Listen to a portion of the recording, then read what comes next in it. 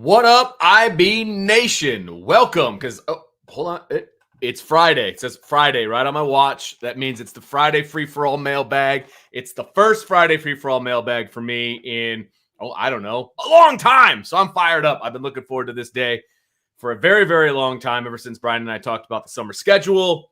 It is literally my first day of summer break officially is today. And where am I spending it? With the lovely people in IB Nation. So welcome, welcome, welcome. I'm fired up. I'm Vince D'Addario. That's Brian Driscoll. Brian, what's going on, my friend? I'm just ready to go, man. It's been a minute. We were talking about this before the show when the last time we did a mailbag, and then we're going to do a bunch of them this summer because yes, sir. That's one of the days that you have off. So as we kind of get into our new summer schedule, Friday mailbags with the OGs is on the docket. So I'm ready to get rocking and rolling. Obviously, for those who might be new, you can ask anything Notre Dame related. Notre Dame football, basketball, recruiting, whatever. You can ask college football. And it's supposed to be a sports show. But, we get some people that ask some fun things about history. And we don't talk politics. All right. We don't do that. No. But No. Get some people ask silly things like, what's our favorite Pop-Tart flavor? Or, what's your favorite sandwich? Stuff like that. So it's meant to be fun. But obviously we want to talk football. And we're ready to rock and roll. Yeah. And I'm performing without a net today. I turned off the comments. So everything that comes up is going to be completely new to me. So no preparing of answers. So this is Vince is a little ADD, and so he gets a little distracted sometimes, like staring at the board. And I'm like, Vince, hello, thoughts? Oh yeah, sure. So we're over here. Squirrel. What? Pretty much. All right. So Vince, I'm ready to rock and roll, man. You ready to rock and roll? Yes, man. Fired up. Let's bring up number one. Who's it going to be? Skylar ND. Thanks, Skylar. What is your projected top 10 starting the season? And a quick strength and weakness. Wow, for each team? That is you're starting off with a pretty thick question, man. Jeez, oh Pete. Yeah, I mean, I couldn't not bring it up because if the guy's going to get up there and be first, well, Skylar, it could be a guy or a girl, but if Skylar's going to bring that up first, get on here first, be the first question. I got to bring it up.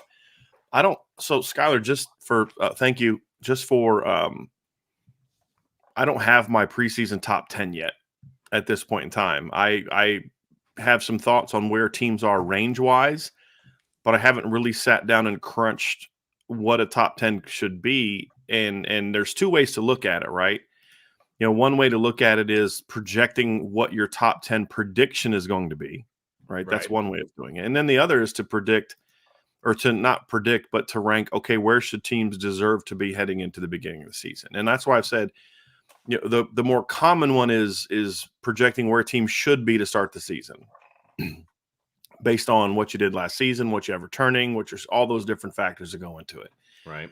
And so that's why I've said with that one, I'm comfortable with a range for Notre Dame of, really 8 to 12, 8 to 13, because they still have some things to prove. But I don't have a specific 1 through 10. I think the best way for me to do it is kind of go through the conferences, Vince, and mention the teams that I think are top 10 caliber. Okay. Yeah. Okay. And then we can quickly kind of go through it that way. Yeah.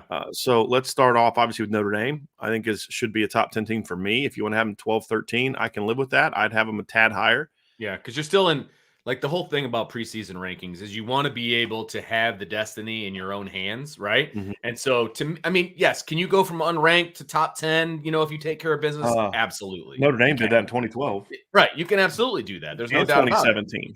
Yeah. I like it better if you're within puncher's distance, of where you need to be to start things off. It's certainly easier if you have a loss that way. Absolutely. Absolutely. When that was so funny about that silly rant that guy went on the other day, Notre Dame is always overrated in the preseason. I was like, well, in 4 of the last 6 years, they've actually finished ranked higher than they started the preseason. Right. And the 2 times they went lower, they went from 9 to 15 and 5 to 18. So it's not like, Notre Dame was supposed to be a top 10 team and they finished 5 and 7. Like, just kind of a silly thing to say. But yeah. For Notre Dame, quick strengths and weaknesses. Strengths, obviously, they should expect to have a good offensive line and run game. You've got a veteran quarterback that's very productive. You've got a very good secondary coming back. Weaknesses heading into the season. You've got a lot of question marks at the pass catcher position. You don't have a lot of guys with proven production on your roster. I think the defensive line is very similar, right? A lot of guys that have played a decent amount of football, but nobody that's been the dude up Sure. front. Not a young and inexperienced defensive line. It's just no one's proven that they can be difference makers and be those guys. And then the linebacker play is, what are you going to do? Are you going to play like you did last year, where you're very inconsistent, or are you going to step up and be better? So I think those are the big ones for me. And then of course the schedule's challenging, and everybody focuses on the big three, but at Duke, at NC State, at home against Pitt, at Louisville, those are not going to be easy games either. And I think those are the things for me, Vince. Let's start with the Big Ten. I think there's 3 teams to me that have a shot to be top 10 teams. Ohio State, Michigan, Penn State. Quickly on Ohio State, Vince, if you want to add to any of these, feel free to add to these. You're going to be better off with the other teams, because I haven't, I got my Lindy's and I've read about Notre Dame, but I haven't read about anybody. Yeah, exactly. Okay. I appreciate that. Well, we're going to meet this weekend to kind of go over what our schedule is going to be for that. So you don't need to, obviously you haven't needed to do that yet, but right. Ohio State, obviously, look, what's the quick strengths? They're very good at the skill positions on offense. Sure. That's a big one. You've got really good running backs coming back. You're in the conversation for best back in the country if they're all healthy. That's a big if right now.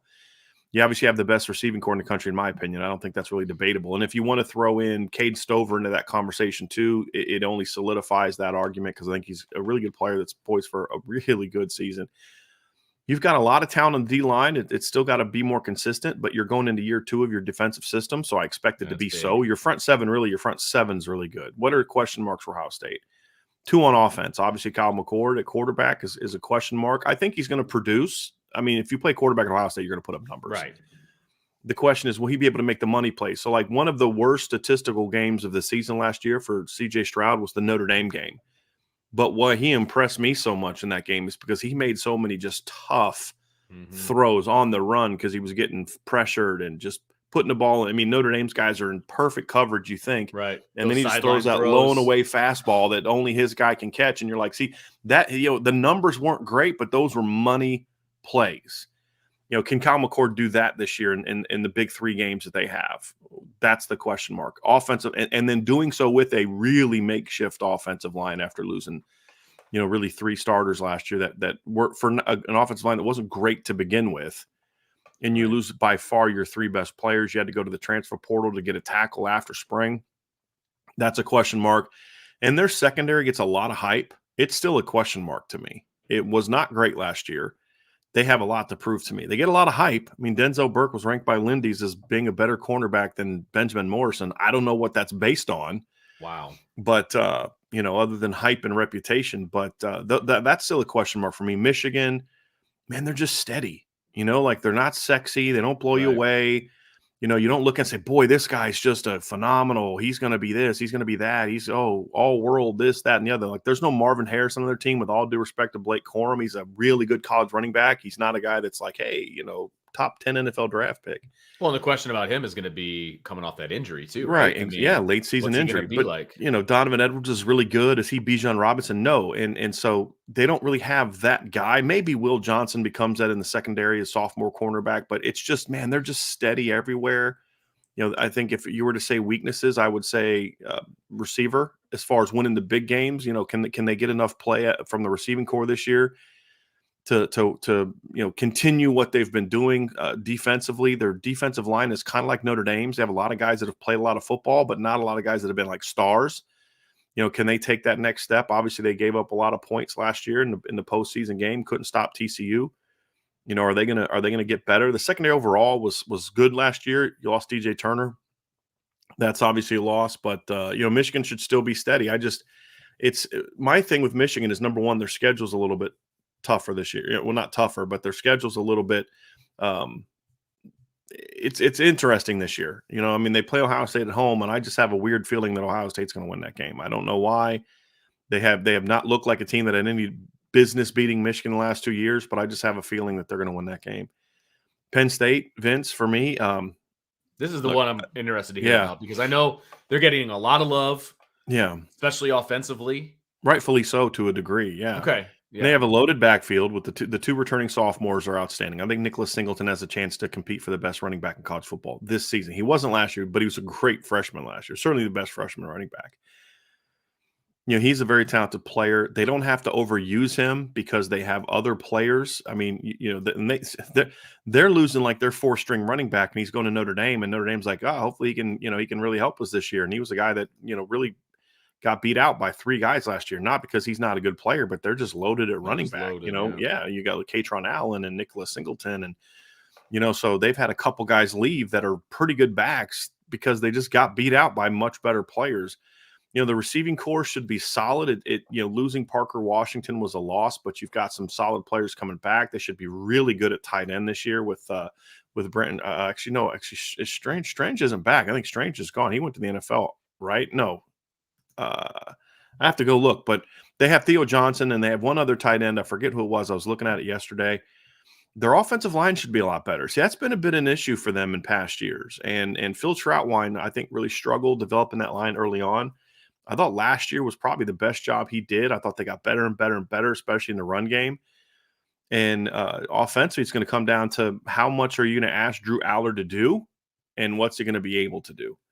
If they're going to say, hey, Drew Aller, go win us a bunch of football games, they're going to be disappointed because that's putting a lot on the shoulders of a sophomore, really kind of a redshirt freshman type of guy. Because, I mean, he's a sophomore eligibility wise, but redshirt freshman in regard to how much he played. He threw 60 balls last year, and he's a guy that's got a lot of ability, but he's a little inaccurate as a young quarterback. He's a guy that can make some big throws. I actually thought he played well in the spring game. There's a couple times I watched him. There's like one time where he was looking deep and then just kind of process. You could see his eyes. Vince, he went like bam, bam, backside in cut. I was like, oh, okay, that's what I want to see from a kid like him. But he's just going to have his bouts of inaccuracy. So can you have your offense to where you don't need him to go out there and throw for 300 yards every game? Sure. If they can do that, I think they'll be fine, and they should be able to do that with their line, their tight ends, and their running back. Defensively, this is the side of the ball that I look at, and I'm like, Penn State, I don't know what to make of them, Vince, because numbers-wise last year, they did some good things. Only gave up 18 points a game. Looking at them, statistically, they only give up 320 yards per game, and they only gave up 4.6 yards per play. But then you look at their schedule, and like they didn't play anybody. I mean, they literally didn't play anybody all year. Purdue threw for 365 on them. Michigan ripped them apart, ran for 418 yards. Ohio State had over 450 yards on them, 7.5 yards per play. And you just kind of look at it and be like, man, like they only really played 3 good offenses last year, and those 3 teams scored 31, and they should have lost to Purdue. They had that fluky play at the end of the game. You remember that? Yeah. That one in the game. You should have lost to Purdue. You got beat up by Ohio State. You gave up 44 to Ohio State, and you gave up 41 to Michigan. So you played 3 deep offenses with a pulse, and they all went minimum 31 on you. Yeah. The rest of their schedule was here's the rest of their schedule: Ohio, Auburn, who stunk, Central Michigan, Northwestern, Minnesota, Indiana, Maryland, Rutgers, Michigan State, and then Utah. And they did a good job shutting Utah down. But the caveat is they didn't have the tight end Dalton Kincaid, and Cameron Rising got hurt like really early in that game. So those 3, to me, if Penn State's defense can because here's the thing about Penn State's defense, they have a lot of athletic players. Abdul Carter at linebacker, you've got Kalen King coming back, but I just feel like they never quite get the most out of the talent they have. And I think that's the side of the ball to me where they've wasted a lot of talent. Can Manny Diaz in year 2 get that turned around? That's going to be a question. And if they can, that's what's going to make Penn, because I think Penn State's a dark horse Big Ten title contender this year, because they're the one team that I think athletically can match with most teams. They just don't play to their potential. And if they can put it together this year, then that's a team to me that has a shot to make some noise in the Big Ten, in my opinion. Well, they're in the same division as Michigan and Ohio State, right? They all are, yeah. Yeah, that's going to be. Yeah. I mean, that's just a tough. Like, can they all beat each other? What is that going to? That's going to be very interesting. So I hate the divisions in the Big Ten. Yeah, it just, and I know that it's cyclical and all of those things, but it just feels like all the talent is on one side. And even if it's cyclical, Vince, let's be honest. Throughout just about every cycle, those 3 that you're thinking of, Ohio State, Michigan, and Penn State, are going to be the better teams in the conference. I mean, that's just the reality of it. Correct. The other thing about Penn State too, Vince, is I think their schedule works out relatively well. If you look at their 3 toughest games, in my opinion, it's Iowa, Ohio State, and Michigan. Sure. They get 2 of those at home, and they get Michigan and Iowa at home. And those are two teams that, they that play them tough. The rest of their schedules: West Virginia at home, Delaware, at Illinois. That could be tough, but it's early in the year. At Northwestern, UMass, Indiana, at Maryland, Rutgers, at Michigan State. And I don't expect Michigan State to be very good either. So it really comes down to it, to, whose schedule is most favorable in that league. And, when I look at Penn State, they get two of their three toughest games are at home. And then you look at Ohio State, and I think their three toughest road games, conference games, two of them are on the road. They got to go to Wisconsin in October, which means they'll be deep into late October. That means they'll be deep into the Luke Fickell era. It means they'll have some games under their belt. They'll have a better idea what they're doing than catching them early like they caught Notre Dame last year early. And then you look at it to Vince, where they've got to play at Michigan, and then they get Penn State at home. And so it's like, wow, okay, so the three of their toughest games are on the road. And then, of course, you look at Michigan, and their schedule's an absolute joke. Shocker. Their three toughest games are Ohio State, Penn State, and I don't know, maybe Nebraska, maybe Minnesota. I mean, their schedule is an absolute freaking joke. And I think that's something that helps them. But of the three toughest games, whether you pick Nebraska or Minnesota, two of their three toughest games are at home. They got to play at Penn State, and then they got to play against Ohio State. So it comes down to it. If I'm right that I think this is the year that Ohio State gets back on track against me, I just have a hard time seeing Michigan beating Ohio State 3 years in a row. I just do. I don't care where the game is played. Right. If I'm right about that, then Michigan's going to have a tough time winning the league, because I don't think they're going to beat Penn State at Penn State either. If I'm wrong about that, then boom, just like that, they're the Big Ten title favorite, in my opinion. Yeah. Because I've said this about Ohio State. I think Ohio State could actually be a better team this year than they were last year, but have a worse regular season record, because their schedule is going to be tougher. They got to go to Michigan, they got to go to Notre Dame, they have to go to Wisconsin, and they have to play at home against Penn State. Where Michigan's schedule, this is one of the worst and most embarrassing schedules I've ever seen.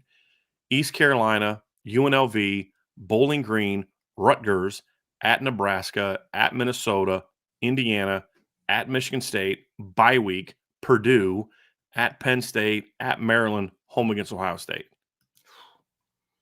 Like, not exactly a murderer's row. No, their November's tough. I mean, I'll give them that. Their November. They got tough. 8 games to get ready for it, and a bye. Right. Right before the month of November. So it's ridiculous. Their non-conference of East Carolina, UNLV, and Bowling Green is embarrassing. That's sad. They should be ashamed of themselves for that. Absolutely. That's how they put together their schedule. With those three. Like, come on. 100%. That's embarrassing. But we're supposed to, prop them up as a title contender. You know what I mean? It's like, it's hard for me to have respect for that kind of a thing. SEC teams that I view as top 10 teams, obviously Georgia is in that conversation. Strengths, they're Georgia. They're going to be incredibly talented. Right. They've got a lot of weapons coming back on offense. Their offensive line should be really good. They've recruited incredibly well on defense. Their young linebackers that were young this year will now be the anchors of that team. You're going to have some youth on the defensive line. You're going to have some replacements to make in the secondary. Safety, you lose Chris Smith, you lose Keely Ringo. But again, they're pretty loaded. I think the big question for them really comes down to Georgia's going to be Georgia. It's, can Carson Beck be the money player that Stetson Bennett it was? Right. I have little doubt that Carson Beck's going to have numbers very similar to what Stetson Bennett had in 2021. Very little doubt about that. The question for me, however, again, it kind of goes back to what we talked about with C.J. Stroud. I have zero doubt that Kyle McCord's going to put up numbers. The question is, will he be the money player? Will he make the plays in the money games, the money moments like Stetson Bennett did? That's what made Stetson Bennett, to me, a winner, at least on the football field. In life, different conversation, right? But on the football field, it's because when they needed to make a play, could make it. And that's truly what being a winning quarterback comes down to. It's not numbers. It's when the game is on the line, can you go make a winning play? Well, numbers are deceiving. I mean, how many times have we talked about, especially in today's game, Vince, the way offenses are, Well, and the way you can just rack up numbers against lesser opponents. I mean, the Citadels and the MAC teams of the world and all of those different things. I mean, we've seen quarterbacks load up on those players or on those teams, and then when they actually play a team that is legit, they don't. You know what I mean? They just don't have it. And you're right. It's those money plays. It's the third and long with the game on the line, that kind of a thing. Are they going to put the ball where it needs to go, like CJ Stroud did last year against Notre Dame? His numbers weren't great, but man, did he make plays when he had to. And those were backbreaking plays if you're a Notre Dame person, right? So Can they do that? I don't know the answer to that. I think that's the biggest question mark for me for Georgia. It's not that I don't think Carson Beck can do it. It's just simply I need to see it. Yeah, we don't know. I just need to see it, right? Yeah. But I expect Georgia to be good again. They're my preseason number one, Vince, because you know my stance on this year, the champs until somebody beats you. That's the one definitive I say who's going to be ranked where. They're ranked number one. Alabama, I think, is going to be a lot better than people think, Vince. I really do. I think their offense, obviously, there's some question marks with their offense, right? Their offensive line still a work in progress. It's talented, but it's a work in progress. But I love Coach Wolford. I think he's a really good football coach. You know, I think they're going to run the ball more. I think one of the beefs I've had with Bama in recent years, Vince, as you know, is they've gone away from what worked for them. So Alabama said, hey, we can't win that way anymore. And Kirby Smart said, yeah, you can. Watch. And they went out and won playing old school Alabama football. Yeah, you know? Absolutely. And you know, I think that part of the reason you hire a guy like Tommy Rees, yes, there's the intricate pass schemes and all that kind of stuff. But if you're hiring Tommy Rees for any other reason than number one, to bring your run game back, then I don't know what the heck you're doing. I mean, that's the one thing that we've seen Tommy Rees offenses be pretty good at in his, 3 years as an offensive coordinator. Sure. 2 of those 3 teams could really run the football, and instances where they didn't have a lot of support in the pass game. And I think that's something that you look at. They're going to have a very young but talented backfield.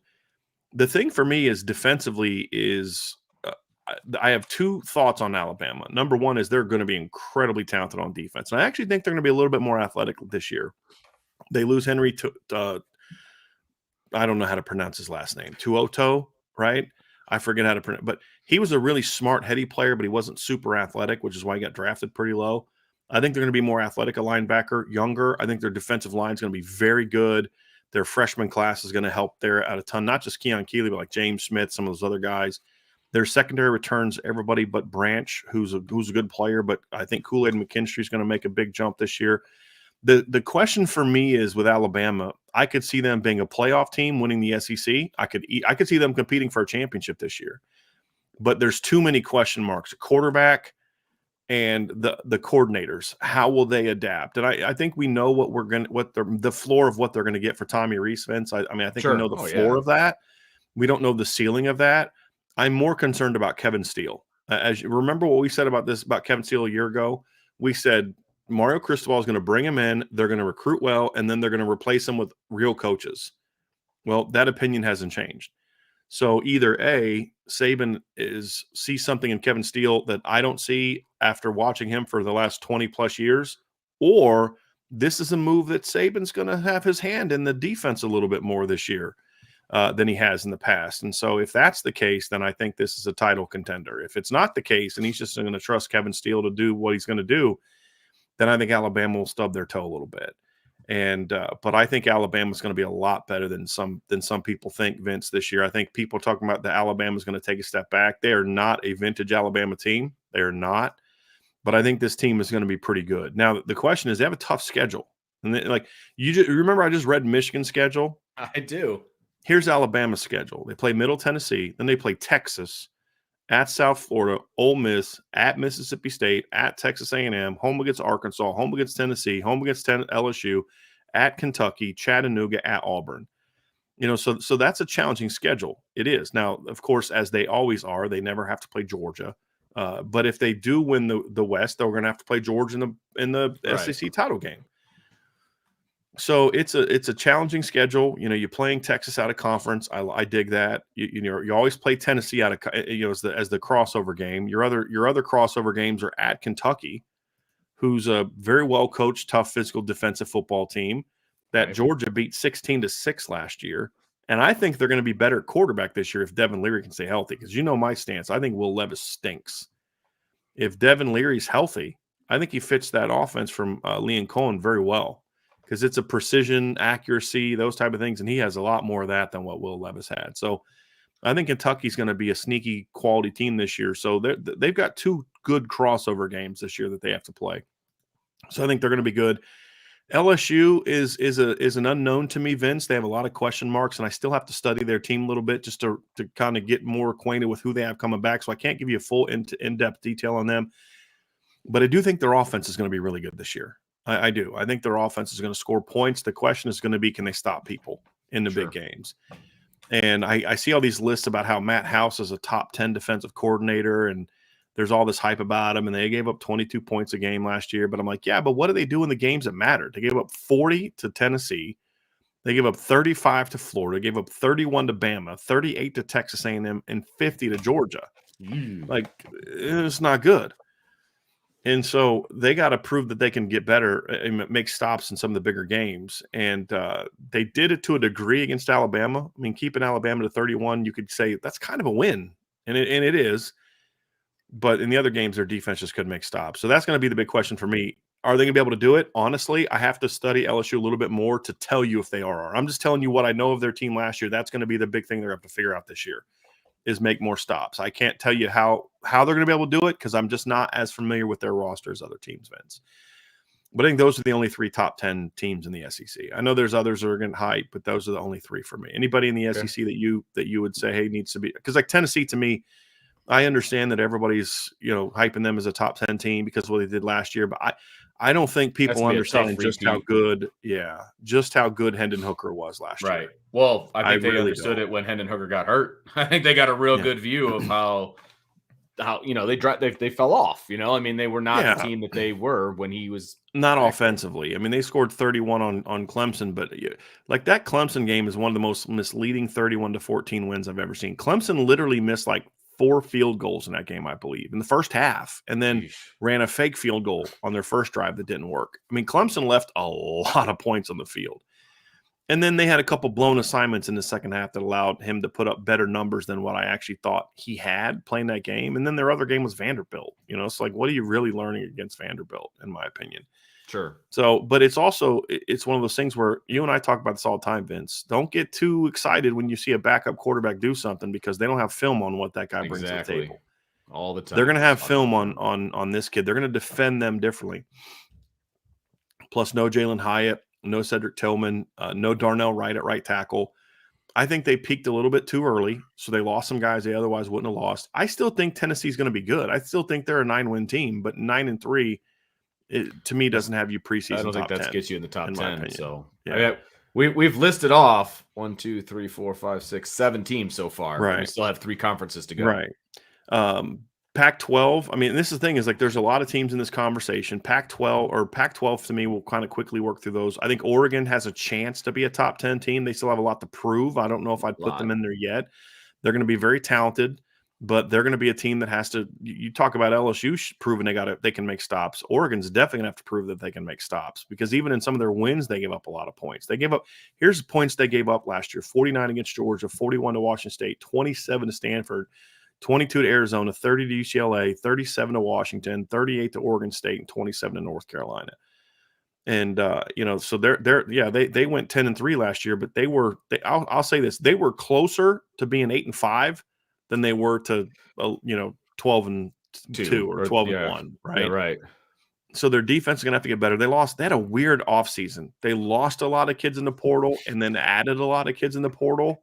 I don't know how that's going to go. For a second-year coach, I don't know how that's going to go in roster makeup. So I don't really know what to make of Oregon this year, but I know that they have a lot to prove, in my opinion. Washington is definitely a top 10 team to me.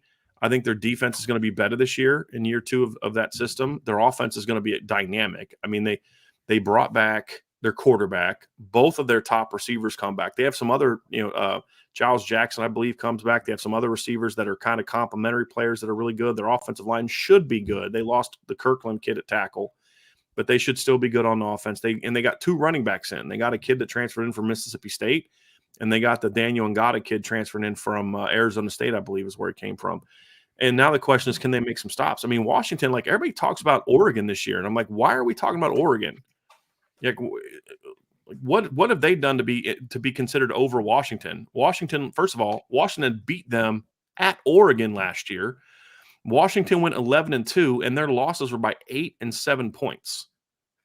And those were early, late September, early October. And then they got hot after that, won 7 games and beat Texas in a bowl game. So, like, why is Washington not getting more love instead of Oregon? Is it because their uniforms aren't as bright? I don't know. But to me, the 2 best teams in the Pac-12 coming back this year are USC and Washington. Washington's they got to be able to run the ball better. That's the thing for me. And not that they got to run it for a lot of yards. They just, you know what it is, Vince? Like it's. You and I talk about this. Yes, you can win with a great pass offense, and you don't have to run for 200 yards a game, but you need to be able to run when you have to, right? When you have that kind of team, because there's going to be some team good enough to throw off your pass game. Absolutely. Can you keep them off balance with your run game or not? And Washington really couldn't do that last year in some of the games they needed it to happen. That's going to be a big key. But I think they're going to be better at running back this year. They're going to be in year 2 of that system. I mean, in the 2 games they lost, Vince, they threw for 345 and 324 yards. But what was the problem? They ran for 71 and they ran for 134. Right. That was the issue. And they averaged 3.1 and 4.1 yards per carry in those games. Have to be better than that, in my opinion. And you just can't go out there and outscore people, because then you're just going to get those games where what if Michael Penix goes down for a couple games? He's had injury history. You can't just all of a sudden, let's start running the ball more now, or hopefully we can be a great defense now. You've got to be able to establish that, and it's going to make him better too, and limit some of the pounding he's going to take. But I really like Washington coming back this year. USC, it's the same thing as last year. They're going to have good skill. They have the best quarterback in college football. Their offensive line is going to be okay. Their defense has some bigger name guys this year, but I don't know how much better they're going to be. They also have some holes on defense. Right. And, until they prove that until Lincoln Riley can prove he can put a good defensive team on the field, I'm not assuming it's going to happen. But they're going to be talented this year. And then Utah is a team that I just don't know what to make of, because I don't know enough about Cameron Rising's injury situation, because he tore his ACL in the bowl game. And I don't know how they're going to be. They lost some really good players. I don't know enough about what they have coming back. But I'll say this. No matter what they have coming back, there's one thing I do know for a fact they have coming back, and that's Kyle Whittingham. Right. And they're the back-to-back champs, right? Yeah. I mean, they're the back-to-back Pac-12 champs. But even as the back-to-back Pac-12 champs, Vince, they've never been a top 10 team. Right. Because they've had, I think, 4 losses, each of the last 2 years. Last year they went 10-4 because they lost to Florida and Penn State because they got beat out of conference. 2021, they won the Pac-12. But they lost to BYU and San Diego State out of conference, and then lost to Ohio State in a bowl game. So even though they're the back-to-back Pac-12 champs, they haven't been a team that's been a when you look and say, oh, that's a top 10 team, which is kind of interesting. It's kind of fascinating.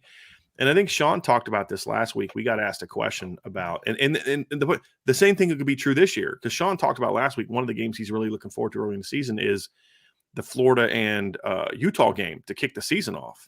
And that's going to be a big game. But a week later, Utah goes to Baylor. They travel to Baylor. So they could win the Pac-12 again and be 9-3, 8-4 in the regular season. It's amazing how they look at their non-conference schedule and beef it up, unlike other teams. Exactly. Imagine that. Slightly north of us. Yeah. Now, what Michigan fans will say is like, oh, well, they play an FCS team, Weber State. Like, I don't care. They deserve to play that, because they also say Florida and Baylor. And come on. Exactly. Jeez. Exactly. And Weber State was a playoff team last year that knocked North Dakota, not North Dakota State, but North Dakota out of the first round of the playoff last year. So hey, Weber State beat Utah State, an FBS team, 35-7 last year. So even their FCS team is probably better than at least one of Michigan's. Look, don't think that Weber State couldn't beat Bowling Green or UNLV. Don't kid yourself about that, because they just beat Utah State last year 35-7. I would love to hear a Michigan fan, legitimately with a straight face, try and say that their non-conference schedule is better than. Well, it's because it's not. They won't say that, but they'll say, well, it's because our regular season, or the Big Ten is so good. Is it though? No, it's not. Is it? It's very top heavy. Right. It's very top heavy. So that's Big 12 to me, the only preseason top 10 team. I don't think there's a single Big 12 top 10 team to me. TCU lost way too much, and I know there's a lot of hype about Texas, but they went 8-5 last year. Right. Could Texas be a top 10 team? Sure. Absolutely. But they fall in the question mark category. How do you and here's my issue. How do you nitpick Notre Dame, what Notre Dame has coming back? Right. And some of the nitpicking is justified. It is. But then tell me that 8-5 Texas should be a top 5 to 10 team. Can't go there with you. They have a lot to prove, so they're not a preseason top 10 team. Oklahoma, I think, is going to be a lot better this year. They're not a preseason top 10 team. Right. And TCU, I get that they did well last year, but they lose way too much. And I think they just had one of those miracle seasons. Yeah, they just did. They're going to be a 3-4 loss team this year, in my opinion. What cracks me up is everybody wants to talk about how Notre Dame's overrated all the time, and just replace the word Notre Dame with Texas. Texas is one of the most overrated teams generally in the preseason than any other team that I've ever heard of. Everybody always thinks they're going to be so good and and then they fall off the map. And they generally fall off the map pretty early, it feels like, too. Like, it's not like they take, their top 10 ranking into the middle of the season, into the teeth of their conference, conference slate. It's like, oh, well, yeah, I guess they're not as good as we thought. And then you don't hear about Texas again for the rest of the year, right? So I'm going to have to see Texas be something before I get on board with Texas being something. Like, they had a really good running back, right? Bijan. Yeah. Two, actually. Yeah, two. Right. Because Roshan Johnson was a pretty good player as well, yeah. And they got Quinn Ewers who can spin it. I'm not going to debate that, right? Yep, Xavier Worthy's dynamic when he catches the ball. Can they put all that together? Can they put all that together and be effective? I need to see it. I need to see it. Agree 100%. ACC, last conference, there's 2 top 10 teams in the ACC. 2 top 10 contenders in the ACC. I don't know that I'd have Clemson in the top 10, but they're at least in the conversation. Sure. I think they're going to be better on offense. They have a really good offensive line coming back. I think they're going to be better at quarterback. They've got a really good running back. Their receiver skill should better suit their offense this year with, Williams steps up. They've got the Stiletto kid comes back. They've got some incoming freshmen that I think can help them out this year. I think they're going to be a little better at receiver this year than they were last year. Defensively is the big question mark, right? Can their defensive coordinator get them going? Because they had some slip-ups last year with really good players. Right. You had Bursey and Miles Murphy, and you weren't banged up. You weren't missing anyone when Notre Dame just ran it down your face for an entire 60 minutes of football. Yeah, absolutely. You were missing no one. Right. You had Trenton Simpson, you had Barrett Carter, you had Jeremiah Trotter, you had Brian Bursey, you had KJ Henry, you had Roke Row, literally how you say his name. Shut up. We finally figured that out. You had getting ready to sing a nursery rhyme. Yeah, exactly. You had Miles Murphy. You had all those guys, and you just couldn't stop it. I don't think that happens to a Brent Venables defense. He would have found answers. So he would have adjusted. It wouldn't have lasted the whole. Yeah, no. Right. Agreed. So will you come out this year and be better? I don't know. That there's a lot of questions for me, but they're talented. They are. Sure. They do have talent. And I think Cade Klubnik's going to be a really good football player. Florida State, to me, is a team that I am willing to put in the top 10. They had a really weird kind of stub your toe middle of the season. And when they started the season, I'm like, hey, you know what? Florida State is showing me something. It's all about it when they beat LSU. Yeah. Like, let's go. Let's go. And then they had a nice road win at Louisville the next week, and then they smacked Boston College. And then Sam Hartman beat them. And by the way, for all the people talking about how, Jordan Travis is a better quarterback or whatever, I just want to point out quickly that Sam Hartman is 3-0 against Florida State and 2-0, including 2 games in Tallahassee, like last year's game was. And he's 2-0 against Jordan Travis. I just want to make sure that we all understand that aspect of it. With Wake Forest. With Wake Forest is his team. Forest. Just want to point that out real quick. Right. But they lost 31-21 to Wake Forest. Then they went on the road, and that was one of the weirdest losses I've ever seen. 1917 NC State. They had like this weird punt fiasco thing. Like they peed that game away. They played with Clemson for a half, and then Clemson kind of rolled in the second half, and then Florida State kind of scored late to make it closer last year. And then I was like, okay, well, so much for Florida State turning the corner. They're going to implode again, right? Just giving games away. And they came out the next week, Vince, and beat Georgia Tech. Well, had a bye. They came out that next week and beat Georgia Tech 41-16. And it was a sloppy game, but it was convincing. Then they absolutely annihilated Miami and Syracuse on the road by a combined score of 83-6. And I said, okay, this is a different Florida State team. They're not going to implode because they had some stupid losses. They bounced back. Then they beat Louisiana Lafayette. They beat Florida in a really entertaining game, and then beat Oklahoma in a bowl game. They got some really good transfers coming in. So I think they're going to be even more talented this year than they were last year. And being a 10-3 team, to me, with everybody coming back, including your quarterback, warrants you being a preseason top 10 team. Now, here's the key. They got to prove to me they can beat Clemson. Sure. Right? That's the key. They got to prove to me they can beat Clemson. And so part of me wants to say, Vince, and this is where I'm a little bit torn on and why I haven't made my preseason ranking yet. Part of me wants to say, you look on paper, and there's no question who I think the best team in the ACC is going to be this year, Florida State. But then you look at it and say, but really, I mean, it's been a minute since they beat Florida, since they beat Clemson. I think you have to go back to 2014. Actually, let me just look this up real quick, Vince. It's 2014. That was the year that Florida State went to the college football playoff that first year.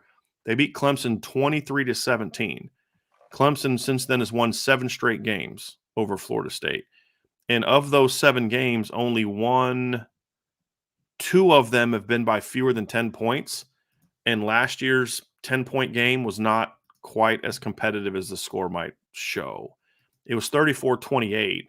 But if I remember correctly, Vince, Florida State scored a little bit early or late to make it that way. Yeah, Florida State scored 14 unanswered points in the fourth quarter, including a touchdown with 2 minutes left. It was 34-14 going into the fourth quarter, and it was in Tallahassee. So that's my only thing is I think Florida State on paper has the best team in the ACC, but it's kind of like with Michigan up until 2 years ago. Yeah, but they haven't beat Ohio State in forever. Right. So can Florida State do to Clemson what Michigan has done to Ohio State? We'll see. But on paper, man, I really like that Florida State team coming back. No one will be a bigger fan of Florida State than me that first weekend at Labor Day weekend. Oh, yeah. So, because and they're playing that game on Sunday night, which I think is very interesting. So it'll be probably the only game in town, so everybody's going to be watching it. And we're going to find out, honestly, we're going to find out a lot about LSU and Florida State. Yes. You know what I mean? Like which team is a legit top 10 team? I think we're going to find, we're going to get a lot of questions answered that very first weekend of the season. Week 2 for Notre Dame, of course, but and holy moly, we just spent 40 minutes on the first question. I know. I was thinking Skylar definitely got his or her money worth on that question. I was thinking the same thing. There's no doubt. I'm going to cut this thing out. I'm going to cut this. No, but seriously, I've already decided. I'm going to cut this out and put this up on CFB Nation. Right. When I do the podcast, because this is a show. I think that's a pretty good preview. It's a nice little dive into those teams. So, well, I wrote down everything that we talked about, right? Mm-hmm. And so we ended up with 11 teams that are quote unquote top 10ish teams. And we didn't include Texas, right? You didn't. No, okay. Utah, Oregon, and Texas, I put under the question mark. Yeah. So yeah, fair. I mean, so that's 14 basically. Then we talked about 11 teams that we view are definitely top 10 teams. Yeah, right. That's fair. So I thought that was interesting. I was just kind of keeping track to see what we ended up with because we were just going like, okay, best teams in each conference. Like, what is that going to end up looking like? Well, I was trying to do teams that I view as potential top 10 teams in each conference. Yeah. You know what I mean? Absolutely. Yeah. And of course, the title contenders are going to be that. I don't know if there's any non-Power 5 teams that I would look this year as potential top 10s. Nothing jumps out at me. I mean, Cincinnati's in the Big 12 now. So they're not. I don't view BYU. None of those teams to me. No Boise. There's no AAC teams this year that Central Florida is not that team. So it's the Power 5s or the top 10s this year, in my opinion. Yep, agreed. So let's that was fun, Vince. I enjoyed that. Yeah. We're gonna have to do more stay in the roster so we can, because this is similar to what we're gonna do on a CFP Nation. We're gonna do like some topics. We're gonna do like preseason. We're gonna actually Vince and I are gonna come up with a preseason top 25 and actually kind of break it down. Yeah. We'll do like playoff predictions on those on CFP Nation, and then we're going to do like a top 10 lists on somebody in the chat said top 10 lists are stupid. Well, I don't care. We're still doing them. Those are going to be things we're going to do on CFP Nation this summer. So we're going to do, who are the top 10 offenses coming back in college football, the top 10 quarterbacks, top 10 coaches, top 10, all those type of things. So we're going to have some fun with that this summer. So, I'm going to cut this out, Vince, and put it on CFP Nation. Might as well.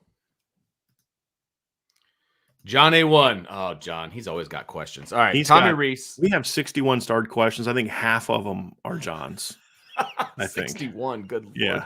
Okay, Tommy Reese, Everett Golson, and Tyler Buckner all got significant playing time as true freshmen at Notre Dame. How does Kenny Minchey compare to those players coming out of spring camp? Well, his situation is way different. That was going to be my biggest thing too. Yeah. Now, here's the thing. Now, first of all, Everett Golson got 0 playing time as a true freshman at Notre Dame. 0. He was a redshirt freshman in 2012. Everett was a 2011 signee, and that was before you could play 4 games. Yeah, so Everett actually was a redshirt freshman in 2012. Tommy Rees and Tyler Buckner both played as freshmen. And different number situations 1, completely. yeah. Tommy Rees was basically a coach's kid. His dad wasn't technically a coach, but his dad was an NFL college football evaluator. I mean, he was around football his whole life. Very smart guy. And I'm sorry, I got to pull up this show. Yeah, Mailbag Fridays. His 61 questions times 40 minutes for each equals super long show. Yeah, I can promise you the next 60 questions will not be 40 minutes each. I can assure you of that. I saw that, Vince, and I just almost lost it. That was great. That was great. I got another show at 5:00, so we're definitely not going to go that long. He'll be fine. He's got Jesse. He'll be okay. Tommy was mentally ready to play. I think Kenny is, to me, more like Tommy Rees in that he's a wicked smart guy that mentally can handle playing as a freshman, in my opinion. The question is going to be, is his body ready? The other thing about Kenny's a much better passer than Tommy Rees was, too. He's got a much better arm, more live arm. He's every bit as accurate, more accurate as a freshman, and can make some of the throws that Coach Rees couldn't make when he was not Coach Rees, Tommy Rees. So I think he could play as a freshman. I'll be surprised if he doesn't pass up Steve Angeli at some point. I really will. And that could just be I'm not anti-Steve Angeli. I think he's a great kid. I just don't think he's that great of a quarterback, Vince. That's really my big thing. He's taken a big step in his second year. I will give him that. But from where he was to where he is now, I mean, you can take if you're talking about a math test and you take a big step from getting a 20% to getting a 60%, that's a huge step, but you're still not a great mathematician. You know what I mean? Like, that's the best analogy I could come up with off the top of my head. That's pretty good for a PE teacher, man. Thank you. I appreciate that. That's very good. Yeah. So don't sell yourself short. I think he's taken a big step for Steve Angeli, but I agree with you. Just watching spring practice, I fully anticipate Kenny taking that next leap. I'll be a little disappointed if he doesn't. I will be too, because then that talks to getting him ready and all of those different things and development and where are we at with all of that, and I think then that might not be fair to him, but that's just how I feel. I'm with you. I'm with you. So yeah, we got a super sticker from Zach Martin, OG Mailbag baby. Yes, sir. We're fired up. Thank you, Zach. Rob Osgood with a super sticker. Thank you, Rob, very, very much. So we got a few of these super chats we're going to get to. Do it. All right. So from Connor, thank you very much for the super chat. New ADs are said to often prefer their own hires, and coaches are seen to have shorter leashes.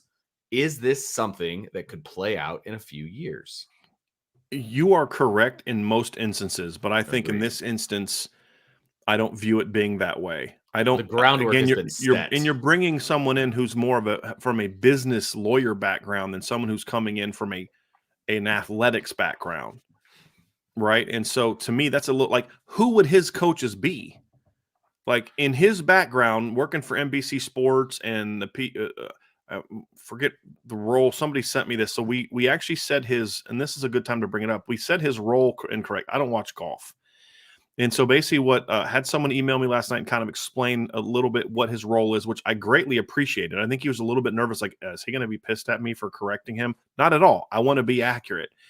And basically what he said was, the funny part, Vince, is he said, this is an easy way to say it. I'm like, easy for you is different than easy for me. He said his Bavacqua was the CEO of the PGA of America, the association of 29,000 golf club professionals, and the owner and presenter of 2 professional golf elite events televised worldwide, the annual PGA Championship and the biannual Ryder Cup. Because I think we said he was like the CEO of the PGA, and that wasn't the case. Oh, okay, gotcha. What he was is different from the PGA in some regard. So that was what he did. But it's he's still not in charge of the tour. And he wasn't saying it was a worse. He actually was saying, like, this is actually a really impressive thing he did. It's just he was trying to help us be more specific, which I appreciated. But I don't know that that background has him in a situation where he's like, yes, these are my preferred candidates for this job, this job, this job, and this job. Yeah, maybe like the golf coach. Yeah, But that might be it. Exactly. So, but I also think in some ways, Connor, that it's for him with all the hurdles that are in front of Notre Dame and the rest of college athletics the next few years with NIL and all this other kind of stuff. It's good to have some stability in your big three coaching situations where, hey, I don't have to worry about that right now. I don't have to worry about finding my next football coach because that can occupy a lot of your time for a half a year. Where now it's like, look, we've got a great women's basketball coach. She's doing a great job recruiting at a high level.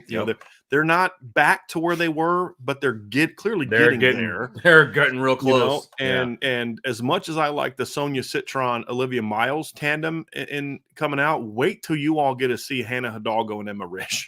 Okay. And we already saw what Cass Prosper brings to the table this past year. And then, of course, KK Bransford was much better as a freshman than I thought she was going to be. So as long as some of the transfer bigs can work out, Vince, I think this team's going to be really good again. Agreed. And now you don't need Olivia Miles to always be the dominant ball handler because you've got someone who I think coming out of high school is even better than Olivia Miles was. I don't know if she's the scorer that Olivia was, but then she goes out in the McDonald's All-American game and drops like 20-something, and I was like, okay, yeah, she's legit. And she's fast. Oh my gosh. Have you seen her? Have you seen her play? Yeah. She's really fast. Yep. So you're good there. You just went and made I think a really good hire in men's basketball. You've committed a lot of resources to it. You're going to give him at least 4 or 5 years. Absolutely. At least. Because he's building a roster from scratch. Yes. And he's a good basketball coach. I mean, in 2 years, he took Penn State to the NCAA tournament. Penn State had been in the NCAA tournament almost 15 years or so, right? So you're going to give him at least 5 years. And then right now the football team is ascending. Now, if for some reason the football team falters this year, then you have to at least start putting a list together if they don't get things going. But there's no scenario in which Marcus Freeman's not here for at least 2 to 3 more years. Correct. Unless he decides to leave, which, is a little bit of a different animal. But you'll start put through. It'll be through the next big negotiations that you have to do. You've got the TV negotiations coming up. You got the apparel negotiation that's coming up, and then you've got just the NIL world and all of that stuff. So the transfer portal, and you're not hiring any coaches of the big three through that entire thing. Yeah. And he's kind of, they just hired a women's volleyball coach recently. Yeah. Kevin Corrigan's not going anywhere. They just hired a baseball coach. Just hired a baseball coach. Softball coach isn't going anywhere. Coach Gump's not going anywhere. Right. So there's a lot of coaching stability right now because Notre Dame had so much turnover in a really short period of time. In a 3-4 year stretch, you had to get a new basketball coach, new baseball coach, new football coach, new women's basketball coach. New volleyball coach. You had a lot of turnover in a short period of time. And now you feel like there's some stability there. Yeah. And if somebody leaves, it's because, somebody took another job in the next couple years. Oh, look, that happens. And you've got to be prepared for when that happens. No doubt about that. But there is a lot of stability there. The soccer staff is really young. There's a lot they were decent this year, if I remember correctly. Oh, yeah, right? Absolutely. The women were really good too. So, there's stability across the board. To my knowledge, I believe the swim coach is fairly new as well. Yeah. So a lot of stability across the board. Fencing won a national championship. They're solid. They're pretty good. So, if anyone on campus has like job security right now, 2 dudes. It's Kevin Corrigan and the fencing coach. Right. Peter Torres with the super chat. Thank you very much. Notre Dame fan in Georgia. Awesome. Appreciate the content. Has helped a fan get through some tough times recently. No question. Want to say thanks and God bless. Go Irish. These are the super chats I enjoy. Thank you. We Peter. Appreciate that very, very much, man. That's really awesome. We had a lady that signed up for the message board yesterday, and her first post was basically talking about how her and her dad are one of the things that they do to bond is they just talk about the latest IB topic.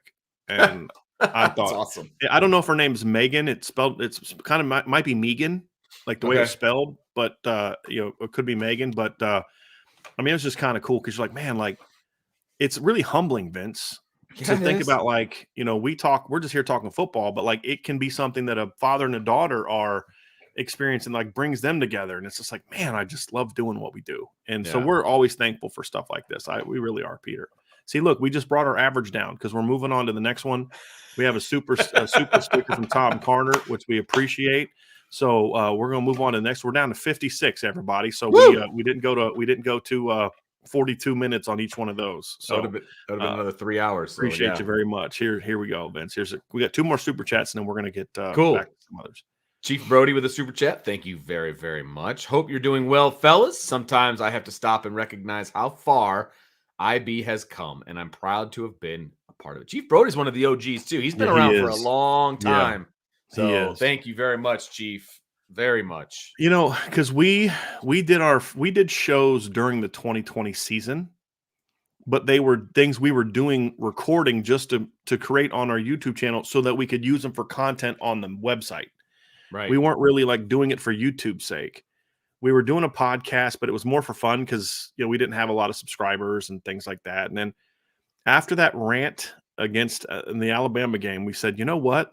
And I remember too, Vince, because it's like we got 1,000 downloads in like a day or two. And we're like, oh my gosh, now if we get 1,000 downloads, like what the heck happened? What are we doing wrong? How did we only have 1,000 downloads? Who did we make mad?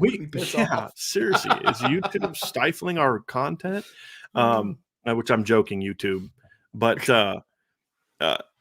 it's just it is kind of funny because like Vince and I remember sitting there at Beef O'Brady's. We had that one night phone call, and I remember you pacing. I was on my back deck. I remember that phone call vividly because I'm staring up at the moon. We're having that conversation, and we met up at Beef O'Brady's, and we kind of went over this game plan on how to build subscribers to where within 5 to 10 years we hope we can get to 10,000 subscribers and maybe make $10,000 or so on the site for the podcast, right? And then it just didn't go that way at all, at all. And it's good that it didn't go that way because we were thinking, well, the only way we can justify doing podcasts every day is if we got to find a way to monetize it, right? So we were going to do it for free for a year and then start kind of charging, like $1 a month for a membership. I remember talking about that. Yep. And then of course the YouTube thing happens and that starts going well. And then we got approached by Blue Wire, because they saw the product we were doing and they hadn't really done college sports before. And I had already passed on, I already said no to Locked On. I wasn't really interested in necessarily working with someone because me, I always want to do it my way. And the thing I loved about Blue Wire is they said, hey, we don't really care what you do. I mean, because like Locked On was like, we can only do like 20, 30-minute shows. You do like one a day. And I'm like, screw that. I like doing long shows. You know what I mean? Like if you and I did a show that's 20 minutes long, I'd have one monologue, you'd have one monologue. All right, y'all, see you tomorrow. Like, no thanks. And well, you can't do shows longer than 20, 30 minutes. Okay, well, maybe people won't like it, but I'll have fun doing it. And that's kind of why we're doing it, Right. And Blue Wire was like, we don't care. You can do it however long you want. We're going to just sell ads for it. And that's really what Blue Wire does. And so we've really built it. And having them as a partner has been great because having them as a partner has allowed me to go out and hire Ryan and absolutely and hire Sean and and things like that because it's really helped us grow. And so it's not the way we thought we were going to do it, and it's definitely happened a lot quicker. There's no doubt, but yeah, it's been amazing. And it's been a lot of fun. And I love seeing something like Notre Dame 2164 is one of those. We have a lot of them that, Mace AK's been around from the John Klimek. I remember being one of the OGs, right? I mean, there's a bunch of them and some of them we don't see as much anymore. John A1's been here from, very early on, and so we really appreciate all y'all very, very much, very, very much. And, it's like our family. Yeah. It's our IB family. Like it is. I get pray excited for each other, and people share. Hey, I just had a baby, and that's really because that's the one thing we wanted to do, Vince. And when we really started to do the live shows, is we wanted to build a community, and we have beyond really what I thought we'd always be here, but I thought it would take 10 years to get here, and it happened pretty quickly. It really did. And then we've had some people come on over the last year, 2 years. Like Salty's been around for a while. We've had some fans of other teams jump on. Archer, Ladarius, Antoine. We have a couple LSU fans, and it just, not that I don't love our Notre Dame fans. That they're absolutely have a special place in my heart. But when people that are fans of other teams watch our show, right, it makes me feel like we're doing it right. Because if we were just here slapping Homer stuff all around every day. Right. Notre Dame's going to beat Ohio State by 30. And if they played Alabama, they'd smash them. And just like, man, these guys are clowns. Like, But like the fact that they're in here, they're engaging, they agree with things we say, don't agree with Right. things we say. And that's what we want to be. And that's what I eventually want the CFB Nation to be too, is because I like talking about college football. I like giving opinions because sometimes I'm listening to people who analyze other teams. I'm like, dude, I know more about your team than you do. What the heck are you talking about? You know what I mean? Like, You and mean so like that's that kind Ohio of, State guy? yeah. Yeah. Uh, So, here we have a super chat here from Nathan Milne. Favorite oh little my rascal. gosh.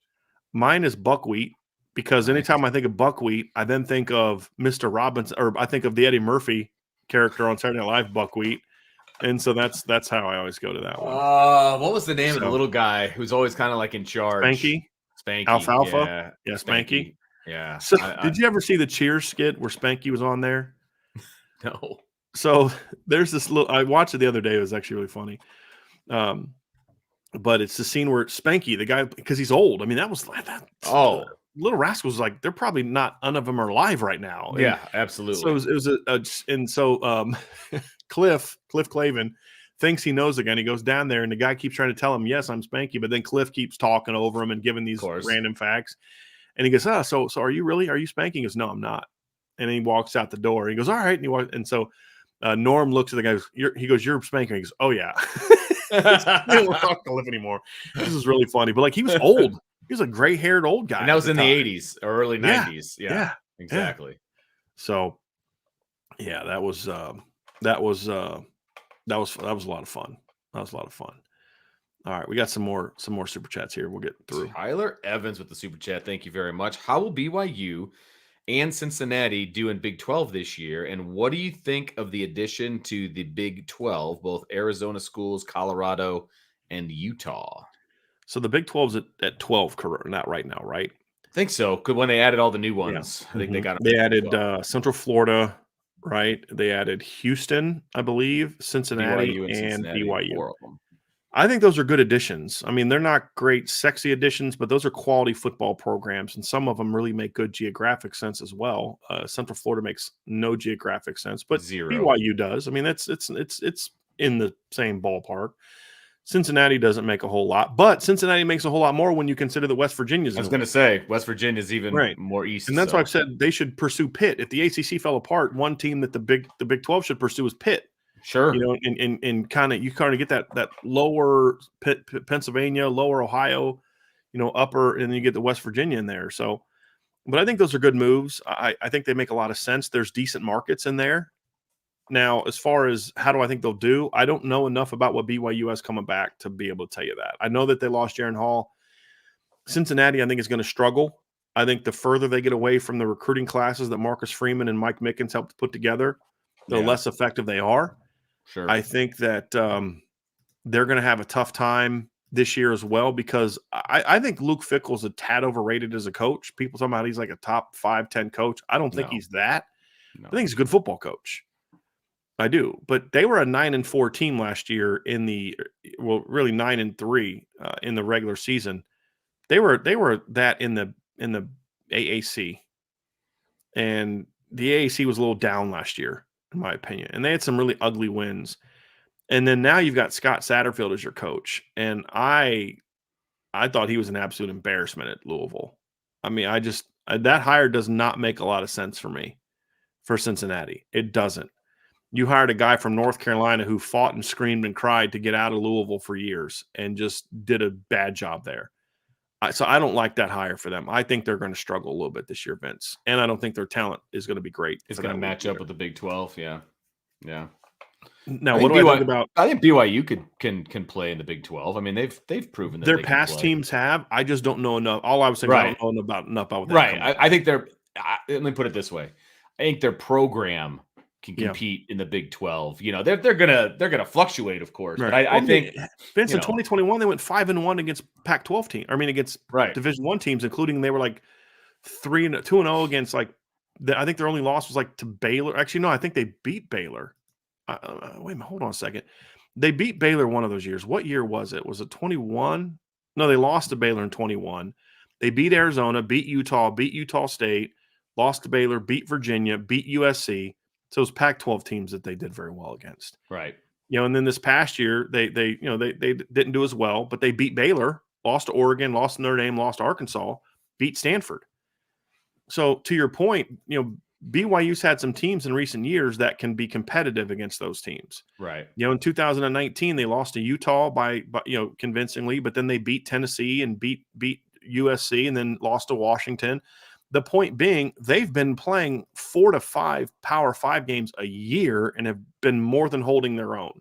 Right. So to your point, just on history, they should transition well. I was simply saying I don't know enough about what they actually have this year to know I how agree good with they'll be in the too. league. Yeah, but I think the fit in the Big 12 is a good fit. I do think that. Now, as far as expanding to 4 more schools and going super conference and going to 16, I mean, obviously that's the smart 4 right there. Absolutely. Those are the 4 that fit. Those are the 4 that fit the Big 12, in my head. And you're getting 3 pretty good sized TV markets. With the 2 Arizonas, you're going to have the Phoenix area, but then, of course, the Tucson, Tempe, but it's the Phoenix area, which is a really growing TV market. Oh, yeah. You're getting the Salt Lake City market, which is big. You're getting the Denver market, which is big. So you're adding 3 pretty decent markets. Sure. And, Vince, it makes geographical sense. And that was more of it for me. Because you're all kind of like right there in that part of the country. I mean, you have teams in Texas, and then there's New Mexico, and then Arizona. I mean, it's the Southwest. Sure. It's not a hard flight to go from Tempe or Tucson over to play Texas Tech or Baylor or Houston or teams like that. So it makes a lot of sense. I mean, if the Big 12 was able to expand, I think that would be a really smart way to go because you're getting good football teams. So, because again, the product on the field has to be good. Sure. You're getting good football talent. It's not elite, but you're getting good football talent, but you're getting good TV markets as well, which should help you be able to thrive if the product on the field is good enough. And then you got to hope that teams like Baylor and TCU and Houston and Cincinnati and West Virginia, Oklahoma State's, the Utah's, and you got to hope Colorado bounces back, and gets back to where they were. So you got to hope that those teams become, forces. But yeah, that would make a lot of sense to me. Vince, I'm going to read the next super chat because it's for you. It's from Nathan Milton. He says, Vince, you get one wish and have to pick either A, Notre Dame winning a natty, or 2, IB doubles in size, or C, you get to defer your wish to your wife. Okay, you're not allowed to pick C. Okay. Yeah, no, I'm not picking that at all. I'm curious about this. Yes, I'm curious what you say for the first 2 because I have an answer for this. I want to hear. Yeah, but it was for you, so let me hear, Vince. You can pick Notre Dame winning a natty or 2, IB doubles in size. And if you say this correctly, I've got lunch is on me tomorrow. By the way, yes, yeah, no. So here's the way I'm going to go with this, and you got to hear me out. First of all, thanks Nathan for the super chat. Really appreciate it. Second of all, I'm not deferring it to my wife because she doesn't even know about this, and what she doesn't know won't hurt her. So we're going to go with that. Number 3, I'm going to pick A, Notre Dame winning a national championship, because if that does happen, IB doubles in size. It's an all for one. Yep. It's an all for one deal. So smart man. Yeah, that's the way I would go. Absolutely. Very smart man. Yeah. Very, very smart man. That's Which a great would be answer, awesome, by the way. That would be great answer, by the way. It would be so much fun to ride that wave, obviously, if Notre Dame wins the national championship. And just a byproduct of that, then IB grows. I mean, that's just let's say our growth is only a quarter of what it is now, right? Or 50% of what it is now. I'd still pick winning a natty. Even if we don't double in size, we only grow 50%. I'd still take that because a big part of what we do, guys, is we're Notre Dame fans, right? Like we try to be objective. We try to give you honest analysis and our real opinions, and we try to dive into things and be real with you about it. We're not just Notre Dame homers. Like, of course, I always pick Notre Dame to win, but that's different than saying like, okay, I'm making this, but that's different than, okay, I'm breaking down the matchup this way, and I'm telling you what's good and what's concerning and all this way. The predictions for fun. That's the fun part. The stuff that really determines the objectivity is what do you say about the matchup coming into the game? And we always try to give you that. But we love Notre Dame football, and we're fans, and we want to see them win again. And to me, even if we only grow 25 to 50% because of the win, I'll take that because I'd rather have that joy. That's more important. What does double in size mean? It means more money. It's fine. But as you know, Vince, we had to figure out ways to be able to make a living doing this. Sure. We never jumped into this talking about like, what can I do to make $1 million? Right. That was never why we did what we did. if that happens, it's a nice byproduct. Right? Yeah, but this is something we had a passion for. Right. And what's the passion? The passion is Notre Dame football, right? So seeing that success now there will be a natural growth from it, but I would much rather enjoy the success, no question. Can't even. And I could defer this to my wife because she would pick one of those two, and she would have said exactly what you said. And that's why I love both y'all in different ways, but that's why I love both good. y'all. But no, it's reciprocated. Don't worry. All right, here we go. And again, thank you for the super chat, Nathan. That's a really good question. That's an awesome question. Love it. John says, can Chris Tyree be a vertical stretch threat out of the slot? Also, what are the best passing and receiving concepts that fit his abilities as a player? I think he can be a vertical threat, but not so much. Like, well, we saw one, Vince. We saw him run a wheel route in the Jersey scrimmage that they put on. Now, you may not have seen it, but I know the play, and I know how he caught the ball. But Sam Hartman hit him on a back shoulder up the sideline, and he had to make a great play. Did you remember that scene from the Jersey scrimmage, Vince? Did you see that play? I don't think I saw it. I'm gonna have to see if I can find it maybe while we're talking. But he made a great catch on it. I think he can do things like that, wheel routes. I think some routes where I think you could really see Chris Tyree, some vertical routes. Because I guess what does vertical stretch mean? Well, if you're talking a vertical stretch threat, meaning like posts and goes, yeah, he can do some of that stuff. Especially post routes, you got to depend on how you use them. I would really love to see him on some underneath double post routes on double posts, where if they maybe take the top off, try to take the top away, and play the post with the safety. All of a sudden you got Tyree getting in between those safeties and catching that ball over the middle on the run. I can't wait to see that. Yeah. But there's stuff like that. Wheel routes are one, obviously. Just literally just catching wheel concepts is one that I think would be good. But yeah, crossers, but more so the deeper over stuff, Vince. That also is something that I view as a vertical play. It's like, the sail routes, the stuff where he's getting behind the linebackers and underneath the safeties. Those are vertical stretch plays. Those are throws that are going to be going over 20 yards. And those are things that I certainly would like to see this team do more of. And, I wouldn't, because you need a speed guy there to do a lot of that stuff. I wouldn't mind seeing him kind of the middle option on like a flood pattern. You know what I mean? Like he finds the middle ground. You got the corner that falls down in the flat. You've got the safety that goes deep with like a deep corner or something like that. And then you've got Chris Tyree coming across in that middle area. He finds that nice soft spot in the zone, and then you hit him going vertical, and then it's off to the races, and you got a guy lead blocking for you. I mean, I could definitely see that happening for sure. Yeah. So I'm going to find this play here that Tyree hit late in the game. You're going to see it. This is from the Jersey scrimmage. No, it was right before that. Hold on. Where was it? Okay. So this is from, I'll just watch it again. This is from the Jersey scrimmage, but I believe it was right before the touchdown that Sam Hartman had that won it. I believe is when that play was. And you're going to see Tyree making a play on the sideline. And again, it's something that tells me, yeah, this kid can make those plays, right? Let's see. Let's get to it. Man, Audric just running people over. That guy's so good. Josh Burnham getting a sack. All right, let's see here. I think this was the highlight clip, Vince, that we saw it. Here it is. That's Tyree. See him running a vertical route, but who's he matched up against? So you just saw it there. He's matched up against a linebacker, right? A linebacker with pretty good speed in J.D. Bertrand. But you can see he's running a wheel route there. That's another part of this too. Is it's a heck of a catch that he made there. Back shoulder throw. Yeah, and Sam Hartman's going to give those guys chances. But that's the kind of the thing though, Vince, is he's going to get matched up against guys that are just not.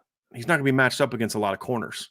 Exactly. He's going to be matched up against nickels, linebackers, and safeties, and that's where you've got to be able to find ways to use his speed to make plays. No doubt. But yes, you're going to use him vertically, but I'm not going to use him predominantly vertically. Because again, he's 5'9", and if you miss by 2, 3, 4 inches on a 5'9" guy, it's going right into the hands of the safety behind him. So you got to be careful with some of that. But yes, you're going to definitely use him vertically. You'd be silly not to use him vertically. I think the only question is how much do you do it from a volume standpoint is going to be more so the question mark at this point in time. Another super chat. Wade Garrett. Thank you, Wade. My dad, who's 83 years old, was talking to me about his first Notre Dame memory and his best Notre Dame memory. What are both of yours? Okay. Best First, Vince, I can't specifically tell you what it was, but I just remember watching Notre Dame and Michigan in 1988 is really being my first memory. And the first, like, I remember moments from that game, but the first full game that I remember, which is when I fell in love with Notre Dame, truly fell in love, was in 1988 against Miami. I was 10. Like, my dad was more of a Notre Dame fan than I was. I was more of an NFL, Celtics. I was because I grew up a Celtics fan, right? So by the time I was 10 years old, the Celtics had 3 titles in my lifetime. You know what I mean? Like, I was a Reds fan. I was a Broncos fan. They had already played in, I think, 2 Super Bowls by then, right? So my dad was more of the Notre Dame fan at the time than I was. But then watching that 88 season as a 10-year-old would just made me just like, wow, I love this team. And I fell in love with Rocket like immediately. I mean, him and Tony Rice were my guys. Those were my first memories. Best memory, I mean, again, those are pretty good memories. I say a couple that I think of, Vince, as best memories are my Florida State 93. I was 15, so I was a little bit older. I could appreciate it a little bit more. That was a fun win. Not gonna lie, meeting Todd Light for the first time was pretty cool. Because again, think about when I came up, and then first time I got a chance to meet Todd Light. But best memories, my first year covering the team, we're in fall camp, we're waiting outside the practice field, and all of a sudden this little old guy walks by, and I'm like, oh my gosh, Eric Parsegian just walked past me. This is before he passed away. That was a really cool freaking moment, man. So those are some of my best, my favorite Notre Dame, my best Notre Dame memories were that. And the game sucked, but going to a Notre Dame game in 2007, my dad for the first time was pretty awesome. That was just a great experience. And then so that was the first Notre Dame game I'd ever been to. Vince, was 2007 against USC. But then later that year, going to the Duke game with my wife. At the time, she was not my wife; she was just my girlfriend. And just always being able to associate like my thing I'd loved my whole life, Notre Dame football, with she and I have memories together of that even before we were married, before it became a job, just as a fan. And so that was a pretty cool moment too. And I've shared the story about at the end of the game when Notre Dame goes up 28-7, and I'm like, I'm cold, I want to go home. And I'm assuming she's hating it. And I look at her and I was like, hey, we can leave now that they've won that. She looks at me and she's like, what are you, nuts? There's still 5 minutes left in the game. I was like, I'm going to marry this woman. And I did. So, yeah, those are some of my favorites. How about you, Vince? Well, my first memories are from the 93 season because 88, I was 7. So I don't have a whole lot of memories from that. And for me, my dad was not a sports guy. So like I had to kind of find sports on my own. And obviously I grew up in this area. So, Notre Dame was in my face. But I remember that 93 game. I remember, the Florida State game. I remember the hype, in town. Like I was old enough to understand that part because I was 12. So I was old enough to understand that and kind of feel it for the first time. And that's like, okay, this is pretty cool. So that's when I really started to kind of dive into Notre Dame football was that season.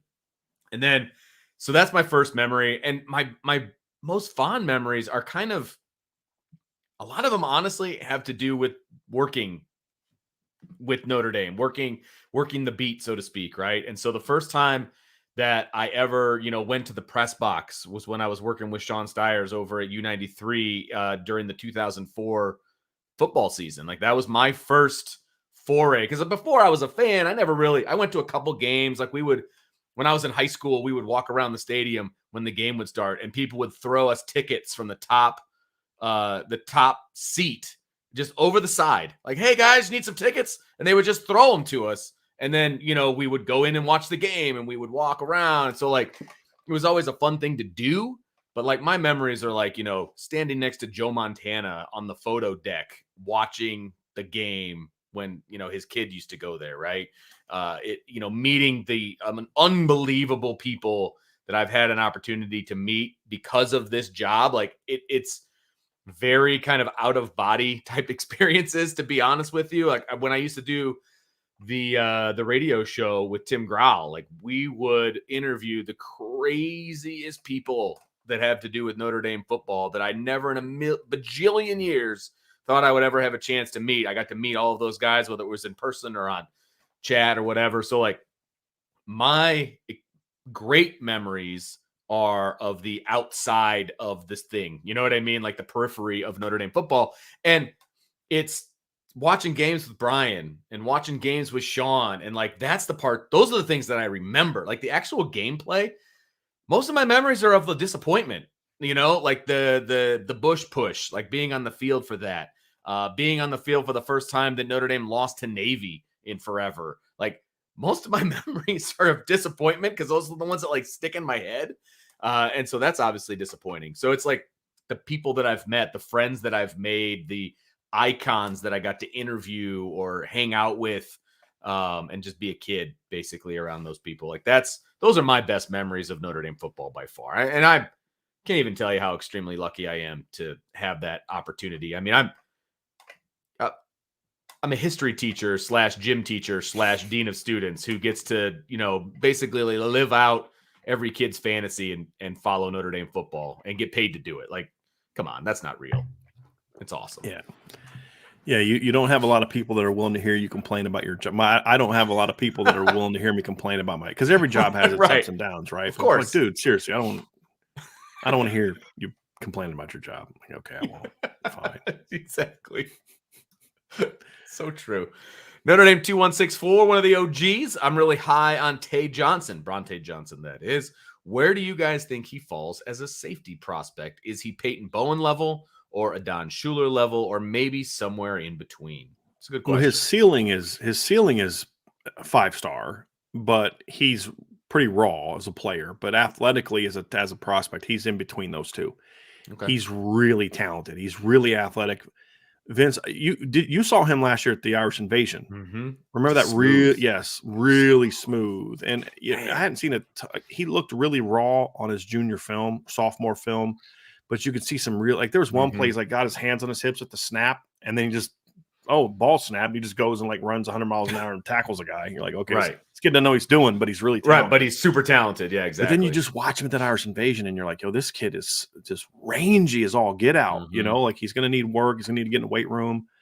But there's a lot of tools to work with with Tay Johnson. A lot of tools to work with. So he's a very talented player. He now, is he as good of a football player right now as a Don Schuler? No, he's not. Adon's a really good football player. But the ceiling, Adon's a lot closer to his ceiling than Bronte Johnson is. And that's the intriguing part of it. So yeah, I'm very, very glad that he's back on Notre Dame's board. I'll just put it that way. And and I know it's been discussed and all of those things. But that just kind of elevates who he is to me. Yeah. That he was able to go take care of business. Like, hey, this is what I got to do. Got it. And then he took care of that business, and now he's back on Notre Dame's board, and I love it. And I really hope that he ends up in a Notre Dame uniform. Really do. Agree. John A1, would you still be interested in buying a completely generic NCAA football 23 without any player likeness used? Can the game be marketed successfully without player likeness? Well, the last part, let's answer that last part first.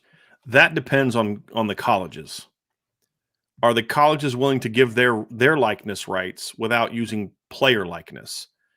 That I don't know. That's a good question. For me personally, I could give 2 rips if there are current players in that game. Right.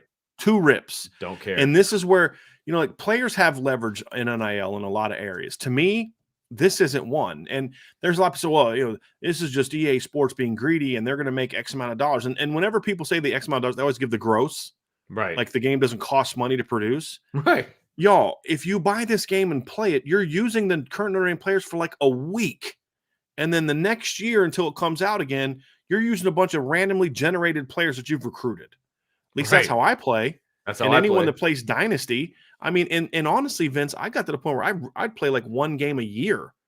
I'd play like a big game or the bowl game and just simulate because I wanted to do the recruiting and I wanted to, do all that kind of stuff and see what conferences would ask me to join. And I would always just have some fun with that, which is kind of funny as someone who doesn't want that to happen in real life. I love doing it when I actually played the Dynasty, when you get invited to join a conference, but absolutely. Like, I don't care about those. Like, I'm not going to buy EA Sports college football because, I get to play with Sam Hartman. I don't care about that. Right. Besides, guess what? I'm going to make my own self. I was just going to say that. And I'm going to be an all 99 quarterback. You know what I mean? I was just going to say that.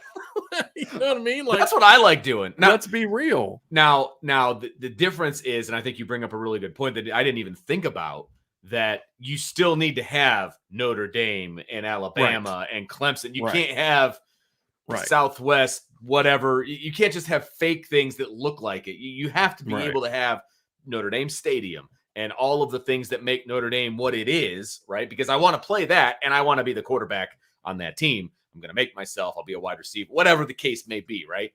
I'm doing that, and that's okay with me. I could give two rips whether it's the Notre Dame players. I honestly don't care. It could say Joe Johnson. It could say whatever. It does not matter in any way to me, because like when I was a kid and we used to play the video games and it was, all of those things, I would change every player on the roster to like my friends. You know what I mean? And we would just play and it would be awesome. And I was like, you made a great play today. Like stupid crap like that when I was a kid. So I could care less if it's the current Notre Dame players. Yeah. Doesn't matter to me. And that's no disrespect to them, because none. I'm a big proponent of NIL. And Absolutely. I have banged that drum forever, but not everything is about them. And that's what I get tired of. Do you know how many kids around? I mean, do you know how many Division III kids and 1AA kids and D2 kids and honestly, 95% of kids on every college football roster would love to just give me $500, because most of those guys are going to use that $500 to do go buy the freaking console or go buy the game. Right. You know what I mean? Like, give me $500 and I get to have my name on EA. You know what I mean? This is one of those things. It's like a lot of things in our country.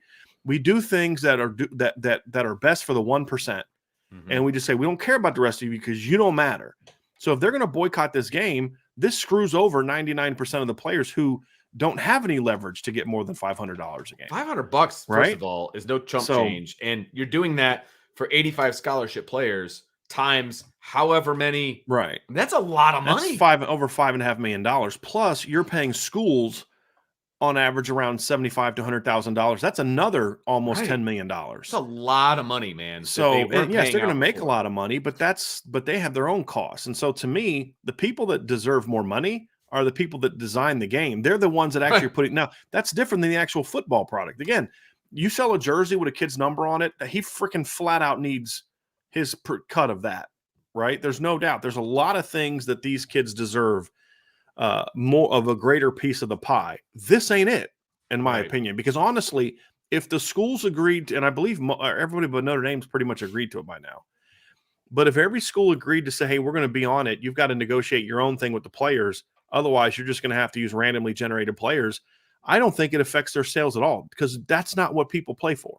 Right, exactly. And so I just, to me, heck yes, I would still play it if it was a bunch of just completely generic guys, because that's so. If I play that game for a year before the new game comes out next year, I'm only going to play with the Notre Dame players for a couple days. Yeah, the way that I play. Because then you're through it and you're on to the next year and you're recruiting a whole new batch. And when I get bored with my dynasty of Notre Dame, because I've the best recruiter in the world and I've won 8 championships in a row, and I decide to do something different, I go create a new team. I literally make a fake team that I name that's from whatever. And I made my high school team players anyway. I made my high school team one year and had every the 2 deep of my entire high school team. And then we went out and played college football. That's the fun of that game, man, is just having an imagination and having some fun with it. Yeah. So if and I'll tell you right now, there's a lot of people that are pro NIL that will, this is one of those things where because we've been teased with this now for almost 2 years now. We've been teased with this coming back. If this all of a sudden goes away because the players boycott, they're going to be in for a rude awakening. They're going to turn a lot of people that right now are pro NIL and pro player. They're going to turn a lot of those people off. Yeah. And this is my favorite game to play was college football, and haven't had it. And I don't even have a game console anymore because that game doesn't exist. Yeah. Honestly. Yep. So I'm the same way. I stopped buying new PlayStations when they stopped making NCAA. Yeah. I know. 100%. I only played sports games in general. Yeah. And that one was by far my favorite. Not even Madden. The college football was my I never played Madden. I don't care about Madden. I played NCAA I mean, we'd be sitting on road trips. Yep. Me and the players. I mean, players would come to our dorm room because my like when I was seeing you, my buddy Wendell, who coached with me, he and I would sit in our room and just get on the sticks and play. And then we'd have players knock on the door Friday night. Hey, can we play? Just come on in if you want to take that L. We would set up like just, like there'd be days where like, okay, we're going to have like a relaxed mental day. I want the kids hanging out with me. So, we'd get the big projector in the office. Oh, yeah. Kids would come in. We'd hook up the PlayStation to the projector. Absolutely. And then we're just in there playing on the big projector. I mean, so, you take that away, you're going to turn some people off who would otherwise be on your side. And there's a lot of areas where players need to be able to throw their weight around for NIL purposes. This is the wrong fight. Now, are there a couple individual players who have the leverage to and actually Shannon Terry made a good point about this. 99% of the players need to just take the $500. And then there's the Drake Mays and the Caleb Williamses and guys like that who can negotiate more. That's fine. They have that right. Just like, because remember, there'd always be that. Like, remember the one year, I forget, there was like some NFL players that wouldn't allow it. And so you'd have like all the NFL teams in like quarterback number 7 for the Falcons. Right. Or it's like, wait a minute, why isn't Michael Vick's name on there? Because he didn't give them the right to do that. You can go in there and edit the player and write Michael Vick in about exactly 5 seconds. Exactly. It doesn't matter. So yeah, because everybody knows that's Michael Vick on the game. Yeah, that's fine. So like, look, individual players want to not play in it or want more money, then let them have that conversation, because the vast majority of kids are going to take the money. And the ones that don't, they can have that conversation. They can choose to opt out. That this is a free country still for now. Becoming less and less so on a daily basis, but for now it still is a free-ish country. So if they want more money, then they can say, hey, I want more money, or I'm not giving my name. And EA Sports can say, okay, we will or will not give you more money. And they can just choose to generate a random player. Hey, EA Sports, you can use me. You can use me to replace any player that doesn't want to do it. I'm pretty sure Vince will be, and you don't even have to pay us. Yeah, you know what I mean? Right? I just want to be at least 6'3", and I want to have at least, I don't want to be from Ohio. I'll be at least 6'3". And I want to have at least a 95 arm strength. That's all I ask for. You can use me. EA Sports, I volunteer to replace any player that doesn't want to, any quarterback that doesn't want to opt in. Cool. Vince, you down? I just want to be, right? I want to be the play-by-play announcer or the color guy that wants to opt out. I'll be fine. Guy. Yeah, use my voice for color. And you don't have to pay me a dime, right? Nope. Because it would be such a privilege and an honor to be part of that game. Right? I'd love to do that. Are you kidding me? I'm doing it for free. Now, are there other things that I will not do for free? Sure. Not that one. Not that. Yeah. Not that one. Not that. Anyway, so yeah, it's been a couple days. I'm surprised nobody asked me about that, but yeah, I would. That's just, to me, that's a losing battle in my opinion for them. Yeah, no doubt. Archer 452 says, when we get the IB Online Dynasty set up for NCAA 24 football 24, who is everyone else going to use? Since only one person can be using Notre Dame, obviously I got dibs on Ohio State. Well, I got dibs on Notre Dame if we're going to do something as an IB group. Honestly, I'd probably make my own team or something like that. I would too, and I would have all the IB guys on my offense. By the way, yeah, you got dibs on Ohio State. That's no fun, right? I mean, the fun part is like finding some other team. I'd take Washington. There you go. That's who I'd take, because I like to throw the ball in NCAA, and give me Michael Penix on. I mean, he's going to be in the 90s, right? And then you get like Rome Odunze and Jalen McMillan. Yeah, I'd probably take Washington if I couldn't have Notre Dame. It'd be interesting. Would I go with like a USC? They'd be throwing the ball all over. Vince, just some things you just can't do just because. Yeah, you're right. I would make a team before I would pick USC. I'm just trying to go. I would. Yeah. Because I don't know why. Like, that's the fun part for me, is sitting down there and like creating players and making stuff. And I just got the lights turned out on me. Oh, there we go. All right. Never mind. We're good. Freaking kids. Send them back to school. Yeah, I know. All right. Steve Rolfe with the super chat. Thank you very much, Steve. When evaluating running backs, do you ding a guy if he always runs with the ball in his strong arm? When I played, the guys who could use both were better backs. I don't ding them per se, but it's definitely noted. I mean, and I guess I should ding them. It depends on, because here's the thing: not every college coach cares about that, which I think is kind of crazy. What? Really? Yeah. It seems like coaching 101, but You'd think Okay. so, right? But You I know some would. running back coaches like, yeah, don't worry about that, and I'm just like, Hmm. that's silly. Yeah. Like, and I understand. I've heard some coaches make this notion. I teach kids to put the ball in the outside arm, but Mhm. if they make the mistake, I don't want them to switch it in the middle of the run. All right, Right. I get that, right? Just protect the ball when the guy gets close to you. Okay, that's fair. But no, I would always teach him to put the ball in the outside arm, and I do think if my guy gets on a straightaway up the sideline, I am having him do a change in the ball. I am, Yeah. because the worst thing, your 40-yard run ends up getting ripped because perfect example. Actually, you know what? I think about this, but yeah, Vince. Real quick, the other part is if it's an NFL guy, I probably bother me a little bit more than a high school kid, because a high school kid I can fix that more, in Sure. my opinion. And I'm gonna look at this play because do you remember? I believe that's what happened. But do you remember that play? It was I think it was the Sugar Bowl in 1992 where George Teague took the ball from Lamar Thomas. Do you remember that play? Not off the top of my head, but if I saw it, I So might. it It might be. was Miami, Alabama. It was the game Alabama won, whooped Miami to win the title. Okay. Lamar Thomas, who I couldn't stand, wore number 36 for the U back then, catches a ball up the sideline and he's running. Looks like he's going to score. George Teague hawks him and reaches in and rips the ball away from him. Why did he rip the ball away from him? Because he had the Inside ball arm. in the inside arm, right? So, yeah, it's worth it to me to switch to the other arm in that instance, because you may rip it, but not before we both go out of bounds. Right. You know what I mean?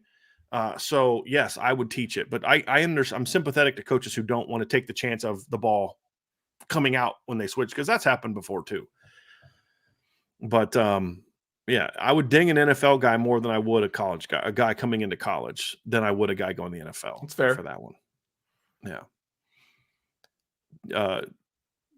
Yeah, I think Audrey Denson was one of those ones who didn't care about teaching that, but that shouldn't shock anyone.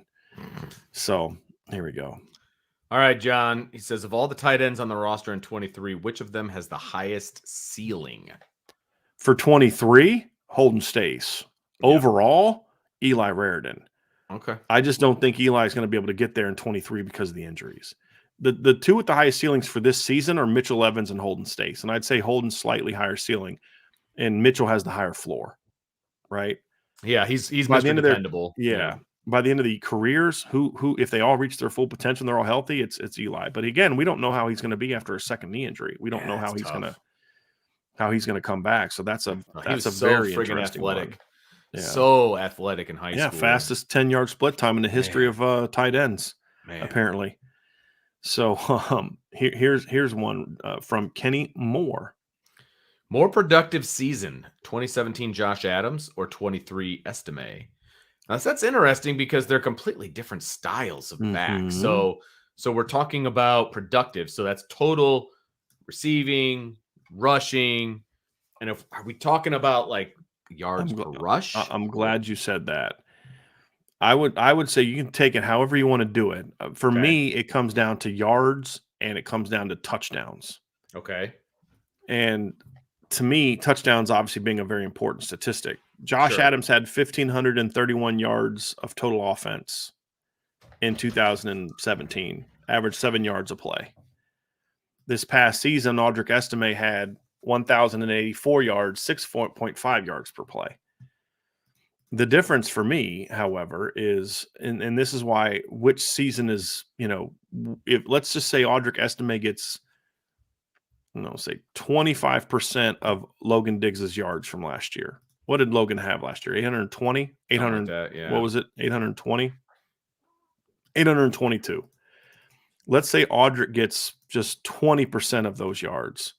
So that adds 164 yards onto his season, right? And then let's just say he gets 10% of Logan's receiving yards. So that's another 20 yards. So that gives him, actually that the calculator didn't work on that one, Vince. Uh-oh. So if you have the 20% there, that's 164. Plus he'd have his 920 from last year. Plus he'd have his 135 receiving from last year. Plus 21 yards of just 10%. So that's 1,240 yards. if he just does that, 1,240 yards of total offense for a guy that's going to score probably 15 touchdowns because he had 12 last year. Yeah. And 15 touchdowns compared to Josh Adams, who, as good as he was, I think had 9 Okay. that year. I think you said Josh had 15. You were talking about Estime. No, Estime. I think Estime will have 15. Gotcha. And because he had 12 last year. Right, Josh had 9. Right. Give me the guy with 1,250 yards to 1,300 yards and 15 touchdowns, or the guy that had 1,500 yards and 9 touchdowns. That would be that's where I would go with it on that one. No, I agree, because I don't look. Estime is not going to have the number of breakaway runs that Josh Adams had. That's just not who he is as a back. I mean, can he run his away breakaway from runs will be 40, 50 yards. Sure. Not 70, 80, 90. Like, Correct. I mean, Josh had a 98-yard touchdown run. He had an 83-yard touchdown run. He had several 70-yard touchdown runs. Like you said, Tony Jones did that once, right? Right. But he didn't. And could Estime do it once? Yeah. Yeah, he could do it once. Sure. But that's Josh did it weekly. That's not his game. Like, that was Josh so Adams much had fun. more 50-yard. Loose Emoji, and when Loose Emoji gives you a stat, you know it's right. Loose Emoji said in that 2017 season, because we were working at the time, that Josh Adams had more 50-plus yard runs that season than any other Notre Dame running back had in his career at Notre Dame. Oh, I believe that. I mean, it literally happened every game. And I remember, like, Except that Georgia. was so much fun to watch. It's like all of a sudden, oh, well, he's gone. I mean, it was awesome. It was awesome. Estime's not that. That's not who he is. That's not his game. But from a production standpoint, I wouldn't even be surprised if he got up to like 1,400 total yards, was knocking on the door of the 1,500, even though he's not doing the 100-yard breakaways. I still think he's going to be an extremely productive back. Because he's going to be way more efficient. That was correct. Josh. A lot of times Josh was hit or miss, man. I mean, he was big play or nothing. Correct. And I think that's what hurt him in games like Georgia, right? And that's why I think Dexter Williams was the better all-around back in 2018 than Josh was in 2017. Because now, again, Dexter missed the first 4 games. But Dexter would get you 4 when Josh would go 1. Right. Now, Josh would get you 80, and Dexter might get you 50. Right. But I mean, even Dex had the 97-yarder against Virginia Tech, but he did that once. He'd get you 40, 50 like Audric. I think Audric's a lot more similar to Dexter in how he's going to be productive than he was Josh Adams. But if Dexter, look, guys, if Dexter Williams played a whole season in 2018 and stayed healthy, I mean, that would have been some really monster numbers, Vince. I mean, he would have been really good. He'd have had the same amount because Josh Adams in 2017 averaged 110 yards per game on the dot. Dexter averaged 110.6 yards per game that year. And Dexter had 133 yards receiving in only 9 games. Josh had 101 yards in 13 games that season, or 14 games, 13 or 14 games that season. So, Dexter to me was and I think that's to me more of what you'd see from Audric. Now, could Audric get to 1,400 rushing yards? Yeah, sure. Absolutely. I just think they're going to throw the ball a little bit too much this year. Sure. Yeah. And with some RPOs, and I think you'll see more of a rotation. Like, you don't want to wear him down. I think he'll probably be, at best 12, 13. And not that he couldn't get to those on the bigger yards. It's just the makeup of the offense. But if Estime's around 11 to 1,200 yards this year, Vince, and he's around 200 receiving yards this year and 13, 15 touchdowns, that's going to be monster production because I think the yards per play are going to be, 6+ yards per attempt, per carry, stuff like that. And that's what I care more about than just, hey, this guy hit a bunch of home runs, because when did those home runs not happen? Against the 3 best teams you played that year. Right, exactly. Right? Georgia, Miami, and then Stanford in the regular season, and you didn't make those plays in those games, and you lost all 3 of them. So that to me is the bigger one for me. So good question. Very good question, really good question. I like that one. Very good question. Okay, let's get down to some more. We have a super chat down here from Tyrell Wilson. I think Tyrell might be new, Vince. This is the second super chat he's left this week. So hopefully, if you've been on the site for a while and you're just not asking questions, great. But if you're new, welcome, Tyrell. If you put the 03 Julius Jones on the 23 roster, what do you think he would do? Oh boy. Run the football. I think his numbers would look pretty similar to what he did in 2003. His yardage numbers. I think what would be different is you'd see him with a much higher yards per carry average. And the reason I say the numbers would be similar is for exactly what I just said about Audric Estime. There's going to be some games this year where he's playing a half of football. Right. There's going to be games this year where the teams are just saying, hey, we're not going to let Audric or Julius beat us. And so Sam Hartman pulls the ball and throws 14 RPOs, and they just rip you up that way. And say, man, Notre Dame couldn't run the ball. They only ran for 145 yards this year. But I'm like, yeah, but if you count the RPOs, they were over 300 yards, right? I mean, that's how you have to factor it in when teams are trying to overplay the run. So your yards may not blow you away. And I mean 140 yards as a team. You say, wow, they didn't run the ball real well. Yeah, they kind of did. And because you have to factor that in when you're evaluating an offense. You have to factor in, well, our quarterback went 13 of 14 on RPOs for 175 yards because of how they were playing our offense, right? I mean, if you're an OC, Vince, that's how you factored in. Sure. So I think there'd be times, Tyrell, where his numbers would, and Julius Jones that year in the regular in 12 games that year, I shouldn't say. So it's a regular season now. It was they, I think to 03. Did they play a bowl game in 03, Vince? No, they didn't. They went 5-7. That's so. right. So he played 12 regular season games and had 1,268 yards. I think it would be similar to that in this offense.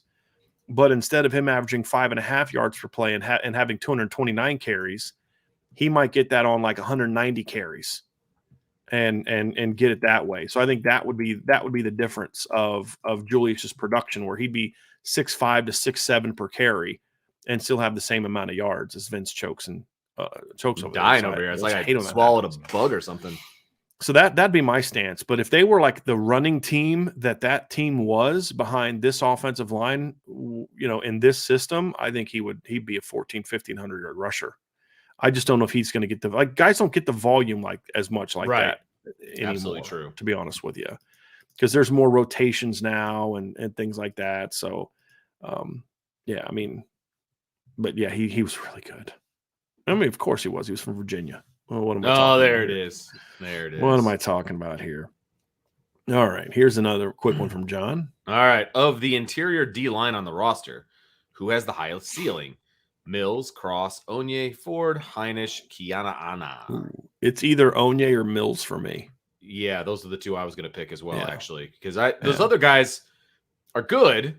Yeah, Tyson Ford has a high ceiling too. He does. He'd be the only other one in that conversation for me of those. Like Heinisch is a really good football player, but we're talking ceiling. But we know who they are. I mean, and he's always going to be a little bit limited by his size as far as his ceiling. Same with Howard Cross. Sure. And part of ceiling refers to NFL production and stuff like that. But as soon as we say that, of course, Heinisch is going to come out here and have more tackles for loss than any of these guys in his career, right? Because of course I'd be okay with that, because the Heinisch is like making us look stupid with us saying, that guy's not that good. And then he goes out and plays really well.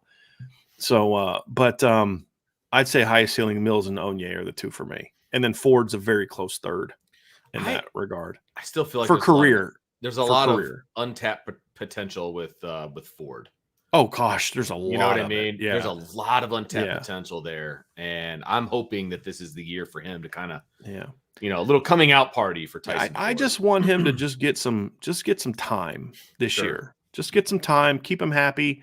Hey, you start to show some progress, and then next year you really got a shot to step into the lineup. That would be ideal. So let's get to some more here, Vince. Here's a quick one. John A1, who is more athletic, Joe Walt or Emil Wagner? Joe Walt, slightly. Joe Walt's more smooth. Emil's more explosive. Sure. But Joe is got some of that too, but Joe's really smooth. Emil's a little herky-jerky athletically, but still very athletic. But that's one of the things that stood out that day that I was sending you the videos of Joe Walt. It was just like, it's a big boy, but he is smooth as silk. Yeah. Here's a fun one, Ryan, from Vince, from Ryan Schulte. All right. He says, what got the number? You've got the number one pick in the draft. You need a running back. Barry Sanders, Walter Payton, and Bo Jackson are all available. Your QB is Josh Allen. You run a modern offense. Who you got? And that's a tough one. So I'm glad that we're not picking from like Notre Dame type players. This is a fun, it would be hard for me to go with Walter Payton simply because I didn't really watch prime Walter Payton. Right, like I watched like 85 Walter Payton. That was still good, but not like late 70s, early 80s Walter Payton. Right, so I always say this: I can't really comment on, like, if you were to throw Jim Brown in that conversation, I don't know. I mean, so Walter Payton, like I said, was good later in his career, but like it wasn't like 77, 78, 79, where he was just tremendous. So I saw him a little bit later in his career. Again, still putting up really good numbers. But even when they won the Super Bowl, I was 7 years old. I mean, he was retired by the time Notre Dame won their championship in '88, right? So he's a little bit before my time. I also wouldn't take Bo Jackson because I wouldn't have him for a full season. Because his number one commit, no, because his number one commit was always baseball. Yeah. So he never played a full, he never played. I don't believe Bo Jackson Is that what ever it was? played. I didn't realize that. Because baseball was always his top priority. Now, if the team was out of it, he would go do what he had to do. But yeah, I'm looking at Bo's career. Bo, he played 4 years, and he never had injuries. He had that one bad injury. The one big one at the end, yeah. Yeah, but I mean, Bo played 7, 10, 11, and 10 games. Bo Jackson never rushed for 1,000 yards in the NFL. Doesn't mean he couldn't have. No, he ran for 554 in 7 games. Right. You know what I mean? Like, let's do the math here. 554 divided by 7 equals times 16. That's on pace for 1,266 yards, right? In 1989, which was his best year, the closest he got, he ran for 86.4 yards. You extend that over a 13-game season, that's 1,382, and he was never like in 16-game season. Yeah. Okay. If you go 86.4 times 16. 13. Oh, sorry, season. times 16. May have. Yeah, I factored in 16. It's 1382. Okay. Gotcha. So yeah, he could have, but you never would have had him. So Barry Sanders is the default pick there for me because again, I don't know enough about. And in a modern offense, I don't necessarily. What I do know of Walter Payton, and he was a tremendous one of the all-time greats. I know a lot of people that will say he was the all-time great, but of the all-time greats, he like his style of play. What I do know of him was a volume runner. I mean, in his first, let's see, 3, 4, 5, 6, 7, 8, 9, 10, 11, 12, 13. He played 13 years, Vince. And in all but 2 of those seasons, he had over 300 carries. Yeah. I don't necessarily want a back that's going to be over 300 carries a game. And so he was consistently in the 4 point something yards per carry, except for 1977. He averaged 5.5. His, the rest of his career is 4.6, 4.5, 4.4, stuff like that, which is, I mean, again, it was the style of play that they ran in. And Barry Sanders was kind of that way too, because he had a lot more negatives. I would take Barry Sanders, even if I go look at the highlight version of Walter Payton, because in my modern offense, I don't need a guy that's going to carry the ball 25 times a game. I need a guy that can do more with 15 carries. And that's kind of how I view Barry Sanders. Barry Sanders could go 15 carries and he'll have, 6 2-yard runs, 3 minus threes, and then he'll have an 80 and then a 60 and then a 35. You know what I mean? Like, you kind of live with some of the negatives to get the other things. That would probably be where I would go with that one, Vince. What would your answer? But there's honestly, the only wrong answer here is Bo Jackson because you're not going to get him for an entire season. Sure. I landed on Barry Sanders for a different reason, because I think in today's modern football, I should say, tackling sucks. And when tackling was good, they couldn't tackle Barry Sanders. And I feel like he would have even more production, nowadays than he even had back in the day, because people, they don't tackle well. They just don't. And that's it. College, pro, whatever. Barry Sanders would make people look very, very silly this time. Here's a counter argument to you. Yeah. If you ever go back and watch the Walter Payton highlights, modern linebackers would just flat out get run over by him. That's very true. Like he's hard to tackle for a completely different reason. Correct. You know what I mean? Like where Barry just shakes people, Walter Payton would be hard to tackle because like I'm as big as you are. Right. I mean, and I'm stronger than you are. Yeah, he was a he was 5'10", 200 pounds, but like he was strong. He was so physical. He was built like a tank. I mean, he ran over linebackers back then who your entire existence was to stop the run. I mean, it was a different game. So he would embarrass people for different reasons. But then you wonder, like, how many times would he get called for offensive targeting? because He the way could they just ran. lower his head. I mean, know? he would lower his head and he would crown you. Like right, exactly. Right- and right I in don't your know how chest. if they would allow that as much in Yeah. today's game. But it's not like he couldn't find other ways to do it. Sure. Like look, let's be real, Vince. We just spent a lot of time talking about it.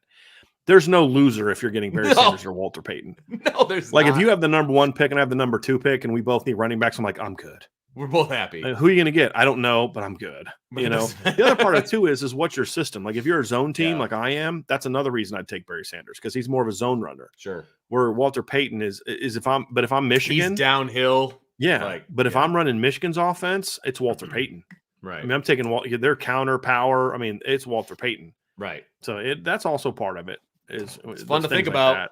It's fun to think about. That's for sure. But there's no loss there. I mean, you're good no matter who you got. Right. Here's the next one. This is a fun one from John A1. I'm going to ask you this, Vince. Here's a fun one. Who wins an Oklahoma drill between the Hawk and Juggernaut? Okay. I might embarrass myself here. I don't know who Juggernaut is. He's a guy that had like the metal thing and he could just like run through. Did you ever see the first X-Men? No. Okay. Then you may not know who Sorry. Juggernaut is. I'm anyway, out on this one. Stuff. I'd probably go. The Hulk is like, come on. It's the Hulk, right? Yeah.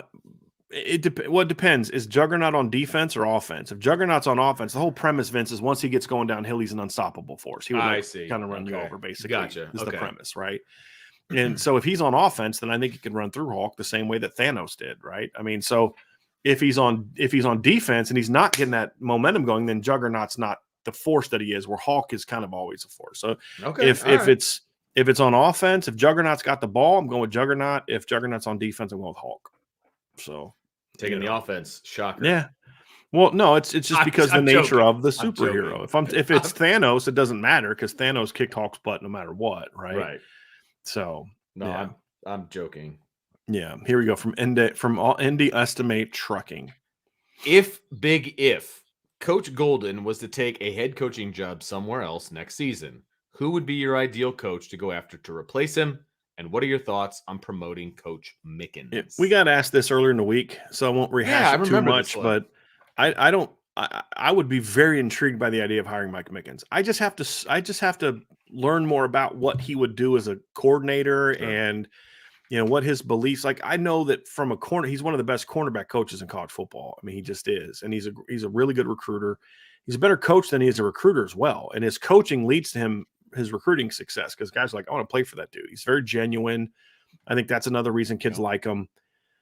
But I don't know enough about his philosophy on how to implement a your 4 down front, or what your run schemes are, what your run fits philosophy is, what your blitz scheme. I don't know any of that stuff. And I would have to learn that more before I could say that. But I would say this: if I'm Marcus Freeman, he's absolutely going to sit down with me and give him a chance to sort of be that pitch. I still feel like an ideal scenario for Coach Mickens would be to have a genuine co-coordinator situation, not where he gets it in name only, but where you bring in somebody to coach the linebackers. They're co-coordinators. They genuinely work together to put a defense together, because I believe co-coordinators can work even better on defense than offense, Vince. I wouldn't have told you that 10 years ago, but I've just seen it work too well at too many places. As long as there's clearly defined responsibilities and we all know who's in charge, that's something where I would feel really good about that. And then if that co-coordinator, if Mick shows his ability to thrive in that, then he's moves up to permanent coordinator if that guy moves on for some reason. So that's what I would be interested in. But honestly, I just don't know enough about Coach Mickens' philosophy on things that don't have to do with cornerbacks to be able to give you an honest answer for that. But I'd be very intrigued by it, because I'm like, look, if you know football, right? I mean, that's my default position. And if he's that smart with corners, I doubt he doesn't understand what's happening around the other 9 positions. But I don't know what his philosophy would be, so I can't really say. But I would be very intrigued by it, because I want to keep Mike Mickens here as long as possible. And that's the key right there. Is I want to keep Mike Mickens on staff as long as possible. And again, you have to do your due diligence. You got to interview, you got to talk to him, you got to understand him, you got to see where he wants to take the defense, obviously. But I'm going to do whatever it takes to keep Mike Mickens on my staff. I'll just say it that way. Yeah, I dig that. And I don't know who the ideal coach would be overall to replace him. I don't know who's available at the current time. So Right. You got another one from Indy Estimate Trucking. If the projected offensive line starters were not on the roster using the backups, who would be your ideal pairing across the line? So let's say we're going to play Louisville. We're driving the bus, and the bus breaks down that has the starting offensive line on it. Okay. They're not there for the game. What would be my starting lineup be? Tosh Baker, probably at left tackle. Okay, I see the premise now. Right. I was very confused as to what the question was asking. So, okay, I'm on board now. I'd have Emil Wagner at right guard, or right tackle, excuse me.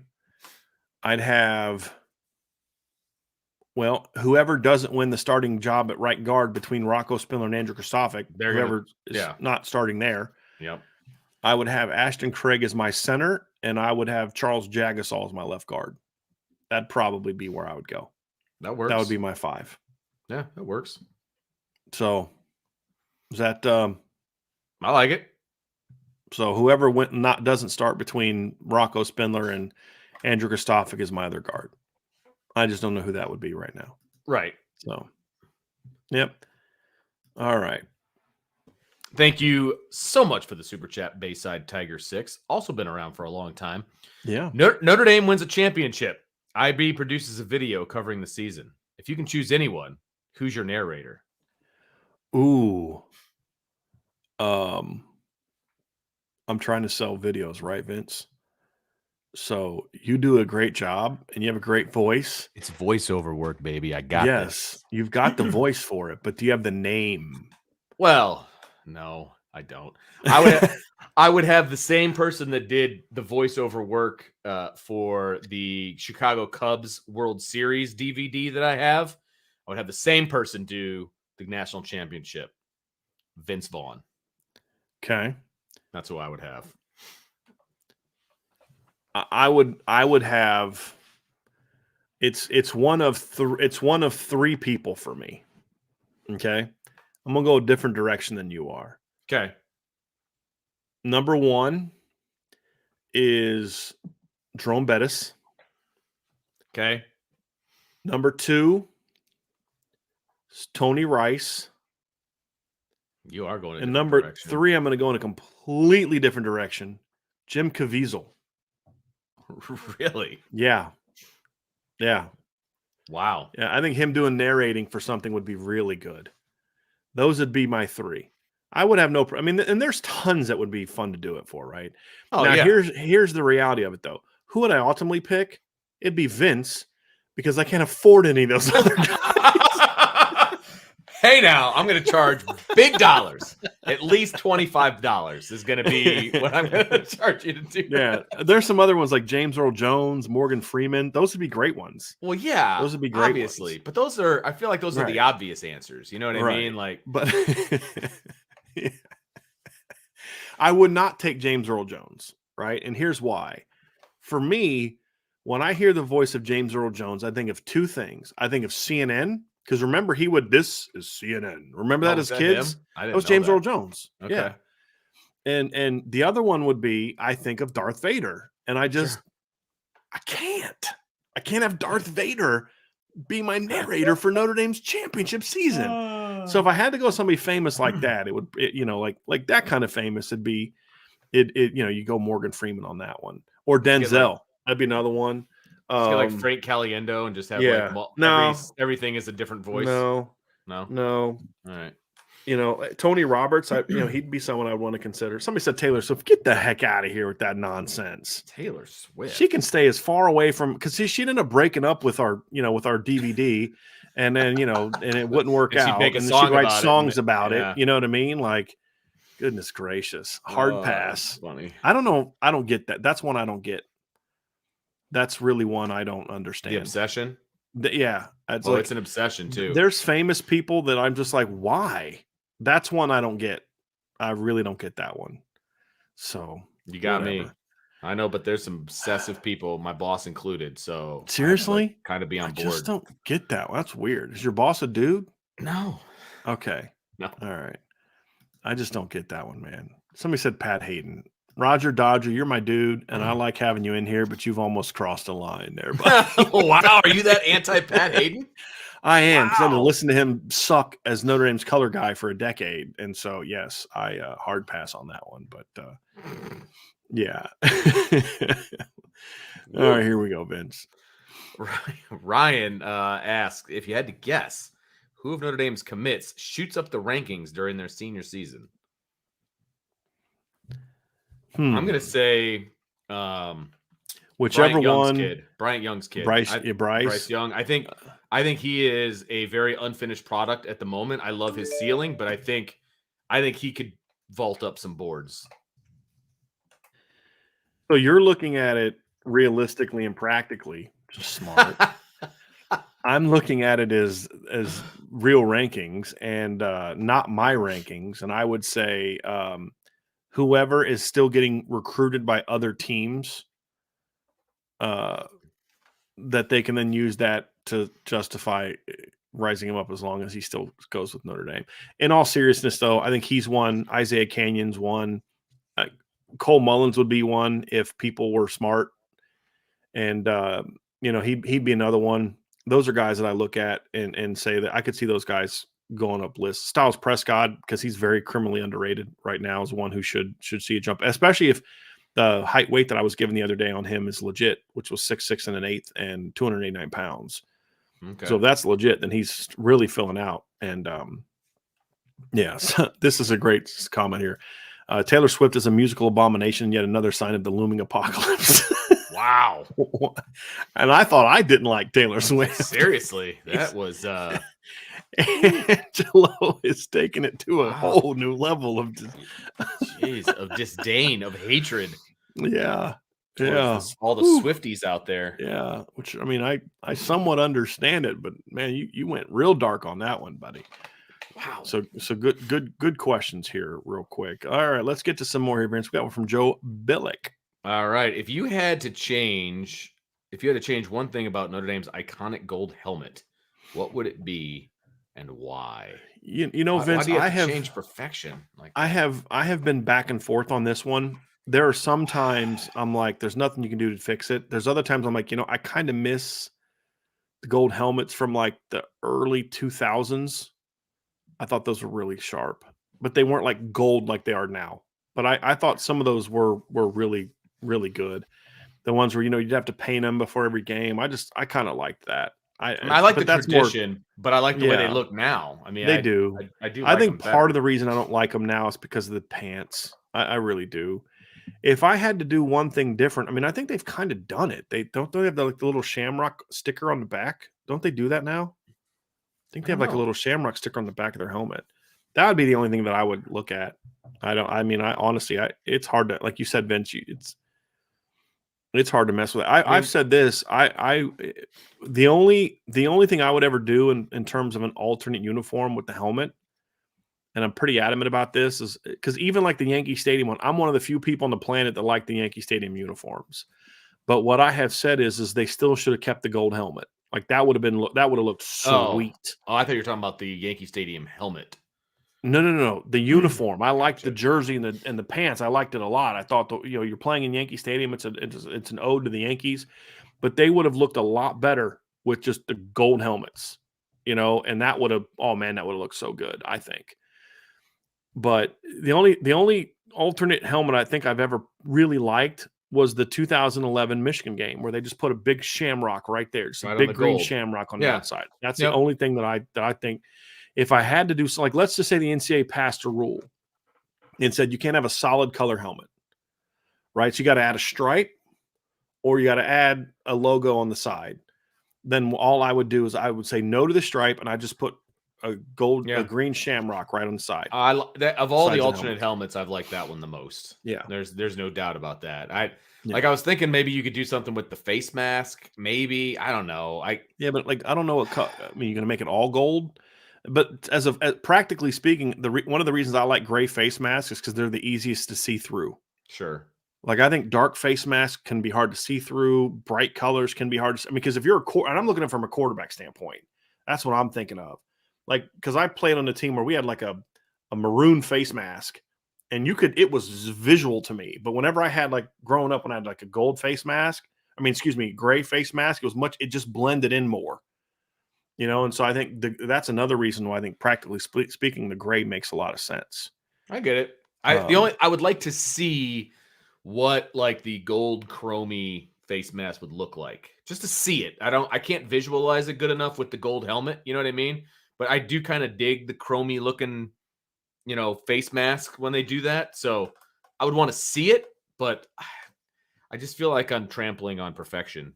So Well, that's why I went with if they made me change, if a right. rule change forced me Yeah, to do definitely something no with it. stripe. Like No. I've never been a fan of a stripe down the middle, that kind of a I thing. wouldn't mind ND on there either, Vince, if it was green, but Okay. that would be the other thing for me.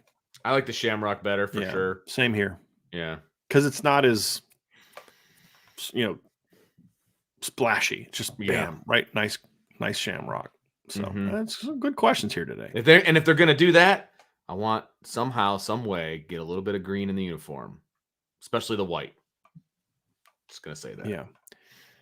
Here's an interesting one from Jordan Schreiber. Do you think you'll have a better relationship with the new AD? I didn't have a bad relationship with the previous AD. I had no relationship with him. I never met him, never spoke with him. He, as far as I know, never did anything to hinder Irish Breakdown or me or anything like that. Like I had no bad. And look, I've had a lot of good things to say about Jack Swarbrick and things that weren't very nice about Jack Swarbrick, because that to me is what you should do. When someone does it, I don't know why this isn't hard for people that cover sports and politics. And if someone, no matter what you feel about a person, if they do something that you objectively don't think is the right thing or the good thing or the smart thing, you criticize it.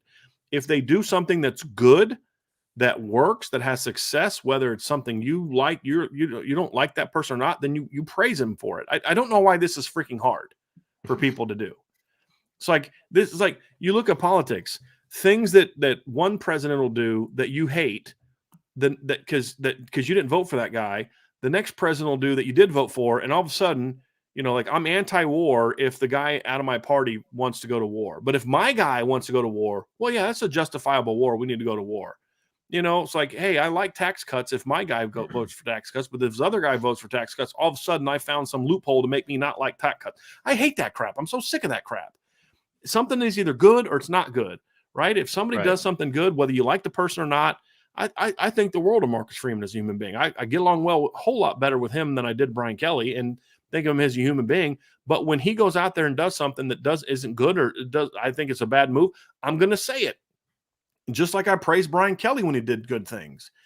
And so that was the extent of my relationship with Jack Swarbrick. When he did things I liked, I praised him for it. When he didn't, I ripped him for it, because that's what we do. Yep. And that's our job, literally the job description. I didn't have a bad relationship with Jack Swarbrick at all. Right. I don't think some things he did I liked, but they weren't personal to us. Right. And so I had no relationship with him, and I doubt I'll have much of a relationship with the new AD, because you know why? Because I don't think that the AD gives two rips about what me or anyone at Irish Breakdown thinks about anything. Right. So or any other beat reporter, by the way, just throwing it out there. I'm not saying that they shouldn't care. I think they should. They should always care about people, because people like us we have a role in shaping the narrative about your program. Sure. And so don't ask me to say something that I don't believe in. Don't ask me to say, hey, could you guys put a story out praising us for doing this? Well, if I believe it, sure, I'll do that. If it's something that I believe in and I actually agree with you, but like, I'm not going to go out there and be your hype man. Spin doctor, yeah. But it certainly does. Like, hey, you guys have the pulse of the fans. You guys talk to them. Why do they get pissed off about this thing? And then we can share with them what our reasons are, what our thoughts are. So they should care to a degree, and from an information gathering standpoint, they should care. Not that they're going to make policy off of anything we suggest, but hey, look here. I talk to a lot of players, and they may tell you this to their face, but here's what they tell us. They should care about that. They don't. But yeah, that's what. Yeah, that's kind of my deal. Here's one, Vince. Let's go to Zach Martin. All right, it says Vincent Bryan, since 2000, which Notre Dame team sans 2016 let you down the most? Ooh, boy. Oh, man. That is a good one. 2011 Notre Dame. Yeah, 2011 Notre Dame. You look at how that 2010 season ended. with them winning 5 in a row. You beat Utah. You beat Miami. You ended the USC streak. You're coming back. You've got Michael Floyd. You've got Tyler Eifert. You've got Harrison Smith, Manti, Darius Fleming, Sierra Wood, Theo in the slot. I mean, you've got all this talent coming back. You just landed an outstanding recruiting class with Aaron Lynch, Stephon Tuitt, Ishaq Williams, all those guys. You're starting the season off against South freaking Florida, and you lose. They were I think preseason number 11 team in the country that year, Vince. I mean, that team was loaded, Vince. Loaded. I think one time I sat down and looked at there was 19 players from that team that played a lot that spent time in the NFL. 19. And that team went 8-5 and lost to South Florida, lost to Michigan in the game that they were leading 24-7 going into the fourth quarter. Got beat by a USC team that you shouldn't had no business getting beat by. Lose to freaking Stanford that year as well, and then just choke a game away against Florida State in a bowl game. That team was so loaded. And then next, you lose Harrison Smith, you lose Michael Floyd, and then the next year you go out and you freaking run the table. It just makes no sense to me. But I thought that 2011 team, Vince, was going to be really, really, really good, and they let me down big time. I know you're scouring through the seasons over I am. doing research. I'm looking for something that I could realistically get on board with. I honestly, and this might sound odd, but the way the 2015 season started, right? Yeah. Big win over Texas. I'm feeling really, really good about this team. And then, of course, Malik goes down. And then you got the big win over Virginia. You lose to Clemson. It wasn't the rainstorm and the whole thing. And it was should have won that game, lost by 2. Then they rip off all those wins. And then that loss to Stanford just ripped my heart out at the end of that season. You lost to Stanford on the road by 2, and then you go and you get the doors blown off of you in the Fiesta Bowl by Ohio State. From a disappointment standpoint, right? That season hurt. It's one of those ones where you're scratching the surface of being a really, really good team and making some waves and doing some things. And that was another year where it's okay, they're going to get this New Year's 6 monkey off your back, that whole thing. And the loss to Stanford, man, they had so much momentum going into that game, and they lost to Stanford. Yeah. And that one just, and then they, like I said, you get your doors blown off you by Ohio State. It was just a crappy way to end that season and yeah, to go I get into that. the offseason. So that's what I'll go with. I get that. Here's an interesting one. So, because I don't know if I have an answer to this anymore. He said that outside of Oregon, Michigan, and USC, who has the ugliest uniforms in college football? Here, first of all, I don't think USC has ugly uniforms. I don't. I think they have iconic uniforms. I also don't think Michigan has ugly uniforms. I hate those uniforms because I hate those programs. But I don't think they're not ugly. I Oregon has an ugly uniform usually, but when they go with the just a Kelly green. Pants and jersey with the green helmet and a yellow, those are sweet. 95% of their other 8,463 uniform combinations are hot garbage. But my answer was Maryland for a long time. I was going to say too, but they've changed it. I believe they're going. Yes, they're going back to the old one, just Terps, and I think that'll look. What they were trying to do with the Maryland flag, it was just they went all in.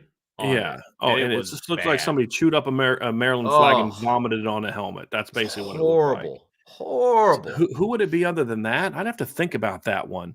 I think Tulane's uniforms are pretty ugly. Those weird combinations of that green and the green and the light blue. That just looks weird. I don't like that. Let me go down through here, and so I don't like so far they take the cake. Because I'm a big uniform guy. I really like ordering uniforms, designing uniforms, the whole thing. So I'm trying to think. I like all the ACC team uniforms. I will say this: I like Pitt a lot more when they use the old school yellow. Yes, that's a lot sharper. And the light blue. Like when they went to the navy, I didn't like the navy gold combination. And gold. I didn't like that. But the baby blue. Yeah, one of the or ugliest uniform Royal. combinations you ever had, Vince, is those ones they wore against Notre Dame in 2020. They were all steel colored. Those are Oh hideous. yeah, Those that was were bad. absolutely hideous. It was They a were great terrible. thought with like the Yeah, Steel City and all that, but the execution was yeah. really poor. I think Was Iowa State really has kind poor. of ugly uniforms. I'm not gonna lie. They just have their Their color reddish. It's like it's combination maroon. is It's really awful. weird. It's like coming Yeah, up with good looking uniforms with that color combination is yeah. really hard. I don't like Minnesota's, but I didn't like Minnesota's when they had the maroon helmets, but since they've gone to the gold helmets, I think those are better. So I wouldn't say Sure. that they're as. I just don't like that version You of want green, to be honest with you. you want to know one uniform combination, color combination that I really do like is Washington. Yes, I like that deep yes, purple and that gold. Like that's just a good look, man. Like I really like the purple and the gold. yeah, agree. You know, a team that I've never liked their uniform color, and I don't know what it is about like maroon and yellow. I just don't love it if the yellow's too prominent. And that's the Sure. thing about USC is the yellow's not super prominent other than the pants. Right. Arizona State, those mustard looking helmets are just hideous to me. And it just ruins everything else they could possibly do with their uniform. So Arizona State's in that conversation for me, I Vince. like it when they wear the black. Like that Yeah. that's a good look for them. Yeah. Um So Purdue's are kind of boring and ugly. I think they're just kind of well, they need you know. to go away from like the train track down the middle of the Yeah. helmet and like it's time to reinvent the Purdue uniform, I think. Yeah. Those would be the ones. Those would be the ones that I would go with there, Vince, for ugliest There's a lot of uniforms. classic ones out there that people just aren't messing with, which I Yep. dig, you know. Yep, I agree. Rob Osgood has a comment. He says, "I'm happy that the new AD will be involved in the deals. It's like he is getting the groceries for his new kitchen." Yeah, he's certainly helping. I think Yeah. that's important. I think it's Yeah, important. it's It's gonna going to help. be it's gonna be like a legacy that he's gonna have to deal with too, because they're gonna make those deals and then Swarbrick's gonna walk away. Like, Yeah. and we talk about stability with the coaches and the fact that they've pretty much got the coaches where they want them to be. Mhm. And these two deals are really going to shape who Notre Dame is as a program moving forward from a football standpoint. Yeah. The TV deal and the apparel deal, like that, it's going to shape Notre Dame Yeah. because they need to knock the TV deal out of the park. And I don't think they need to knock the apparel deal out of the park so much, but there's a lot riding on it, more so from fans than it from I think the school. Some But the TV somebody on deal is the big. somebody on the message board yesterday asked this question, Vince. And at first I was like, "No way, dude." The question was, "Do you think Notre Dame can get to $100 million a year with the new apparel and TV deal?" I was like, "No way, dude." And Combined? yeah, and then I looked at the numbers. And right now, Notre Dame's probably going to reset the market on the apparel deal. That's usually how it goes. When a Sure. big team gets a new deal, they usually kind of reset the market to some degree. Yep. The highest that I could find right now, I think, is Ohio State at like 16.8, and Texas is like right behind it, 16 and some change as well. That's So all, huh? let's say Notre Dame gets that's per year. Right. Right. And then of course there's like clothes and stuff, but let's say Notre Dame's 18 to 20. And then let's say they're between 60 to 65 a year well, let's just even go minimum. Let's go 55 a year in TV money. And then let's say they go 18 in apparel money. Well, there's also the 10 million from the ACC. All of a sudden, Yeah. just like that, they're at 83. Right. And then it's like, well, what if they're able to get like, let's say 65 per year, which is not as big as some of the other conferences, but still a lot. And then they get the 10 for the ACC. And let's say they get up to 20 in the new apparel deal. That's Now all of a 205. sudden That's you're at 105. 95. Oh, it's at 95? Okay, my math wasn't 65 bad. plus 10 plus 20. That's 65 plus 10, You're right. 75 95. plus 20 is Yep. 95. So you're a gym teacher, not a math teacher. It's okay. Yeah. You thought 95 and then you added the 10 again from the TV deal. That's what you did, right? So Sure. but all of a sudden you're like, wow, okay, that's kind of wild. Like, and because right now they're at about 35, 36 with the two. Because they're about $9 to $10 million a year with Under Armour, 10 million with the ACC deal, and then about 16 with the NBC deal. So about 35, 36. Notre Dame's going to minimum double, if not triple, their current revenue. And that's not even with an insane, like some people are saying like it could get up to 75 million. I'm not even going there. I don't think it's going to get that high. I don't. I'd be a little surprised by it. And it also doesn't national negotiating. But here's the other thing. And I know we're kind of going off on a tangent here a little bit, but they don't need to go any higher than that. Like people are like, well, if they don't get Big Ten money from their TV deal, they're going to have to join the Big Ten. No, they don't. Well, let's just say they get only 50 in the TV deal. And let's say they only get 15 in the new apparel deal. That's it. Vince, that's still $75 million. Right. They're making 35, 36 right now in those platforms. That's double. That's big. Yeah. For a program that money isn't your issue anyway. Correct. You know what I mean? So, yeah, that's pretty big. That's right. pretty. Here's an interesting question, Vince, from Jordan Schreiber. From Jordan. It says, can you rank your favorite years to follow Notre Dame when you were a kid between 88 and 93? Well, I'll answer first because I have a very short answer. It's 93 because that's really when I started following the team. So that was an easy answer. And I kind of said that earlier on in the show. So I'll let you kind of take it from here because I know that obviously 88, they win the title. 89, they darn well probably should have won the title. That was Lou Holtz's best team. Yeah. I felt it. Lou Samogia said that. I mean, that team was they were 7-1 that year against ranked opponents. And all of their teams that they beat that were ranked inside the top 20. I was going to say they were all highly ranked. They beat like 4 or 5 top 10 teams that year, including number 1 Colorado in a bowl game. They beat Michigan when Michigan was number 2. That team was so good. It's just that stupid 3rd and 43 against Miami was the thing that did them in. That team was better than the 93 team, in my opinion. How I would rank them, 88, number 1. Because the question isn't best. The question was favorite. 88, obviously, because that was sort of, it's like your first, right? Sure. A lot of times your firsts are, the ones you look back with the most fondness. I'm not taking that anywhere inappropriate. I just mean like, just, you always remember the first time you went to a Major League Baseball game. I still remember the first college football game I went to. It was like 1989. It was Ohio State, Wisconsin. I still remember that like it was yesterday. Yep. I remember drinking hot cocoa out of remember those thermoses, like those thermos mugs that you're like, oh, yeah. that your dads and grandpa used to take to work and stuff. Like we're drinking with hot like cocoa. With like the red and black like check, like the plaid, So like my 5th grade basketball coach was a dentist in Ohio. His name was I can't forget. His son's name was David Fleck. He was in my grade. Flack.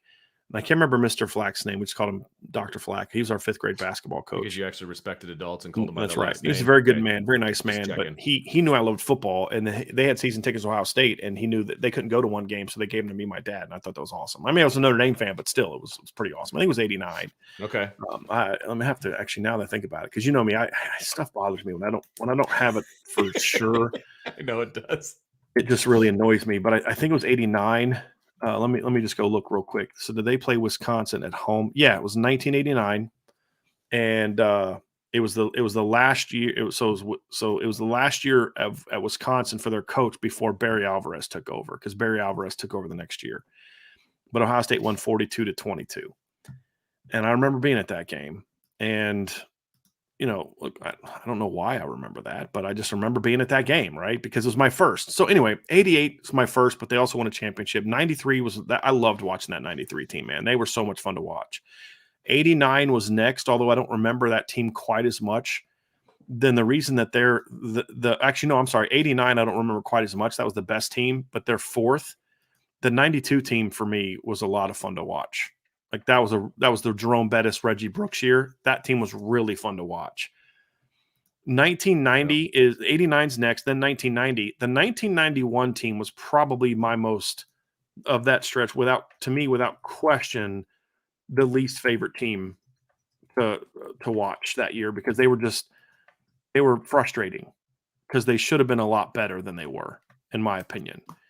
And they blew a big lead to Tennessee, and they got smacked by Penn State. They lost to Michigan. That was, I think, the Desmond Howard. I think that was the Desmond Howard Heisman year, if I remember correctly. That team to me just was frustrating to watch. It should have been better, in my opinion. And the 1990 team. It's funny, Vince. Or excuse me, the 1991 team. What's funny about that 91 team? They, even though they were disappointing, they had one of my favorite bowl games ever. Oh, really? That was the year they beat Florida in the Sugar Bowl.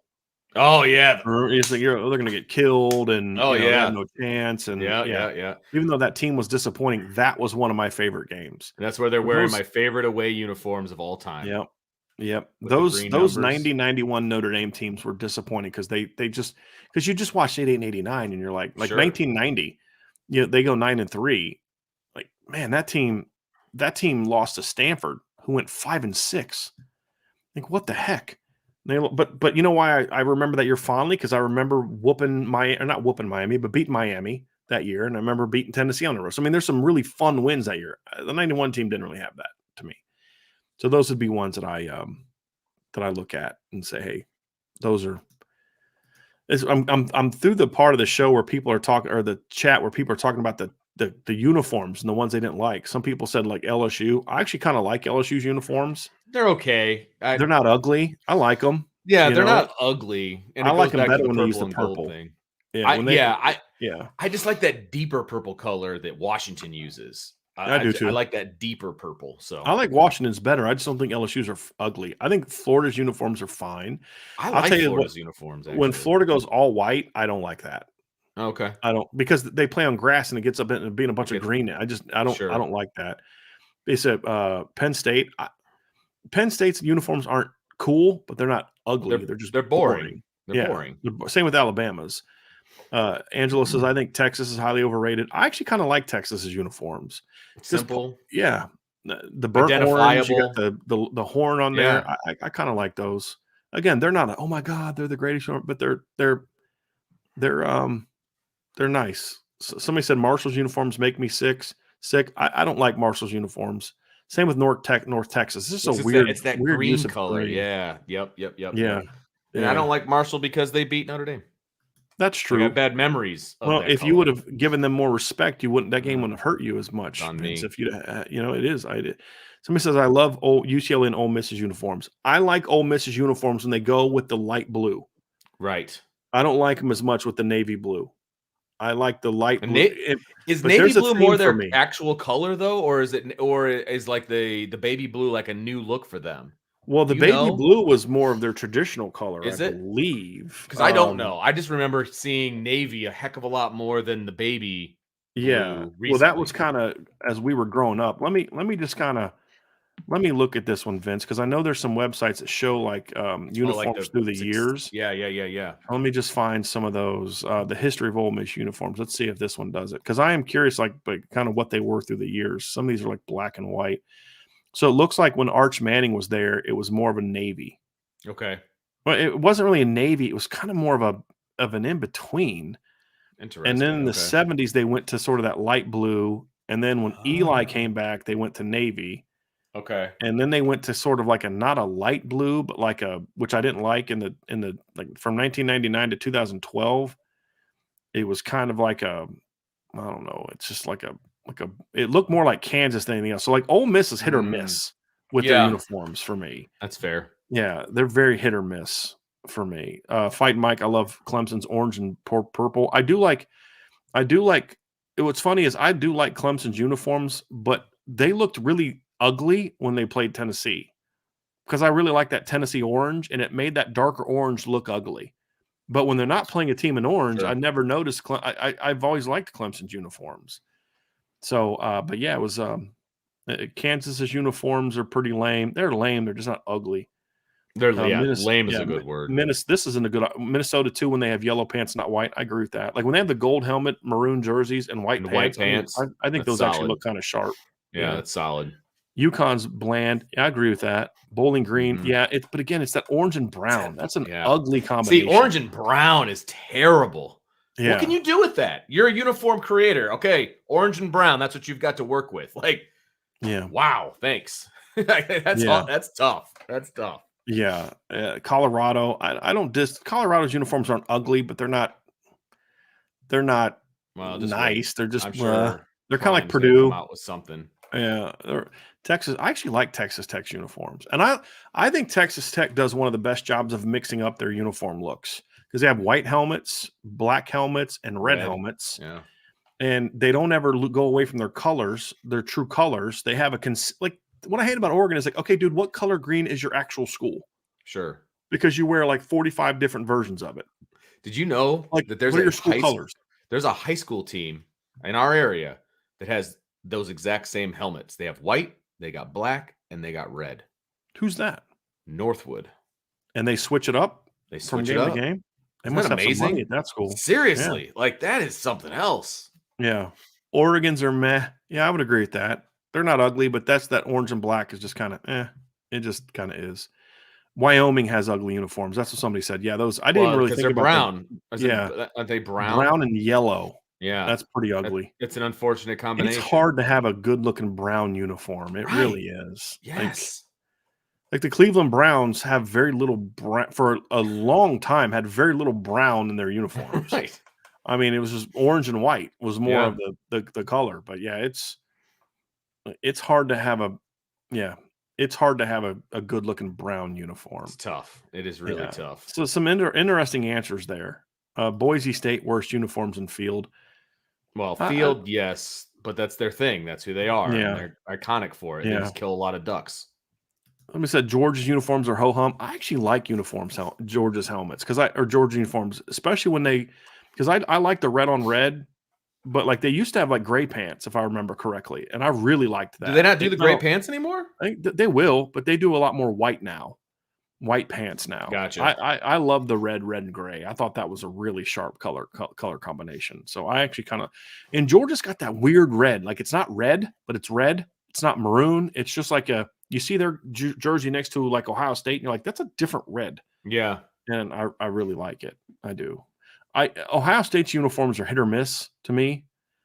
They're just too busy sometimes. Well, that's my issue with. And I also don't like all the the black stickers in it, and actually, I kind of like that. I think that hate adds pride something stickers. to it. Hate them. I think that's cool. I hate because them. I grew up with that, and I think I like it on some uniform. Like I don't like Florida State helmets without the tomahawks on them. It doesn't look right. Like you must suck because you don't have any tomahawks on your helmet. Like when I see an Ohio State helmet with no stickers, I'm like, that must be a helmet. It's either game one, right, or that guy sucked. That guy never played. I agree with you that with those particular schools, if they don't have stuff, it looks weird. Yes. I agree with you. But if I was starting a team, I'm not doing that. Like that, I just don't like the idea. I wouldn't do it either. But for them, I think it's really cool. That I will give. But again, why do I think it's cool? Because that's what I grew up on. Sure. Like if I didn't grow up on that and they started doing it now, I might be like, well, that's kind of lame. What do you know what I mean? Like, but it's because I grew up on it. It's just it's like, oh, it doesn't look right without the stickers on it, without the Buckeyes on it. I will also say, like my middle school team did the pride stickers. Yeah. And that was like the coolest thing. The day after the first practice after the game, you got your stickers handed out and you had to put them on your helmet. Like I dug that when I was a middle school kid. I just, as a fan, I'm not a big, I get it. Yeah. I get it. I still have pictures of my I think UCLA is in my top 5 favorite uniforms. You're going to notice a theme if I start talking about my top 5 uniforms. You'd notice there's a lot of gold and blue in it. Like Washington from the minute Washington went to the gold helmets, their uniforms became sweet. The gold, the purple, and the gold. Their old helmets of the purple, which didn't match. It's like the Giants. Remember, for our entire lifetime, the Giants had a different color helmet and jersey. Yes, it just drove me nuts. Terrible. And one was darker than the other one, and it just didn't. The helmet was always darker than the jersey. Yeah, right. But when Washington went gold, purple, and gold, I was like, okay, that's sweet. It's a good look. Yeah, it really is. It really is. UCLA's in my top 5. I love UCLA's uniforms, but that's also partly because I grew up with kind of that color. You know, that light blue, that Columbia blue type is what the team I grew up playing for had. Okay. You know, at Bath growing up. Sense. So makes sense. Yeah, that kind of factors into it a little bit. Yes, I do like the I do like, and even when Washington goes gold, purple, I don't hate that. I think the only problem I have is their purple pants are kind of lame. They're just purple. Mm-hmm. There's nothing on them. There's no stripes. Okay, there's no. Yeah, give me something, right? Like give me a little something on the pants. But Washington's got to up their pant game a little bit when they don't have the gold pants. But gold pants can stand alone as just gold. But if you're going to go purple or white or whatever, it just needs a little something on it. I don't know. It's weird. It's weird. I don't know. It's a little strange. Here's an interesting question, Vince. Is Oregon a blue blood? I argue no. a poll of 200,000 people did not have them on the list of 15. No, they're No. not a blue blood. They haven't done anything. Yeah. They are the mannequin at Dick's Sporting Goods. Like they have all, you know what I mean? Like they are the poster child of Nike. And that's why they got put kind of in the forefront. Let's be honest. Yes, they've had teams that have been good. They've had teams that are kind of fun to watch. Recently. But they're not a blue blood. Yeah. A blue blood means you have to have a history. And they don't have a history. I mean, no. I'm sorry. They've had some decent players that have come out of there, sure, but they don't have a history. They don't have a blue blood history. They're not a blue blood. Yeah, I'm with you. I don't disagree. I don't disagree at all. They've had 14 conference championships in history, and let's see, 8 of them have come since 2000. Yeah. They won, and then before that, they won one in 94, and then before that was 1957. They've never won a. Were they relevant before Chip Kelly got there? No. I mean, in any way, no. No. They've never won a national championship. They've won. They're 16-20 all-time in bowl games. One Heisman winner, 10 consensus All-Americans. That's it. Yeah, sorry. So, I just don't see Oregon as a blue blood. I mean, even recently, as good as they've been, they've still never won a title. Right. I mean, you've got to win a title at some point to be able for me to call you a blue blood. And have they been in a national championship game? Yeah, 2004. They've been in 2 since Brian Kelly arrived. They played Auburn in 2010. That was the Darren Thomas team. That remember that was the game Michael Dyer. They thought he tackled him, but he's on top of the guy. He gets up and runs. And then in 2014, they lost Ohio State in the title game with Marcus Mariota. So they've been in it twice. But being in the title game twice does not a blue blood make. No, no, it does not. Just like TCU's not a blue blood. And just winning a title doesn't make you a blue blood. Absolutely, yeah. But you have to at least have that, right? There's teams that have won titles that I don't consider blue bloods, but that doesn't mean that. But to be a blue blood, you at least have to have one. I mean, Michigan's only won a half a title since the end of since the end of World War II, something like that. But at least they have a half a title. But they have a long history of great football. So I don't know. I don't think there's as many blue bloods as people think that they are, in my opinion. So as Vince's phone, I'd get mad at you if I didn't have that happen to me like once a week. So usually I've got it on silent. I was like, oh, better decline that. Yeah, who that was. All right. It's a good question. No, I do not think that they're a blue blood. And I don't even think they're close, Brian. Like it would take them a decade of like being really relevant in like winning a couple titles and like for even me to think of them as a quote unquote blue blood. You need a history, man. Like you need a history.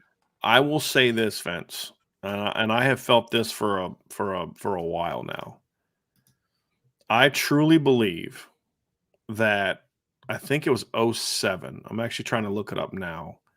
It was either 06 or 07. They had a team. I'm trying to find the year. They had a team. Was that the year they had Dennis Dixon at quarterback? I think it was the 07 team. I still think that team could have won a title. It was they ended up going 9-4. It was not a good year in college football. It was not. That was the year LSU won the title with 2 losses. They beat Ohio State in the title game. But Oregon at the time, they had Dennis Dixon, a quarterback, who I was a big fan of. They had lost to Cal early in the year. They bounced back.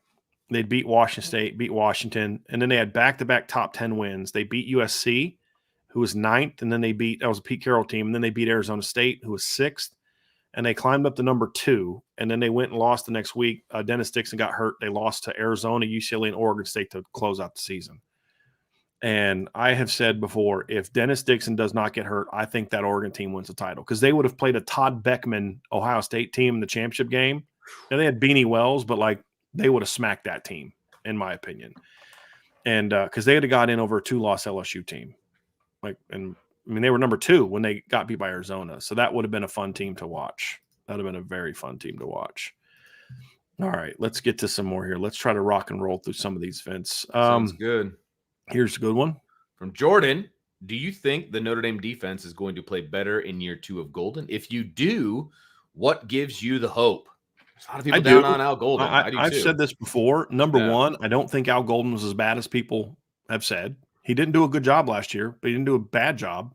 They Mhm. were a good, solid defense. He didn't live up to the standard of kind of what you're looking for.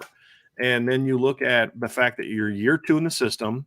Hey, Vince, Brian Van Gorder's number 2 second year defense got better than his first year Right. defense. Right. I don't care how bad of a coach you are, when you've got a bunch of dudes coming back from a defense that you implemented, you're probably going to play better. You've got really good corners, and they've got a ton of defensive linemen.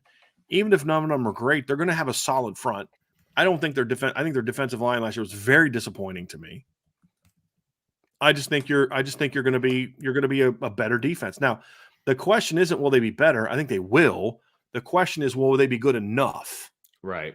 That's the question. Yep. I mean, look, guys, in the 3 big games they had last year, the defense played pretty well. In 2 of those 3 games, they played great against Clemson. And if I'd have told you before last year that Notre Dame is going to hold Ohio State to 21 points, and probably should have had 24. They had a missed field goal at that time too, right? But if I told you before the year, I can guarantee you one thing, folks. I'm going to guarantee you one thing. Notre Dame will only give up 21 points to Ohio State. They're only going to have 395 yards of offense, and they're only going to average 5.7 yards per play. That's it. 21 points, 395 yards, 5.7 yards per play. You just said, oh, my God, Notre Dame's going to absolutely win that game. There's no way Notre Dame loses that game. Defense didn't lose in that game. They basically held Clemson scoreless until it didn't matter anymore. Clemson didn't score until it was 28-0, right? And even against USC, they didn't play terrible. I didn't like the game plan, but I don't know how I would have game planned necessarily if I'm in his shoes and I don't have Cam Hart and Tariq Bracy. Yeah, that was big. I think he made the wrong choice, but you had some tough calls to make. They played well enough to beat Marshall. They didn't make the money plays to win the game. That's the criticism, but they didn't lose because of the defense, right? You need to make that 3rd and 9 stop when it's inside your own 10, when your team's up 15-12, you get the ball back and you go put this game away, right? Make the stop. Right. But at the time, Marshall had 12 points in the 4th quarter. You know what I mean? And then, of course, they only go up 19 points. Yes, your offense just gave you a lead to go up 14-13. Make the stops to get off the field. Well, they did. They forced the fumble. Okay, but that fumble happened in Stanford's territory. They had a lot of plays that led between the fumble that they should have got and the touchdown or the field goal. So they got to play better than that. But they were not the reason the team went 9-4 last year. Right. They weren't. And I expect them to be better. Well, they lost Foskey. I don't think Foskey was that good that last year. His numbers were good. Right. I don't think he was that good. There's some other things where I'm like, I think that might actually be an upgrade over where they were. Oh, the safety play. All the guys that played good football at safety last year are back. Right. The safeties weren't a problem last year. They weren't great, but they weren't bad. And you add a healthy Cam Hart for the whole season. I mean, and if you don't have Cam Hart this year instead or Tariq Bracy, you're not putting true freshman Jaden Mickey on the field. You're now putting sophomore, season under his belt Jaden Mickey. Right. You've got Antonio Carter coming in. You've got Thomas Harper coming in as transfers. You've got Christian Gray who can play as a freshman. Chance Tucker's a year older. Ryan Barnes is a year. I mean, you should be in position to be a really good defense this year. Will it be championship caliber? That I don't know. And the depth at linebacker has gotten better. It's the same people, but they're all a year older. And they're going to know the system better. Absolutely. Correct. And that's where the year 2 thing comes in. So because I do anticipate it playing better, Vince. Yeah. I do. A lot of your talent was a first-year player last year, especially at that second level. They're all second-year players now. That makes a big difference. Yep, agree. Here's one, Vince. Actually, I want to bring this up. Mike Sullivan says, hey, how's kicking the Mountain Dew going? I lived on it and stopped cold a month ago. Tried one yesterday, and it didn't taste the same. I've been on and off the wagon. For the most part, I've stopped drinking it. I went to Ohio and forgot to tell for Memorial Day weekend and forgot to tell my family that I'm trying to stop. And my family who love me in a supportive way, not in a dude, you're getting fat, stop eating crap kind of way, like this, like that's my dad. He won't say it that way, but you know what I mean? He'll say, hey, I gotta get healthier. But like they've always done things for me. Like I said, my Uncle Marty has 4 kids. They're all girls. I'm the sort of the de facto son. So we go to visit them, and his wife Cheryl had bought a 36 can of Mountain Dews. Nobody else in the family drinks Mountain Dew but me. You know what I mean? Right. And I'm like, what am I going to say? No, like you know what I mean? So Right. I should have, but I didn't. And so I drank some then, and went to Mission Barbecue the other day and got a Mountain Dew. But like for the most part, I've stopped drinking it. But it still tastes when I drink it. It's like I'm like, oh, so good. It still tastes really so good. Unfortunately, Mike, I'm not where you are yet. I wish I did. I wish I did kind of drink it the other day, and I was like, this doesn't taste good anymore, but it does. But it does. It does. I wish it didn't. Yeah, I really wish it didn't. I wish it. I wish it didn't. That makes me funny. Here's a fun non-football question. Okay, from Rob Osgood, music question. Oh, this is not good for me. What concert, past or present, would you love to go or gone to? I don't even know if I want to say this. Yeah, be careful. Probably Boys to Men when I was a kid. Like those Nice. were pretty cool concerts. Yeah, they had some good songs. The coolest concert I ever went to was it was Blackstreet. Keith Sweat kicked off for New Edition, which was pretty cool. That had to be fairly went to that in high recent. school. It was when I was a kid. Oh, okay. Yeah, it was like it was like 96. New Direction is the new group. No, New Edition, bro. I'm Right, not New Direction. Hard no. I was like, wow, No. really? No, You New didn't tell me Edition. about Bobby this. Brown. Yeah, all Right. those. Yeah. No, I got you. The dudes from Belle Biv DeVoe were part of that. Yeah. So it was back in high school. Gotcha. Like a lot of, like I would never go to like all the rap groups. I would never go to a rap con. Like this, no, I'm good. Just hard pass. I don't listen to country music, but I like going to country concerts. Okay. It's more concerty. You just sit around singing. It's not like, fights and mosh pits and all that kind of stuff. It's just like, it's good music. We're hanging out, we're talking, we're singing songs. It's either the one I told you about was great, but the other best concert I've ever been to was Brooks and Dunn. Again, I'm not a country guy, but it's just a fun concert, man. It's just real catchy songs, and yeah, that's those. What's one, Vince? Garth Brooks. That's probably a concert I'd like to go to because I've heard that's a really fun time. I have too. And But, I know a lot of his music. And so that would yeah. be, it's like, I don't listen to a lot of music. And so going to a concert where I don't recognize a lot of the music, that doesn't do anything for me. That's just, I don't know. It doesn't, I want to know what I'm listening to. Yeah. And I don't listen to a lot of music. So that a lot of the music I probably would have enjoyed concerts for is probably before my time. I would have probably enjoyed a Beatles concert. Sure. I saw something pop up on my feed the other day. One of my parents must have been listening to some Al Green or something. So my mom was like, and the parents were like, they were big, the Detroit music, the soul music, just Motown. There you go.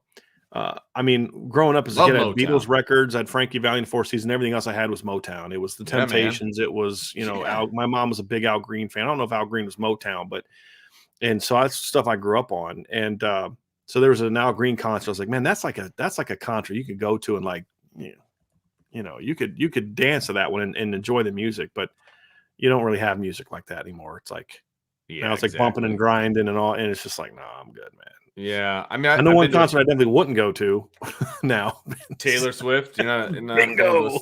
Swiftie concert, buddy. There is nothing anyone could do to get me to go to a Taylor Swift concert, unless it was like a concert at an event I was already at. Right. They're going to play her at halftime of a Notre Dame game that I'm at. Then I might even still walk out.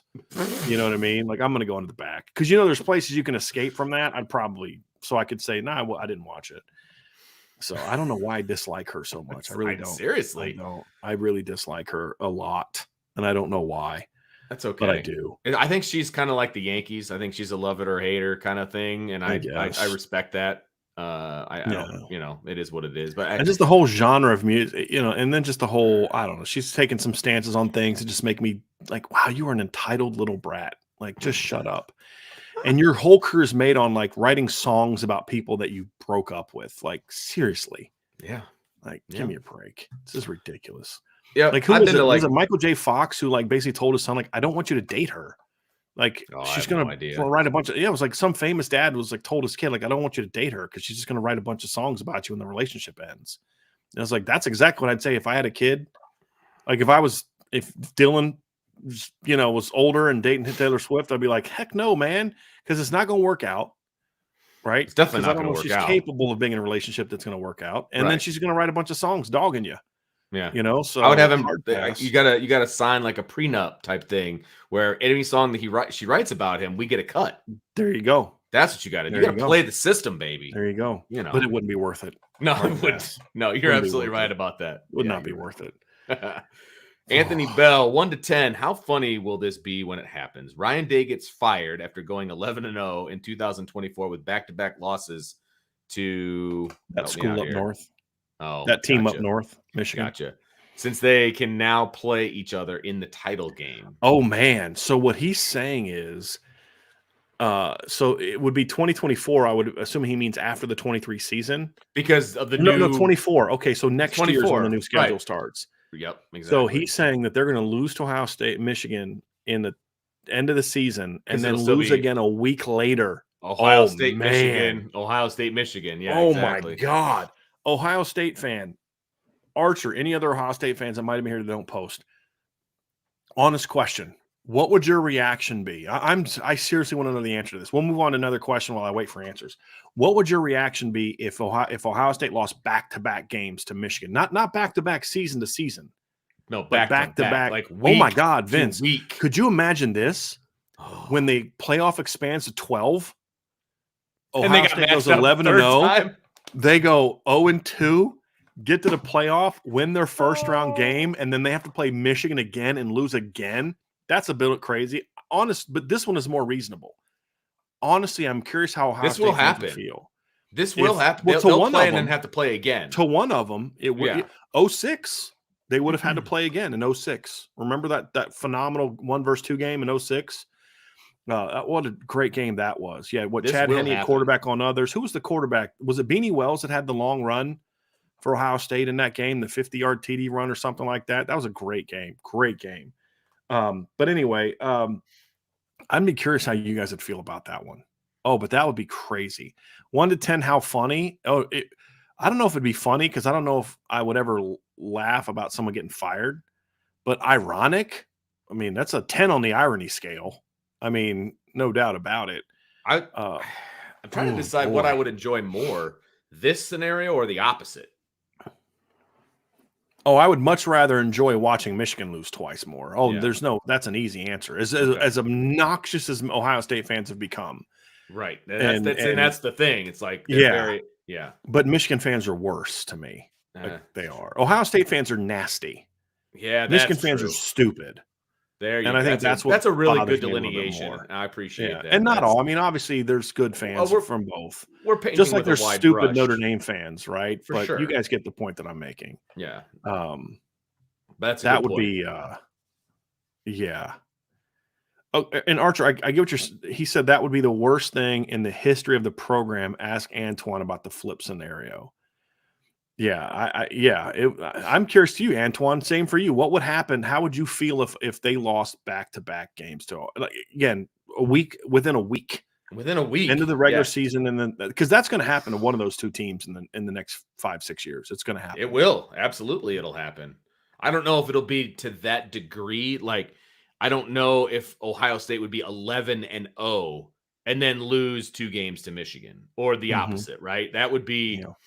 Oof. That would be rough. Yeah. Here's one from Jordan Schreiber. Brian, is that an Army Green IB shirt? Hooah! IB Nation. So, yeah, I don't know if this is in the store or not. I made this for myself. I also have a camo IB hat, Vince, that I'm going to break out for Veterans Day to go with this shirt.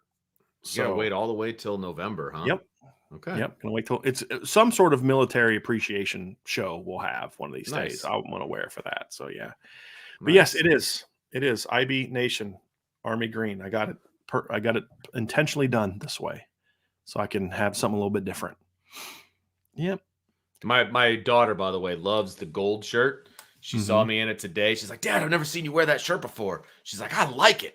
So you got the seal of approval from Chloe. I'm glad she does. Guinea pig clips.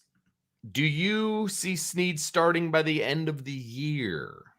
Yeah, technically, yes. I actually see Jalen Snead starting at the beginning of the year in certain packages because you have to understand the way Notre Dame counts it. They have starters. They have more than just one set of starters. Right. They have nickel starters, they have base defense starters, they have dime package starters, third down package starters. So I think Jalen will be a starter in that early. I think what Guinea Pig Clips is asking is more, will he be a base defense starter by the end of the year? No, I don't think so, barring injury. I look, part of it's because as I've said, I think Jack Kaiser's a better player than Notre Dame fans give him credit for. It's not great, but he's a good football player, productive football player, if you use him correctly. Mm-hmm. Jalen Sneed to me is in this season is in a let's let him get his feet wet, let's let him be in the rotation, let's let him play, let's use him in packages, and then have him poised to start in 2024. That's where I'm wanting to see from him. Same thing with Nolan Ziegler. I mean, unless he beats Maris Luafau out, which is possible, it's, hey, get him a bunch of reps, let him be a key rotation player, get him in some packages, have him start on about every special teams you have, and then he takes that sucker over in 2024, and he's got a lot of experience under his belt if he hasn't started. That, to me, would be the ideal scenario. Because I could see Nolan Ziegler being the primary backup to both Mike and Will this season. I could see that. I could certainly see that. Thoughts? What are your thoughts on that one, Vince? No, I'm with you. I think I don't. He has a lot of talent. Jalen Sneed has a lot of talent. There's no doubt about that. But if the way I like it is he's going to get a lot of experience this year. He's going to be on the field a lot, and whether he's out there in the first play of the game, as the quote unquote starter or not, I don't know that matters. Like, he's going to be in there when it matters. And that's the biggest part. And I agree with you. I think, easing him in, letting him be a big part of things this year, and then being the guy next year. I think that, because then he'll have 2 years of eligibility left after that as well. Right. So that's where you want to be. I mean, that's what's called a good succession program. I don't really want, yes, these guys were all highly touted guys when they came in, all of these things. It was great. You're not in a good place if all these freshmen are playing right away. That's Sure. You're not in a good situation. So I feel a lot better about them easing their way in, and then they take over, and you got boom, boom, boom, boom, boom, and then the next guys will take over after him. That whole kind of a thing. So I think that is a great place for Notre Dame to be. And I think that's where they are, barring any kind of injury or whatever, right? I think their depth chart is very healthy right now. I like their depth chart at linebacker. I really and do. They've got 2 freshmen for sure that I think could help you this year as well. Absolutely. And especially on special teams, so they're going to be much deeper and athletic on linebacker this year. And honestly, I'm much more, hey, if a starter goes down to injury, yeah, it sucks for that kid, but they'll be all right. That's just how I feel right now. I don't want to see it happen, but they'll be all right. Of course not. Right. Much better, much more so. All right, let's get to some more here. Here's a college football one. Okay, Siggy 13. Do you think it's more realistic that the Big 12 takes Arizona and Colorado soon, or those two play Arizona State and Utah, or those two plus Arizona and Utah? We kind of had one like this earlier. 4 seems like a lot, but the Big 12 looks like they want to make big moves. Where'd the UConn talk go, by the way? I don't know. Yeah, there was some stuff about the Big 12 wanting UConn, mainly for basketball. Why? Okay. For basketball. UConn, you get UConn. Look, UConn women's basketball is one of the very few money-making basketball teams, men or women. I think them, Tennessee, and there's only like 2 or 3, or it might be more now, but as of 4 or 5 years ago, I think UConn and Tennessee were like 2 of the few women's basketball teams that actually made money. And so LSU may be doing it now. South Carolina, now that Dawn Staley's there, they might be. I don't know, but I'm just saying, like, for a long time, UConn and Tennessee were it. Sure. Because there's a lot of men's basketball teams that don't actually generate revenue. Meaning they spend more than they make. Right. Basically, that's what that means by generating. Every team that you have to pay a ticket price for a game is generating revenue. It's what that means is are you generating revenue beyond what you're in the spending? Correct. Yes. And that's what so I shouldn't say generating revenue. I should say making the school money, right? And so might be a better way of saying it. So it'd be more for the basketball programs would be more the reason to do that. I don't think that would make a lot of sense in a lot of ways. It would make sense from a sports standpoint for basketball, but it would make no sense because you'd get UConn and Kansas in the same conference. That's 2 blue blood. UConn is a blue blood in basketball. UConn is absolutely blue blood, no doubt. and basketball. I mean, so you've had what, 3 different coaches win a national championship. You've got like 5 or 6 national titles. So yeah, they've become a blue blood, and they've been good. They've been, I mean, even before they were winning titles, going back to when I was a kid, they were a tournament team making deep runs, and then eventually kicked the door down with titles, and then 1 turns to 2, turns to 3, turns to 4, turns to 5, and all. Yeah, you're a blue blood now. But look, going to 14 makes no sense to me. Just bringing in Arizona and Colorado would make no sense from the standpoint of, well, what you're now splitting the Arizona market basically, right? Because there's going to be some people in Arizona, and it's not a big enough state yet to where you can afford to split that market, to me. And bringing in Colorado, no matter what, makes a ton of sense. I've said this before. That's one that should happen. Bringing in Utah, to me, makes a ton of sense and should happen. And what we're having is, let's say the Pac-12 just it goes away, basically. The Pac-12, because Oregon and Washington, they leave maybe to go to the Big Ten, and the Pac-12 ceases to exist. So what do you do with those teams? Who would you want out of that league? To me, those are the only 4 teams that would bring any value in the Pac-12 of that they'd have a shot at. Because, again, we're working with the assumption that Oregon and Washington are going to the Big Ten. Now, I think if Oregon and Washington were smart, they would – depending on what happens with this new Pac-12 TV deal, I think they should maybe try to make more of a push for the Big 12 instead of trying to be 19 and 20 in the Big 12 or in the Big 10, be the leader in the Big 12. They would dominate the Big 12, but they're not looking at it from a sports standpoint. They're looking at it from a revenue standpoint, and the Big 10 money is a lot better than the Big 12 money. But if you're the Big 12, you need both of the Arizona teams. You need both Colorado and Utah. I mean, to me, Colorado and Utah are a package deal to me if I'm the Big 12 conference commissioner. And Arizona State are a package deal to me. I don't care about Cal. I don't care about Stanford. Sorry, Washington State. Oregon State. You guys don't really matter to me. Right. But I would take them if I could get the others. I would take Washington State and Oregon State if it meant I could get Washington and Oregon. Like, if I'm the Big 12 and you could literally almost merge every remotely valuable program so basically you take everybody left in the Pac-12, with the exception of Stanford and Cal, right? Because there's 10 teams left in the Pac-12. Yeah. And if you're going to go to 20, like everybody, so what's the Big 10 at right now, Vince? They're at 14, correct? I think so. And then and then they're going to go to 16 with those 2 teams, correct? Yeah. And then they want more. And then apparently. So then if they bring in Oregon and Washington, then they grow. So if the Pac-12's the Big 12's smart, like, hey, how about you preemptively beat them to the punch and you go get Oregon and Washington, which would mean, hey, we'll bring the other 2 with you, right? We'll bring your rivals with you, and now all of a sudden they jump up to 20 like that. Like, I think that's about the only way that the long term, the Big 12 is going to have a shot to survive, because you're taking 2 conferences that have struggled financially and putting them into one. Right. And now you've now got the Seattle market, you've got the Oregon market, you've got the Arizona market, you've got the Mountain West market with Utah and Colorado, and you've got an ascending market in Arizona that's going to keep growing and growing and growing. And so that's what I would look into doing, Vince. But at the very minimum, it's these 4 right here. So in this scenario, we're just assuming that the Pac-12 or Pac-10 or whatever the hell they are now is just not going to make it. I wouldn't even say it like that, Vince, because they're the one conference that's always been smart enough to name their conference after the actual number of teams they have. They used to be the Pac-8, remember? Yeah, I do. Yes. So, yeah. I mean, every scenario I've heard so far is everybody's poaching from the Pac. Correct. To the Big 12, the Big 10, whatever the case may be. And and I don't know if is that just because USC and UCLA are bailing and they think that's the crack in the armor? The conference was already dying because of the poor leadership.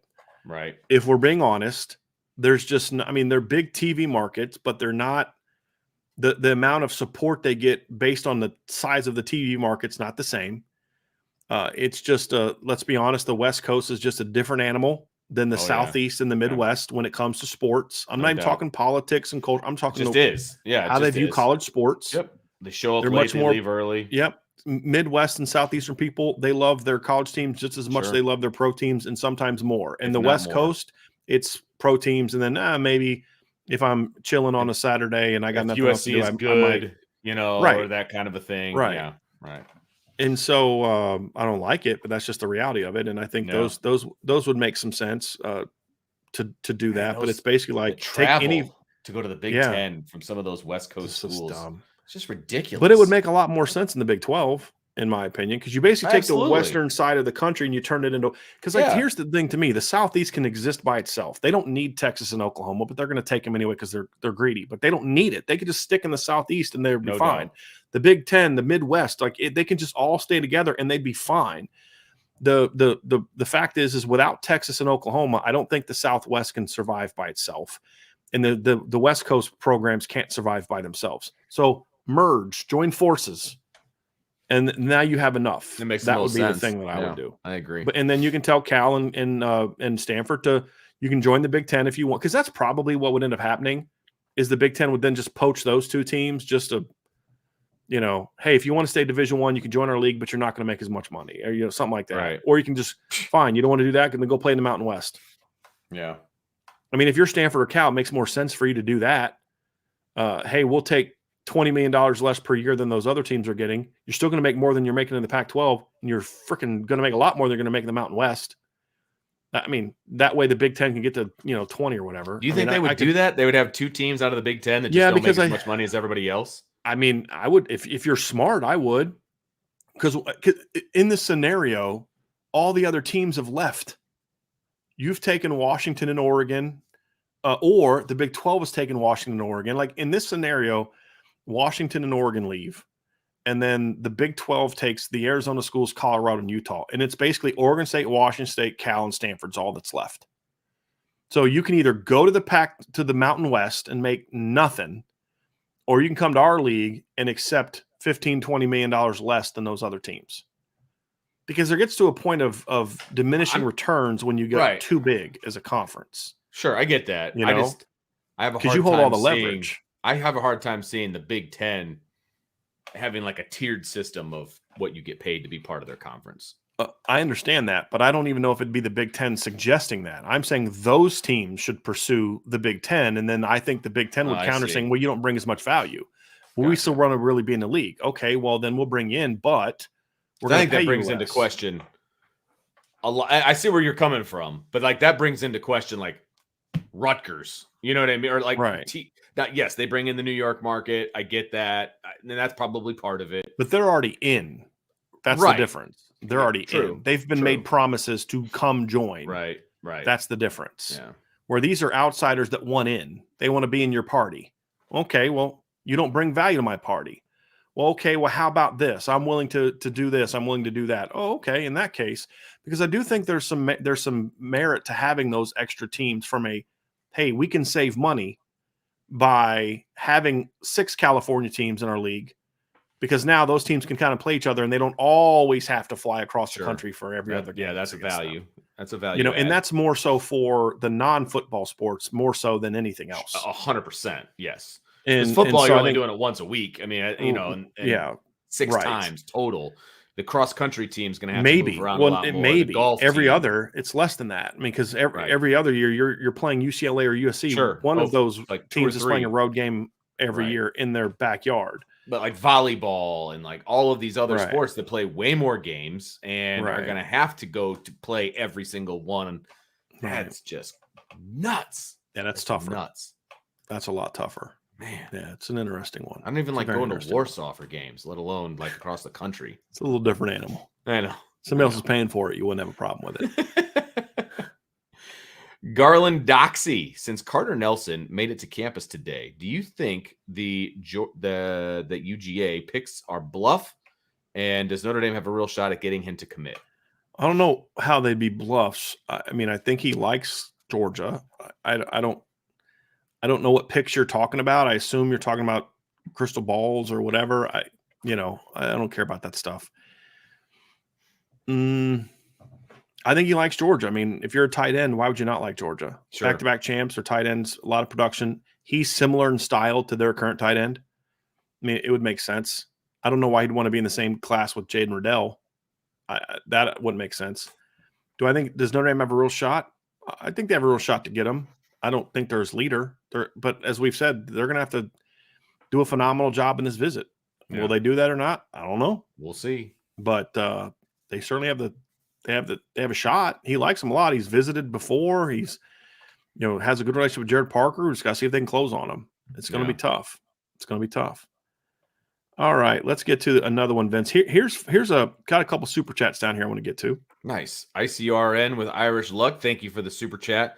Which comp do you like better for Young, Jonathan Stewart or Zeke coming out of high school? I don't remember Jonathan Stewart coming out of high school. I remember him being a little bit more of a physical back than Kedron Young, stylistically. I think Zeke Elliott. Yeah, it's Ezekiel Elliott. I'm sorry. That is correct. Is a good comp. The one I like is Javonte Williams. I love that comp for Kedron Williams. That's like one of my favorite comps. Ezekiel Elliott of these two would be the one that would make a lot more sense to me. That would make a ton of sense to me. All right, here's another one. Another super chat from ICURN with Irish Luck. Which he added another one. Okay. So which comp do you like better for Kedron Young, Zeke, Jonathan Stewart, or Nick Chubb? I still like the Zeke Elliott one probably more because I think, and the reason why I think Kedron has a lot more shakiness than some people think. Okay. I think he's got some elusiveness and some shakiness as a one cut kind of guy. Yeah. That'd be the comp that would make the most sense for me. It really would. Okay, let's just give this one a shot. From Trip Bergen, what would the situation be that Notre Dame has a president that is not a priest? I just don't think that's an option. Sell the university to the state. Like that's they're run by the priests. Like that's who's in charge of the university. They would have to basically just sell completely out and become a full just business they are a business now, of course, but there's at least some level of they're run by the priests. The priests are the ones making the business decisions. Right. They'd have to just completely say, hey, look, we're just going to be a business now. We're just going to take a complete business model. And their complete model of existence would have to change. And that's just not going to happen.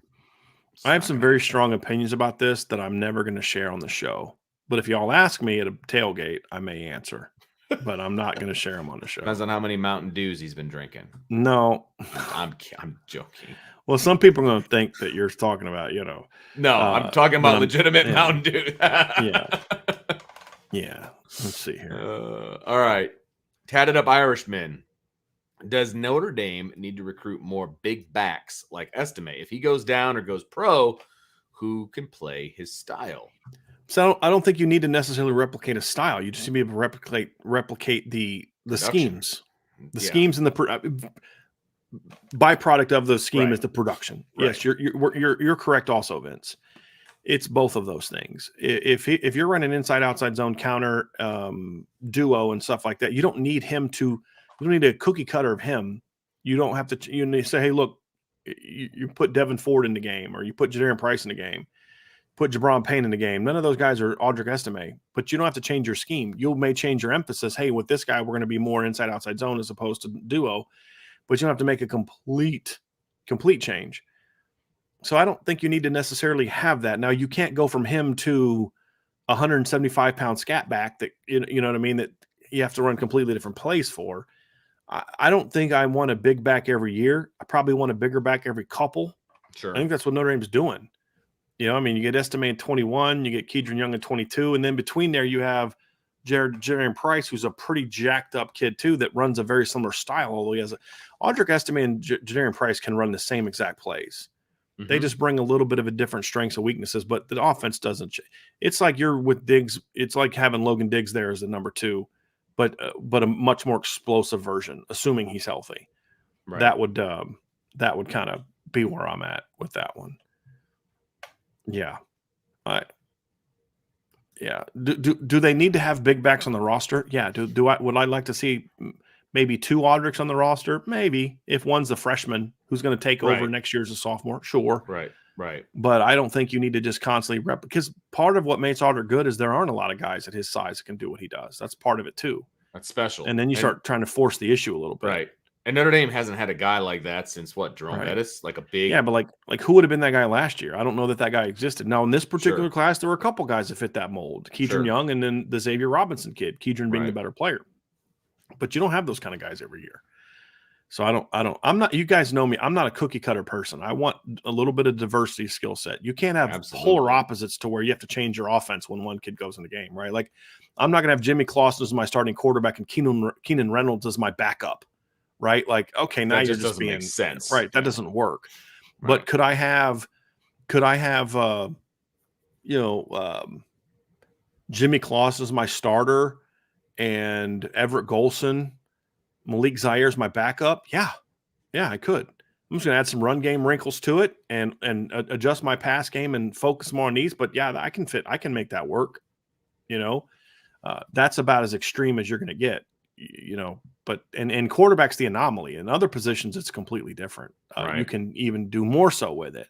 But I think I use it as an extreme because I've said before, it's why you should take into account where a kid's going to school, Vince, when you do rankings. Because if you have Jimmy Clausen as the number one quarterback in the country and he commits to play for Navy, you're like, that's not gonna work. I don't think it's gonna work. He's not gonna be the number well. one quarterback, right? Right.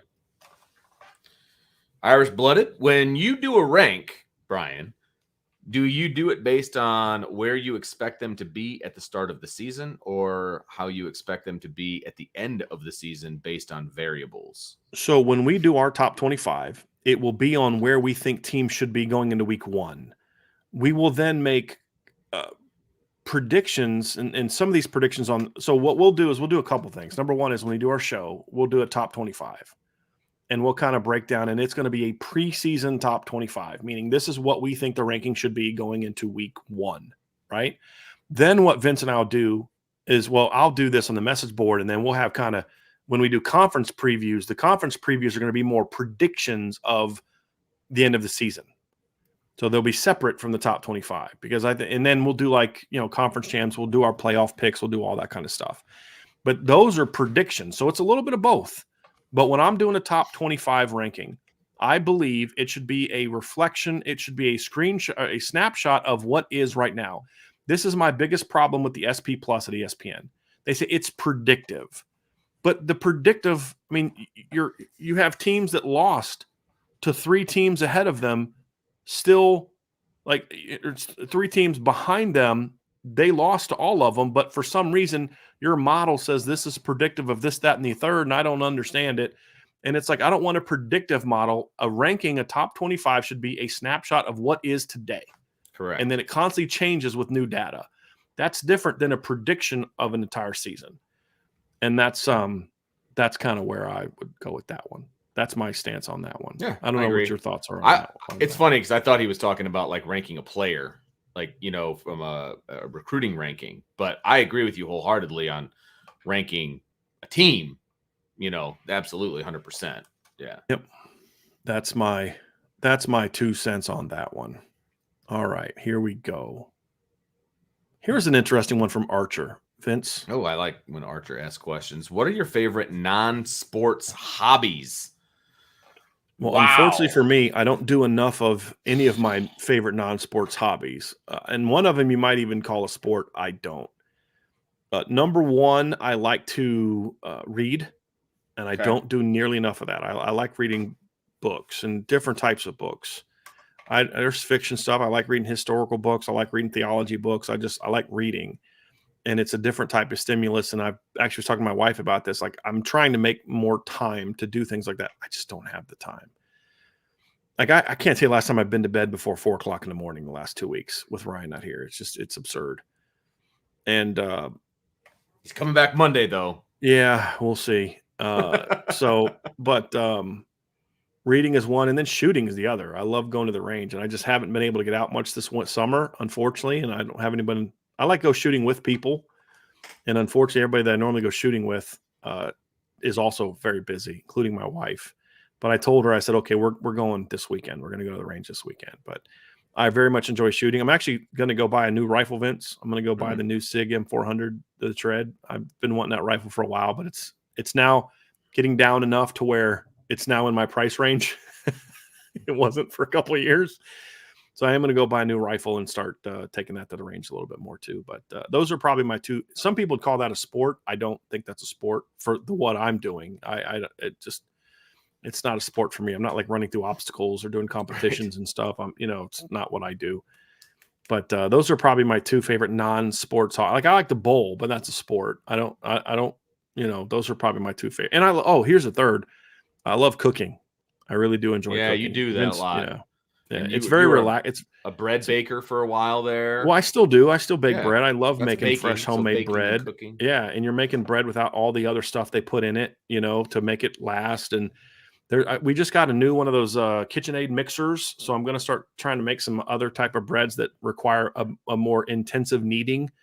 Because like when I make loaves of bread, Vince, when you see me, I do the no kneading one, so you just like let it sit for 12 to 18 hours. And then you only have to knead it for a couple minutes. And but like I made an unleavened bread for Easter because I wanted to. Ange and I, we couldn't go to church that day. I was I forget which one of us was sick, but I did want to do communion at the house, so we had grape juice and I made unleavened bread. And you got to knead that a little bit. So I don't mind it. I just don't enjoy it. But I'm going to try a new pizza dough, and I'm going to try making bagels. And it's a lot easier to do with the KitchenAid mixer. I'm going to try those. But it's very relaxing for me. It gets me not thinking about my job, which is just nonstop. And I just like hobbies for me are things that allow me to take my mind off of everything else going on in the world or everything else going on in my life or my job or whatever. Because as you know, Vince, it's hard to step away from the job because when it's in your house. And I mean, seriously, it's like because it's also something I'm a fan of, and so it's like and I feel like if I'm not on Twitter every 5 minutes, I'm going to miss something. Like I start to drive to Ohio to go see my family, and frickin' Devin Ford commits, and there's nobody that can write the story, other than me. So I got to pull over on the side of the road and write the frickin' story. Like that stuff kind of gets like okay. We got to change things. You know what I mean? Because this is just getting ridiculous. Like I can't even take a weekend off to go spend with my family. That gets tiresome after a while. It does. And I know people don't want to hear that, but it does. And so if I can find things that allow me to not have to think about that for an hour, I enjoy doing that. And so that's one thing I like about cooking and is, I'm doing it. I'm thinking about the recipe, how I'm mixing it. I'm trying new stuff. And especially when I'm trying things I've never made before, you got to really focus in on that and not be thinking about other stuff. And so I really enjoy cooking. And part of it is because my mom taught me how to cook at a very young age. She thought it was very important that I know how to cook and do laundry and all that kind of stuff at a very young age. And so, I mean, like when I was 10 years old, I remember making eggs. My mom would have taught me how to flip eggs, fried eggs on the griddle. And so I enjoyed it. And I like the smells. Like I've really gotten good at making caramelized onions for Angela. And I come to find out I don't like onions, Vince, except in tuna fish, but they're really chopped up and fine. But like when I put onions in my pasta sauce, I shred those things where they're like not even recognizable because I just don't like eating onions. I don't really want to feel it or taste it other than in tuna fish. So I was making her caramelized onions for this new burger technique that I have, smash burgers. I mean, it's not like I invented it, but I saw recipes for smash burgers. I'm going to try that. I'll never make a burger any other way now. Like it is phenomenal. And she likes caramelized onions. And so I'm like, all right, cool. I'll make caramelized onions. And so I looked because I thought I knew how to make them, but all I was making was sauteed onions, and they are definitely different. So I made those, and I was like, man, these smell phenomenal because caramelized onions are a completely different thing than sauteed or grilled onions. I mean, I was like, oh my God, I love these. And so now I'm putting sauteed or caramelized onions on my burgers. But it was just, I enjoy the process of how to take this thing and turn it into that thing. And it's very relaxing for me. And I enjoy to do that very, very much. And when I can make an Italian dish that my Italian wife really likes, like that's a win for me. Like I get like satisfaction. Like, okay, like when I make something for my wife and she really likes it, it's like I just won a game. Like, all right, cool. We got the W, And so, of course, there's also a little bit of competitiveness to it as well. If I'm being honest, same with shooting. It takes my mind off things, but how effective I am and how accurate I am and all that kind of determines ultimately how I gauge that shooting session, if I'm being honest, But those are mine. What are yours, Vince? I have no hobbies. I have none. What would you like? What are things you enjoy that you don't get time to do that you'd like to do? a lot of stuff is surrounded by sports, obviously, watching sports, Mhm. going to sports, participating in, coaching. I like going to the movies. I really enjoy going to the movies when I have an opportunity to do so, which I never have an opportunity to do so. Right now, in this chapter of my life, I don't hate to say it. One of the things that I enjoy the most is watching my kid do stuff. Mhm. You It's know, kind of a hobby though, right? it has to be because that's pretty much my whole life. It's work and then that. So like I'm really, really, really looking forward to he's going to the regional championship for his soccer team. They won state. They're going to regionals now. Going to Cincinnati. We're setting up college visits. So we're going to go see Miami of Ohio. We're going to go see Xavier. We're going to go see the University of Cincinnati. Like I'm really looking forward to this chapter of like going to schools and checking out campuses, watching him do his thing. Like I know that sounds so dad-ish, but like this is such a small window of life with this particular kid. You know what I mean? Mhm. I'll be able to And do he's that your with all the other first. kids, and he's my first. Yeah. So like, yeah, Right. diving into this whole thing kind of head first. I'm really looking forward to, and I really do enjoy it. I enjoy watching him. Like today, I picked him up from practice, and he was super excited because the coach said some good stuff to him. You know what I mean? Like that gets me Mhm. excited. Yeah. So I'm kind of living through him a little bit with his excitement and his joy because he's going to be a junior in high school, going to be starting for 3 sports, varsity sports, and he's pumped up about it and kind of trying to live it in the moment because I know I'm going to miss this at some point. So I'm trying to really just soak it all up and enjoy it. That's my biggest hobby right now. I can't even Mhm. like I used to whittle when I was a kid. I used to What's enjoy that that. mean? Is that like with Like wood and stuff? yeah, like taking wood and like Mhm. turning it Making into something? something. Yeah. See, I've never been good at that I stuff. sucked at it, but I really Yeah. enjoyed it. Like, but I really get a lot of, you talk about making something.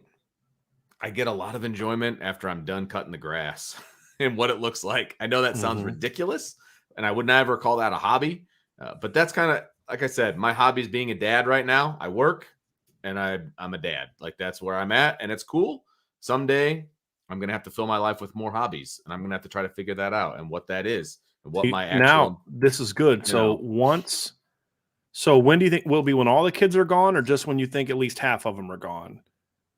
I think Like once when the girls leave, will you think you have more time for hobbies or will it have oh to be until yeah, for after sure. Chloe and It Lee? Okay. it actually may be once Dylan's gone, to Because be your other honest with girls, you. yeah, your girls Because don't do they're as not much as of that stuff. active in Yeah. stuff like Dylan They're is. active, So like they're always at friends, they're always like running by sure. my house and Yeah. messing, Right. and stuff like that. But But yeah, it's I not get your like point. events that I have to go to Yeah, I and be get a that. part of and all that. So Yeah, I do. I get that. So my goal then is I need to now convince you to like my hobby so I have someone to do it with. I know, right? Seriously. So Well, there I'm was gonna a have to movie get you and I were supposed to go see, and we never ended yeah, up going to see it. it was never around here. They never Yeah. brought it Oh, here. really? Oh, I didn't even Yeah, realize that. sucks. Maybe if you Gotcha. come I was gonna rent it on YouTube TV this weekend, so maybe you can come Okay. over after the wives go to bed because I can't Right. watch it with Ange because she doesn't like scary movies, and Right. it's kind of a scary movie. Yeah. Oh, it is. So yeah, I'm gonna have to convince you to start going to the range with me. Oh, So seriously. Once I have actual time to yeah, devote and to the other I'll now things, have a lot more firearms for you to choose from, different options and things it's like like an that. arsenal. So like an arsenal. It Look at is it. an arsenal. Yeah. So yeah, That's we'll funny. have to do that. You have to do that. That'll be fun. That'll Yeah. be a lot of fun. But yeah, as people ask me like, do I encourage people to buy SIGs? I love SIGs. I think guns though, to me are if you number one, just so people understand my stance, they're not like toys. They're not like I enjoy them very much. But I went through a lot, Vince, as you know, to learn about them, to study them, to Right. make sure that you understand safety and all those kind of things. But I really feel like as far as if you're going to buy a gun, my dad asked me this, like him and my mom want to go buy firearms. And so he said, what should I get? I said, well, that's going to depend on you. I said, I'm going to give you a list of carry pistols that will fit you, that are Right. reliable, accurate, and you can, if things break down, it's easy to replace or whatever. And the thing I said to him was, look, here's the 5 or 6 to try out, but a lot of times pistols are what may feel great in my hand won't Mhm. feel great in yours. Like, so I know people that just swear by, I will never have anything but a Glock. And I'm like, cool, I'm going to try a Glock. and it just felt terrible in my hand. I just couldn't shoot it. It felt awkward. It just because it's a different, the grip's on a different angle. Sure. Buddy of mine, Matt D in the chat was like, he carries a Smith & Wesson. I was like, oh, I'm going to try that, because he's a cop. He understands the need to have reliable and accurate and all that. And it just felt bulky. But then when I grabbed the SIG, I was like, this feels phenomenal. But I know other people, they're going to grab different type of pistols. Like, oh, this, Heckler Koch feels phenomenal in my hand. This SIG feels great. This, CV feels, you just got to find what fits you. Just make sure that you're getting a gun that's reliable and accurate. But more important, I say this to anybody, if you ever want to get into shooting or firearms, do not bring a firearm into your home until you have done a lot of research on proper usage, handling. Like this, Vince, for the first month of owning it, I did not keep it in my house loaded because I'm just like, I need to get used to it to where it's like, whenever I grab it, I would grab it and just, okay, did I grab it with proper trigger discipline? Because you're force a habit when you grab a pistol is to put your finger on the trigger. That's terrible finger discipline, trigger discipline, and so there's just a lot of things. It's something you definitely need to put a lot of emphasis. And I know some people don't like us to talk about it. Don't care. I enjoy it. I have a passion for it. Some people do. But if you're going to get into it and you're not, I'm telling you, it's not something you just do for fun. It is for fun, but you better learn the ways to take care of it, because mistakes with those are different than, you're out playing softball and you hit in the face with a baseball. It hurts like a mug, but you're going to be okay. So I just want to make sure I say that. But more specifically, what may be great for me may not be great for you. But I will say this: if you're looking into firearms, you're definitely going to look into SIGs, because they're just especially since the military now went to SIGs, all the parts and things like that, like any accessory that's now created is going to have to be created to fit on a SIG. Because it's because of how it's a military thing. So I would say to definitely give that a shot for sure. Absolutely. So, there you go. That's my little 2 cents on that one. But yes, it is definitely probably right now my number one non-sports hobby for sure. That and cooking. Those are definitely my two. Those are two weird. You said it.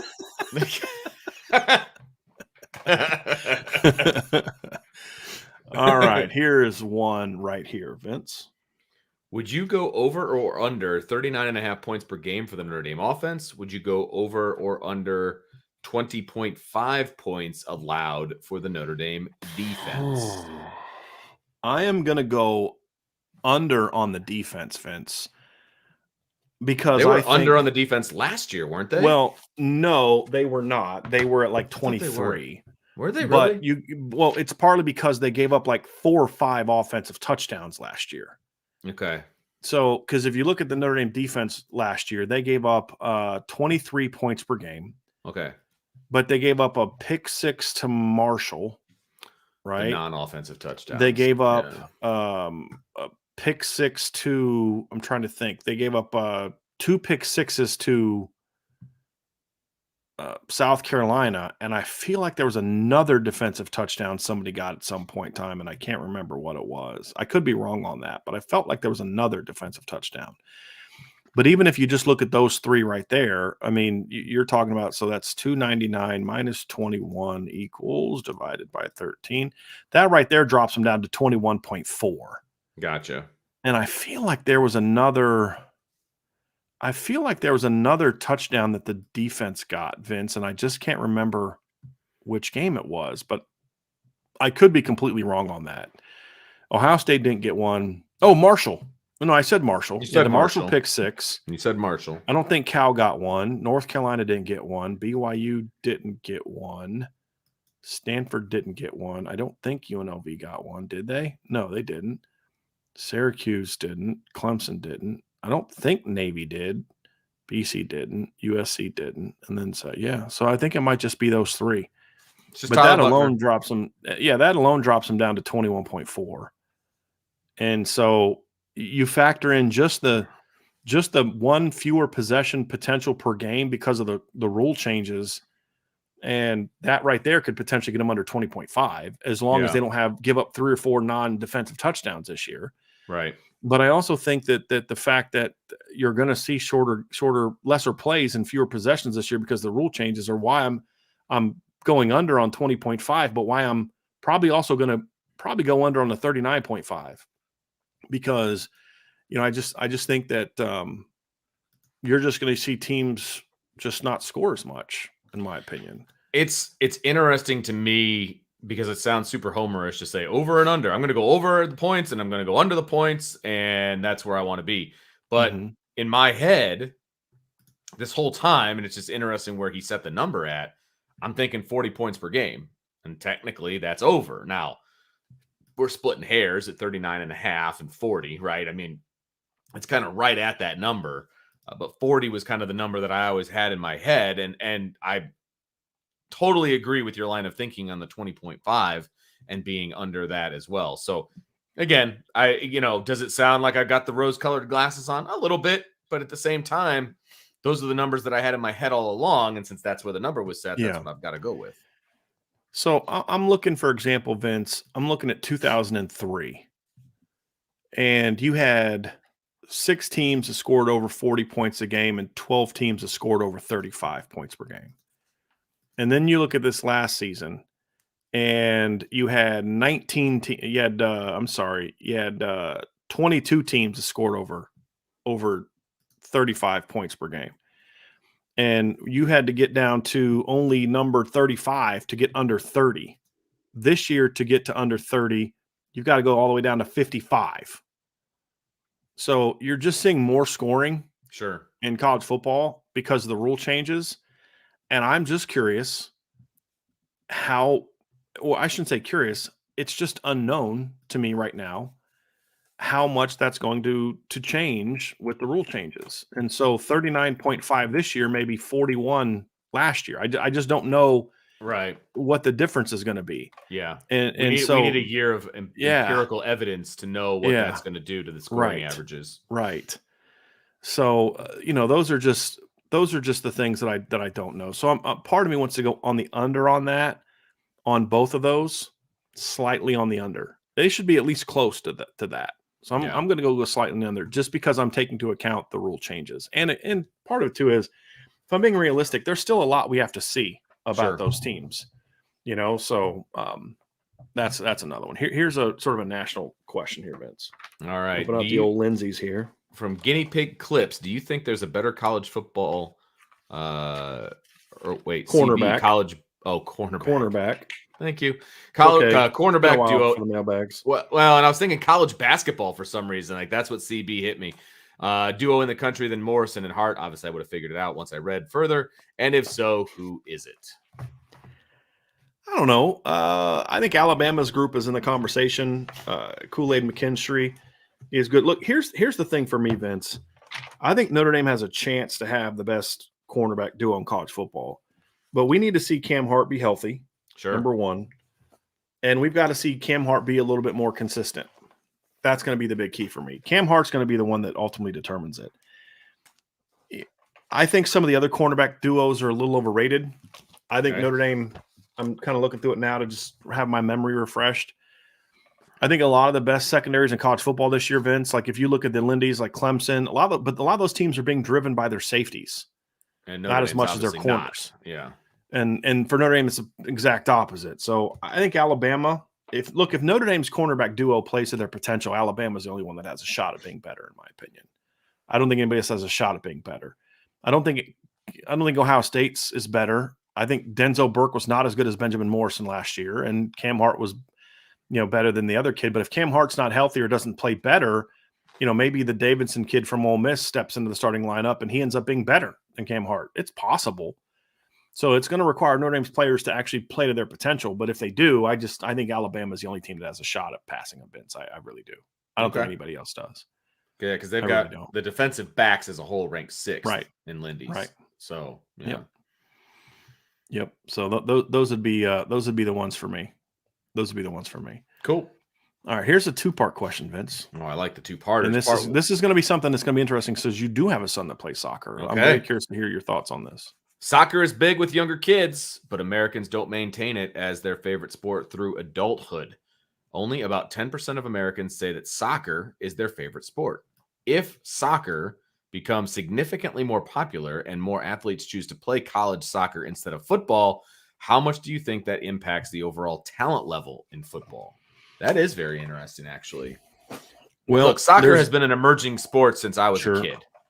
I mean, you know what I mean? Like that's the term soccer mom. That came around in the 80s, like 80s, early 90s, right? So this would have to be this is going to take a long time. This would take a long time to happen. Yes. Because number one, a big reason why kids go for football and other things is because there's just more scholarship opportunities. There's there's a professional sports opportunity for the elite of the elite. You know, it's like we see kids at Notre Dame that are very good lacrosse players that choose to play football. Why? Because once your college lacrosse career is done, it's over. I mean, there's a professional lacrosse league, but it's not. I mean, it's like where NFL was way back in the day. You have to get another job. Right. I mean, it's not really your full-time year-round job. I don't think it pays like that. And same with soccer. I mean, the MLS is a thing, but it's like, look, if you're a great running back and a great soccer player right now, there's a lot more opportunities for you to go play high school, college, and professional football on scholarship, and then make even more money in the NFL than you would soccer. It's a long time coming for that to be the case, but it would take a very long time. It would have an impact on the overall talent of football. I think that's something that's hurt like baseball. Mm-hmm. Like I think the fact that baseball has become a sport that you see more kids not playing as they're younger. Mm-hmm. Like you're seeing more and more of professional baseball is Latin players, right? Because more and more American players are playing basketball, football, soccer, lacrosse. Baseball's become so much more expensive to play now because it's all travel. It's travel, but little league. Right. You don't have kids that play outside as much. I mean, you go back and like watch players, whether it was the Negro leagues, whether it was Major League Baseball, like the stories were all the same. They were poor, middle class, out in the middle of nowhere, from the city, whatever. But you didn't need you could get a stick and a little ball, and you're playing baseball. You didn't need I need my Easton, I need my glove. No, well, what'd you catch the ball with? My hands. Right. Kids don't really do that as much anymore. You don't see that. It's not America's pastime like that anymore. What's a much cheaper sport to play now? Basketball, soccer, right? I mean, we're sports. All you need is a ball and a field. I'm talking about just playing in the neighborhood. Just playing. Gotcha. That's the other thing. Kids don't play in the neighborhood anymore. Right, I get that. That's not even a thing anymore. That. But that's the whole point. So kids who play sports are playing organized sports, which is expensive. Right. Exactly. And so that's kind of why you're seeing, but kids don't play sports like that anymore in our country. Fair That's enough. not true in other countries. That's fair. Which is why soccer is a bigger sport. I mean, football is not a sport you can just go play as much. We did as kids, but like now it's like you need helmets and jerseys and cleats and all this other kind of stuff. So I think that has become something that it's just more expensive for kids to play it. And the other thing too is you're looking at birth rates are plummeting in our country too in the last 10, 15, 20 years, especially recently. I mean, they've really started to plummet. And when there's lower birth rates, you're going to have fewer kids. That also dilutes the talent pool for sports. That factors into it well. So then if another sport starts taking more of those kids, then of course you're going to start to see those type of things impact. It's like population shifts for where you recruit. Those things are all part of it, Vince. So it's an interesting, fascinating conversation. It is. But it's going to be a long time before you start seeing any noticeable, if it ever happens. Right. Very long. Right. And then look, I'm right in the midst of the soccer thing, right? And, recruiting and all of that fun stuff. The path for a football player is very clear. Mm-hmm. From a recruiting standpoint, from a professional standpoint, from a college standpoint, it's very clear. You play high school ball, you get recruited, you go play college ball, you go play in the pros. It is so much more of a winding road for soccer. And until they kind of figure this out and make it more of an obvious path, it's just not, it's never going to take hold in the United States the way football has, or basketball has for that matter. It just won't. Like, youth soccer will still always be a thing. But once you get to the high school level and once you get beyond that, because there's MDA, there's so many different things that you can do from a soccer standpoint. There's no straight line to the pros. Yeah. It's a wiggling. Is it go to college? Well, Is there it just go aren't play really with scholarships available. But there's that too. You know what I mean? There's not full scholarships from my knowledge, right? Not really. And sometimes the best soccer isn't even played at the Division I level. It's played at the NAIA level because that's where more of the foreign players are playing. Oh, that's interesting. I didn't know that. Which is a very interesting, which I'm learning. You know what I mean? Like, so it's going to take a long time for this question to take hold. Having said that, I would absolutely have if I had kids, they would absolutely play soccer younger. I think it's much better for physical development. It's now I would prefer to be in a league where you limit the heading. You know what I mean? Because like that and they do known now, right? They don't head until that's good. They're 13. That was not the case when I was a kid. Oh, so not at all. It's good to know. It's actually a penalty when you head it Okay. now if you're younger. Yeah. But for me, Vince, it's one of those things where I think there's just a lot of good development that happens. I am wholeheartedly. What is the scene from? It's a Martin Lawrence thing. He says, "I am vehemently and belligerently against kids playing football at a young age. Yeah, tackle football. I am so against it. Sure. Flag football, I'm cool with, but I'm very much against kids playing peewee football. Very much against it. And I know I'm probably in the minority there in this chat, but 7th, I'm 8th very grade, much against I it. think it's a good place to start. That's exactly. And that's where my kids start. Exactly. Like, you know what I mean? Same and here. now, Same here. As a high school kid, he's a kicker, so that's obviously 1,000 times different. But he played defense on, when he played. I've seen him play. Yeah. It's not bad. I saw what was it, freshman or junior high game, right? 8th grade, yeah. 8th grade? Yeah. Yep. It's not bad. He's just so little. He was just so little. I know, seriously. He's gotten bigger, though. Thank God. He's gotten taller. Yes. He's gotten taller. He's like, I don't know, 140 pounds now. Vince, your kid is skinny. He's getting taller, but he's skinny. He's very skinny. But he's a tough kid. But I mean, that's just my stance. But those are two things I'm a believer in. I'm a believer in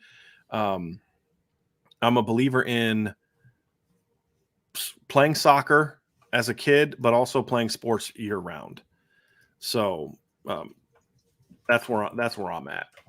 Yeah, so, no, I hear you. I responded to that question. That's what I'm a believer in, Vince. Well, it's a fun one. It's a fun question because, again, from my standpoint, we're keeping all the eggs in the basket right now because there are way more football opportunities out there than there are soccer opportunities, it feels like. You know what I mean? And so we're going to ride the train until it bucks us as far as like getting scholarship money and all that fun stuff, and the 4.0 GPA doesn't hurt. So let's roll through some fun ones here, Vince. Yeah, let's roll through some fun ones here. Domer Grizz. Let's go to Domer Grizz. We have about 5 or 6 left, and we're going to get out of here because we've got a show coming up at 5 that Vince has to run to because he's doing back-to-back today, baby. Happy Friday to the IBOGs. What up, Domer Grizz? Question: when will James Franklin's terrible game day coaching skills be reflected in his recruiting? I hate losing good recruits to mid-tier Big Ten teams. Man, I thought it was going to happen after they went 11-11 in back-to-back years, and they still had 2 really good recruiting classes. So he's a great recruiter. That guy's a great recruiter, and he's got good recruiting coaches. And if they have a good year like everybody's projecting them to have, it's certainly not going to hurt the recruiting. I'm curious to see how USC and UCLA impact Penn State, if at all, from the Big Ten standpoint. Yeah, just a couple more teams that have the talent to beat them, especially USC, because they just out talent people in the Big Ten, Vince, in a lot of instances. Sure, and that's a really good question. I don't know that it will, to be honest with you, because we've seen them beat 2 pretty bad, mediocre teams in a row, 2020, 2021, and they still recruited well. I mean, crazy. I don't get it. I think their 22 team, which came after the 21 season, where they were like 6-5, 7-6, or something like that, was like a top 6 or 7 class. Yeah. So that's interesting. Here's one.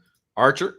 When watching 2 highly ranked teams play, would you rather see a 9-6 slugfest like LSU versus Bama, or a 42-41 back and forth game like Georgia and Ohio State? I like good football.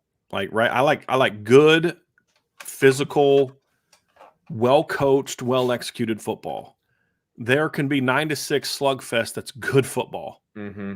And there can be 9-6 slugfest that make me want to just pull all my hair out. There are 42-41 games. Like the Georgia-Ohio State game was a phenomenal game. The Oklahoma Boise State game back in the day, it was a really high scoring game. Great game. And I've seen 42 to 41 games. I'm like, this is garbage because these teams can't play a lick of defense. Right. I don't enjoy that. Like, I don't think necessarily Ohio State didn't score 41 points on Georgia because Georgia doesn't play good defense. They just played great offense that game. They just had a great game plan. Marvin Harrison was going off before he got injured. CJ Stroud played the best game of his career. It just was a great game. Yeah. The Michigan 51-45 game, that was sloppy as heck, man. I enjoyed it aesthetically, but it was like not a great football game. You had pick sixes and turnovers and fumbles and poor tackling and bad run fits and turning guys loose. And it was just that game had more scoring, was not as enjoyable of a football game for me as Georgia-Ohio State because that was just two great teams going at it to me. Duking it out. I've seen games where, man, it was a low-scoring game. But like that 9-6 Alabama LSU game, that was a boring game. That was bad. That was bad offense more than it was great defense. But I've seen other games where it's a lower scoring. Like, I'll give you one, the Notre Dame Stanford game from 2012. It's a 20-13 game in overtime, right? But it was a great game because it was hitting and pads popping and good scheme and guys making plays. And this is a great game.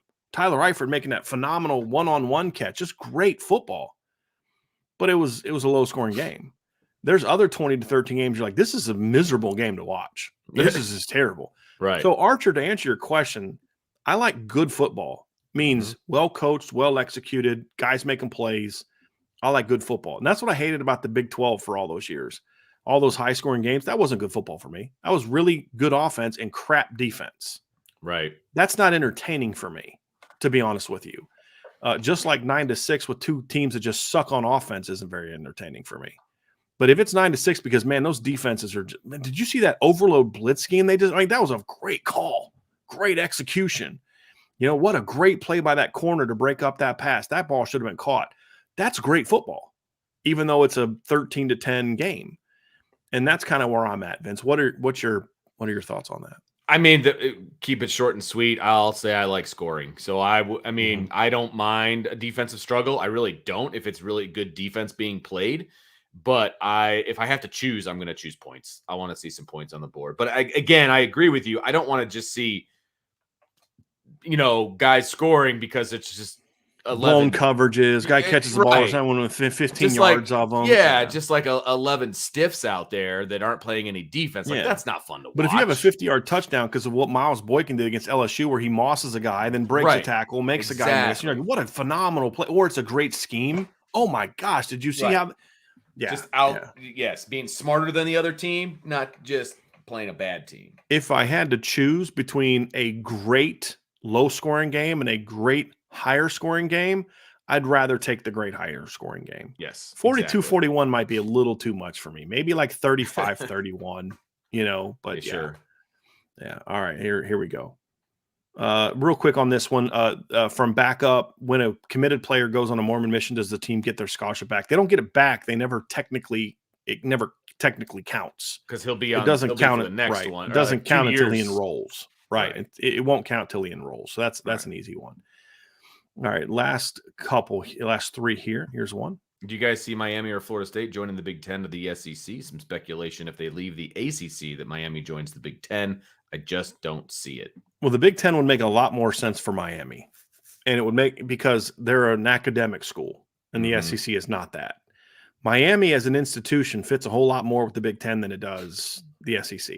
And that's why it's a good ACC school because it fits academically with a lot of the ACC schools.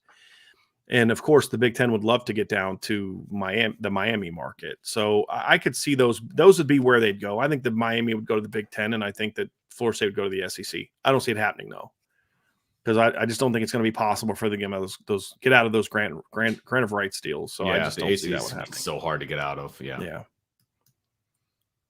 From 88 until now, you are running a goal line wishbone offense. Who's your quarterback, fullback, and 2 running backs? From 88 until now, I mean, the quarterback is easy. That's Tony Rice. I mean, That's a no-brainer. That was my fullback is easy too. That's Jerome Bettis. My other 2 running backs from 88 until now in that type of offense. I mean, I'm not going to lie. Well, by the end of this year, I think it might be Audric and Jerome Bettis is kind of side by side, because I would love to see them, those two guys. And then Reggie Brooks would be my other. But Audric's got to show him he's going to hang on to football a little bit better this year. You know what I mean? Fair. But in those situations, man, in that full house backfield, Tony Rice at quarterback, Jerome, you know what? I might even put Mark Edwards at that's what I was fullback, gonna say. and then put Jerome as one of the off, and Jerome and Reggie as one of the off-backs. Yes. Yeah, that's not a bad idea. Then you got two different kinds of backs back there where you can kind of do some fun things with. Yeah. And then you've got a true fullback in Mark Edwards. Yeah, that's what I was gonna. Yeah, I think that's where I would go. That's a good one. That's a good one. All right, let me see if there's any others. We got one more that I'm going to get to here real quick. I'll see if there's any others that I could get to. Yeah, I think let's just end up with this one because this is an interesting one. Brandon K, if money were no object, what is the dream improvement to Irish Breakdown? Ooh. Well, there's a couple. Number one is if money was no object, and meaning money was no object, meaning I didn't have to get into a loan of someone where I had to pay back, and or that they were going to buy in and take a percentage of, if I just won the lottery and money was no object, I won $200 million. I would obviously hire a bit more of a staff. I would get a full-time beat writer. I'd hire another recruiting person. I'd hire someone on the back end to do all the producing and editing of our shows, which would take a huge amount of burden off my shoulders. I'd have someone who edits all of our writing stuff. And then I would do more from a production standpoint with our shows. Yes. I'd probably create a studio. There it is. Well, first of all, Vince would no longer be a teacher or a dean, because if money was no object, then I would be able to hire him away from teaching. I would probably do something where we have more of like an in-studio type of daily show, to be honest with you, where we would still stream it live, but it'd be more produced. We'd have like video. We'd be able to pay for like video highlights and somebody have do the graphics, cameras and why don't we do graphics? Because I'd have to do all of that, and I don't have the time to do all of that. You know what I mean? Like there's a lot of things I'd love to do to create a more aesthetically pleasing production with graphics. But when other shows do that, it's like that guy's not doing that. Like he's got a production team doing that. When you see stuff like that at Irish Breakdown, who's doing that? I am. And I just don't have the time to do all that stuff. So those are things that I would absolutely, and I would love to get there. You talk about like dream improvement. Like that's the ultimate dream, is to have all of those things. It's just, I'm not going to take loans out to do it, especially with the way the economy is right now and inflation and all that, and then what interest rates and all that kind of stuff. I definitely wouldn't do it now, but I'm just not a believer in, Vince, my stance on this in life and in business. If you don't have the money to pay for something, you shouldn't pay for it. Exactly. And so that's why I've never taken out any loans. When we've hired people, it's because our business has grown to the point where I can now afford to go hire someone. And so if I had the money to do that, those are absolutely things that I would do. So, I mean, and I think that would be a lot of fun. I know Vince would probably love that. So I would love to do a studio show. That would be a lot of fun. Yeah. It'd be a ton of fun. And, we'd still be able to turn it into our podcast, do all that kind of stuff. But yeah, if money was no object, that's absolutely what I would do. Those are absolutely all the different things that I would do. And just so you know, Brandon, I mean, those are things that ultimately I hope we get to. It's probably going to be 10, 15 years down the road. Tommy Gunn says, Brian, when I hit the lottery, I'll make a gift to IB. I appreciate you, buddy. We'll take it. Because that's the only kind of money that I'll take, is people who are paying for our product or people that want to do gifts. I've had some people approach about, buying in, giving loans, things like that. And it's appreciated, but, and people say, hey, you'll have all control. Look, no, like I wasn't born yesterday. You may say that now, but when your money's on the line, you're going to want to have a say in things. And that's also something else, is I'm not willing to give up that control. As long as I'm doing it, I'm going to do it the way I want to do it. And it's either going to work or fail that way. Now I take advice. Vince gives me advice. I want to hear from other people, but at the end of the day, it's going to be within what I believe this thing to all be about. So that's the answer to my question. I don't know, Vince, if there's anything like money was an issue. What are some other things you think would be good for IB? Oh, company car, that kind of stuff. That'd be great, Vince. Because what's funny? If we had a company car with like a big IB on it, Vince would drive it everywhere. Oh my gosh, yes, 100%. I would be that guy in a heartbeat. Absolutely. I'd walk out strutting IB stuff out with the car. Oh yeah, absolutely. Yeah. No, I think No, we're not joking. No. Vince would literally drive the IB decorated car just around plastered with everywhere. IB stuff all over the windows and the doors. And we get like a Yes. horn that has, like our. It's the intro music. Yeah, absolutely. 100%. I would drive that in a heartbeat. I would never drive that thing anywhere ever. Oh, I would. I would drive it everywhere. I would drive it out of town. I would drive it everywhere. It'd be great. Oh, something else I would do is I would love to do on location pregame shows. Absolutely. And if we had the money to buy all this stuff, you would need to actually do that.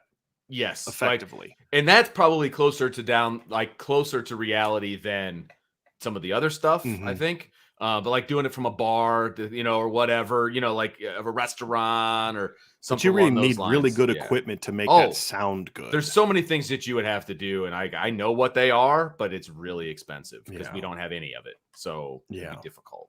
So, So that's it. That's a good question, but those would be fun things to do. Yeah, those are fun things to do. So and again, a lot of that stuff we'd love to do someday. But Absolutely. I just would love to see. Somebody just said IB NASCAR, an IB NASCAR car. Nice. And it was like Vince would love that. Yeah, he probably absolutely would. He'd probably want to drive it. Like, can I drive all the that? time? Like, yeah, dude, I'll just drive a Prius with all the IB stuff around it. I don't care. Like, just let's do this. Yeah. That'd be a lot of fun. It would. All right. So everyone, last one. I would do tailgates every game if money wasn't an issue, because then I could pay someone to do everything. Yeah. Right. That would be another thing. I would absolutely love to do IB tailgates if I didn't have to do all the dang work. You wouldn't have to do absolutely. Yep. Last thing, another. Nice. Thank you for the super chat, Anthony Solomon. Another show with the OG. Love it. Me too. Nice. Me too. Thanks, Anthony. So that's going to do it. Out of here, Vince. Yeah, that's going to do it for today's Irish Breakdown podcast. I'm going to head over to IB Nation Sports Talk. This is where all of you should be going. That's where all of you need to go. Just hop on over in the YouTube channel. Hop on over. That's where I'm going to go. But before you do, hit that like button, hit that subscribe button, hit that notification bell, all that fun stuff. Share with your family and friends.